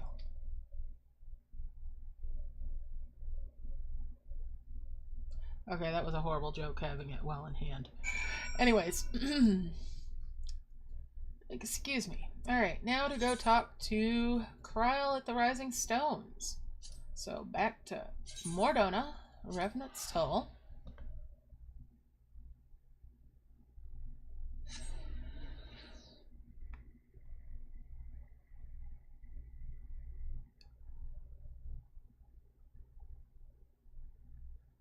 Back to where we started from.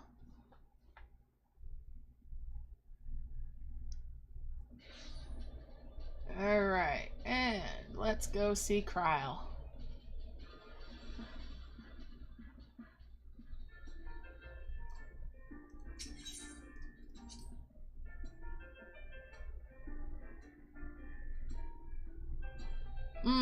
Can't tell you that tonight, Gleep.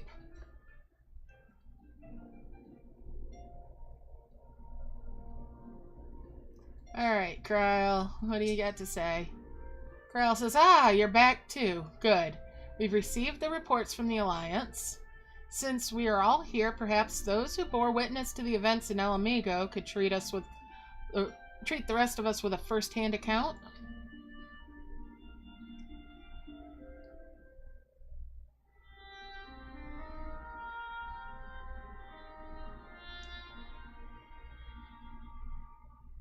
Yshtala says, no sooner do we overcome one problem than another appears. It would all seem tediously predictable, but for the endless variety of our foes. This Fandaniel sounds even more unhinged than his patron. Elfie says, unhinged, perhaps, but no fool. For all his pantomime theatrics, he gave away little about his plot. We know only that he intends to recreate the final days, and that the towers will somehow facilitate this.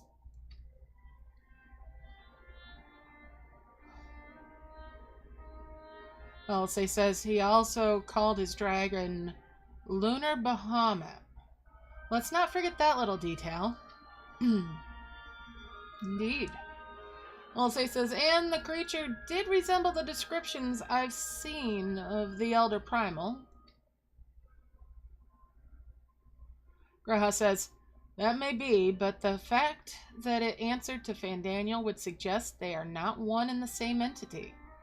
I think it more probable that it is some manner of simulacrum born of Ascian magics. Whatever it is, for now we can but work closely with the Alliance and remain vigilant.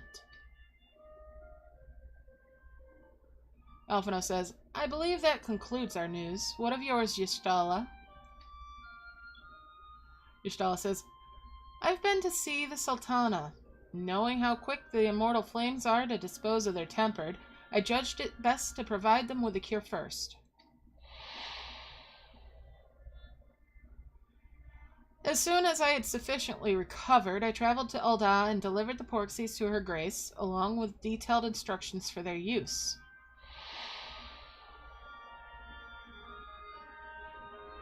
Yet my visit chanced to coincide with the arrival of some troubling tidings.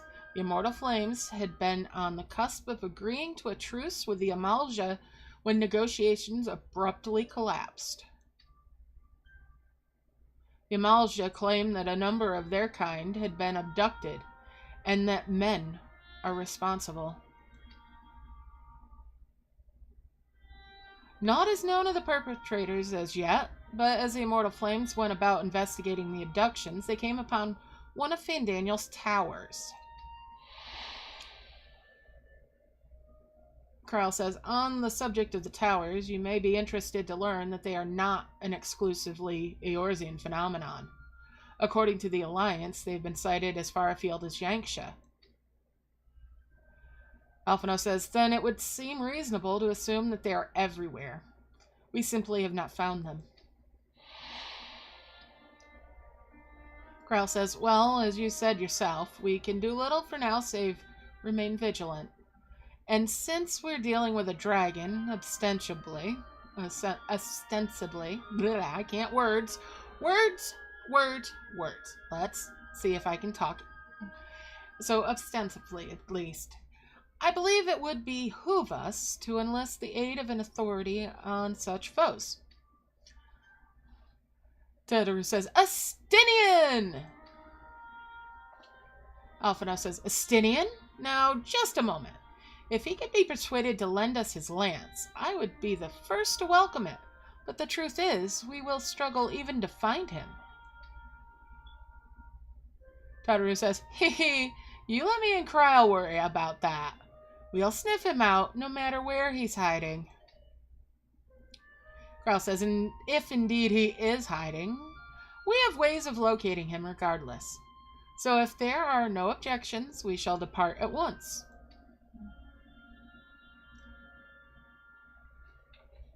That's right, if you need to find someone, send Lalafels.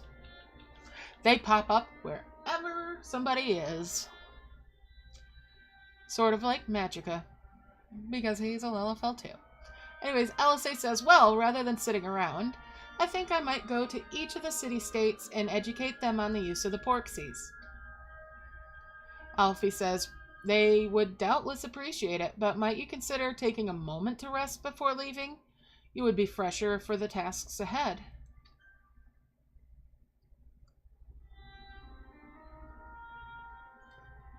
Graha says, well, my friend, our moment of triumph did not last long.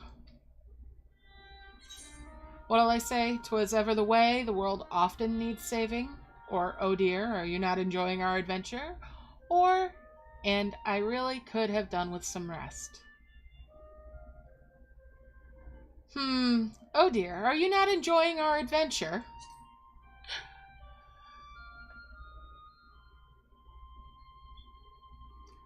Graha says, come now, I didn't say that. While it may not be the most carefree experience, there is nothing in this world I would rather do than write a new future with you. A long future, mind. Whatever the Telophore might hope, we'll stop them, won't we? Together. That's right, Catboy, that's right.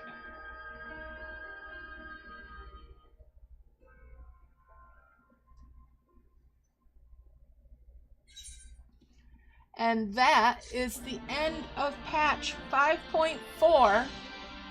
There's one more patch to go. Well, two parts to it. But one more patch to go before we get to Endwalker. So we're going to watch this cutscene. Meanwhile, somewhere in the locks...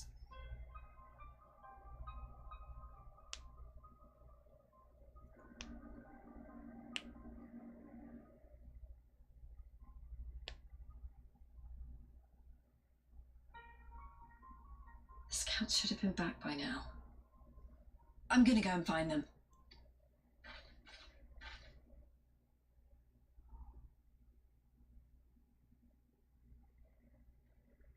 Oh, thank goodness for that.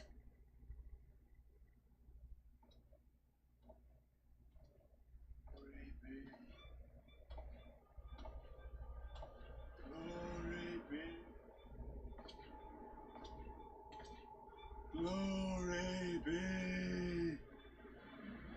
Oh dear. Glory be to Garlemald! Uh-oh.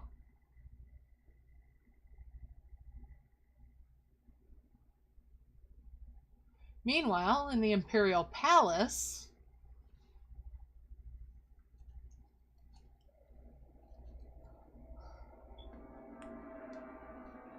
Oh, it's Xenos.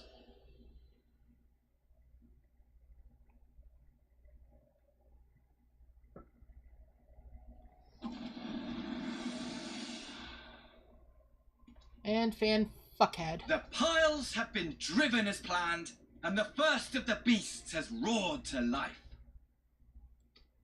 Moreover, I am pleased to report that preparations are well underway for the rest. Ere long, chaos shall reign over all the land, as befits the final days. Bored now. Call it what you will, so long as my friend returns to me, fangs bared and claws sharpened. I care not. Of course, my lord. By strange coincidence, your dear friend chanced to be present when I made my declaration. You fanciful. I took the liberty of informing her that you await her coming, though I confess, I may have singed her a little in the process.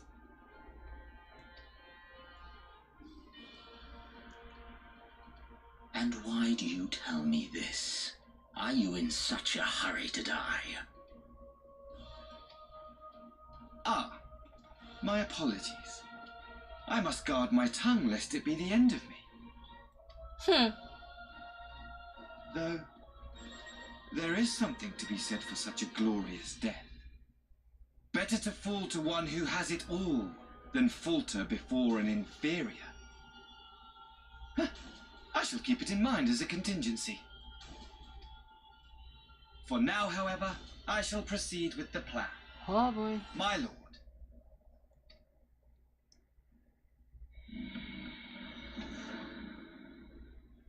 Flamboyant dickhead. I must find myself a new weapon. One worthy of our long-awaited reunion.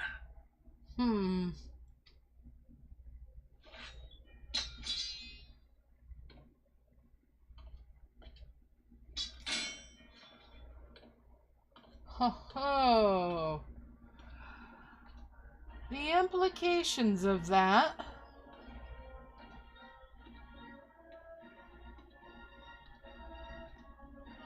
The sword collector breaking a sword.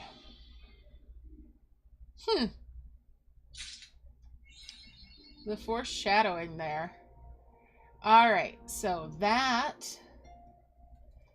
there was the end of Futures Rewritten. That was 5.4 in its entirety. Next time I stream Final Fantasy, we'll go through the next patch. Alright, thanks for hanging out, everybody. I hope you enjoyed. And I'll see you guys next time. Have a great night, day, week, whatever. I will see you soon. Alright, bye for now.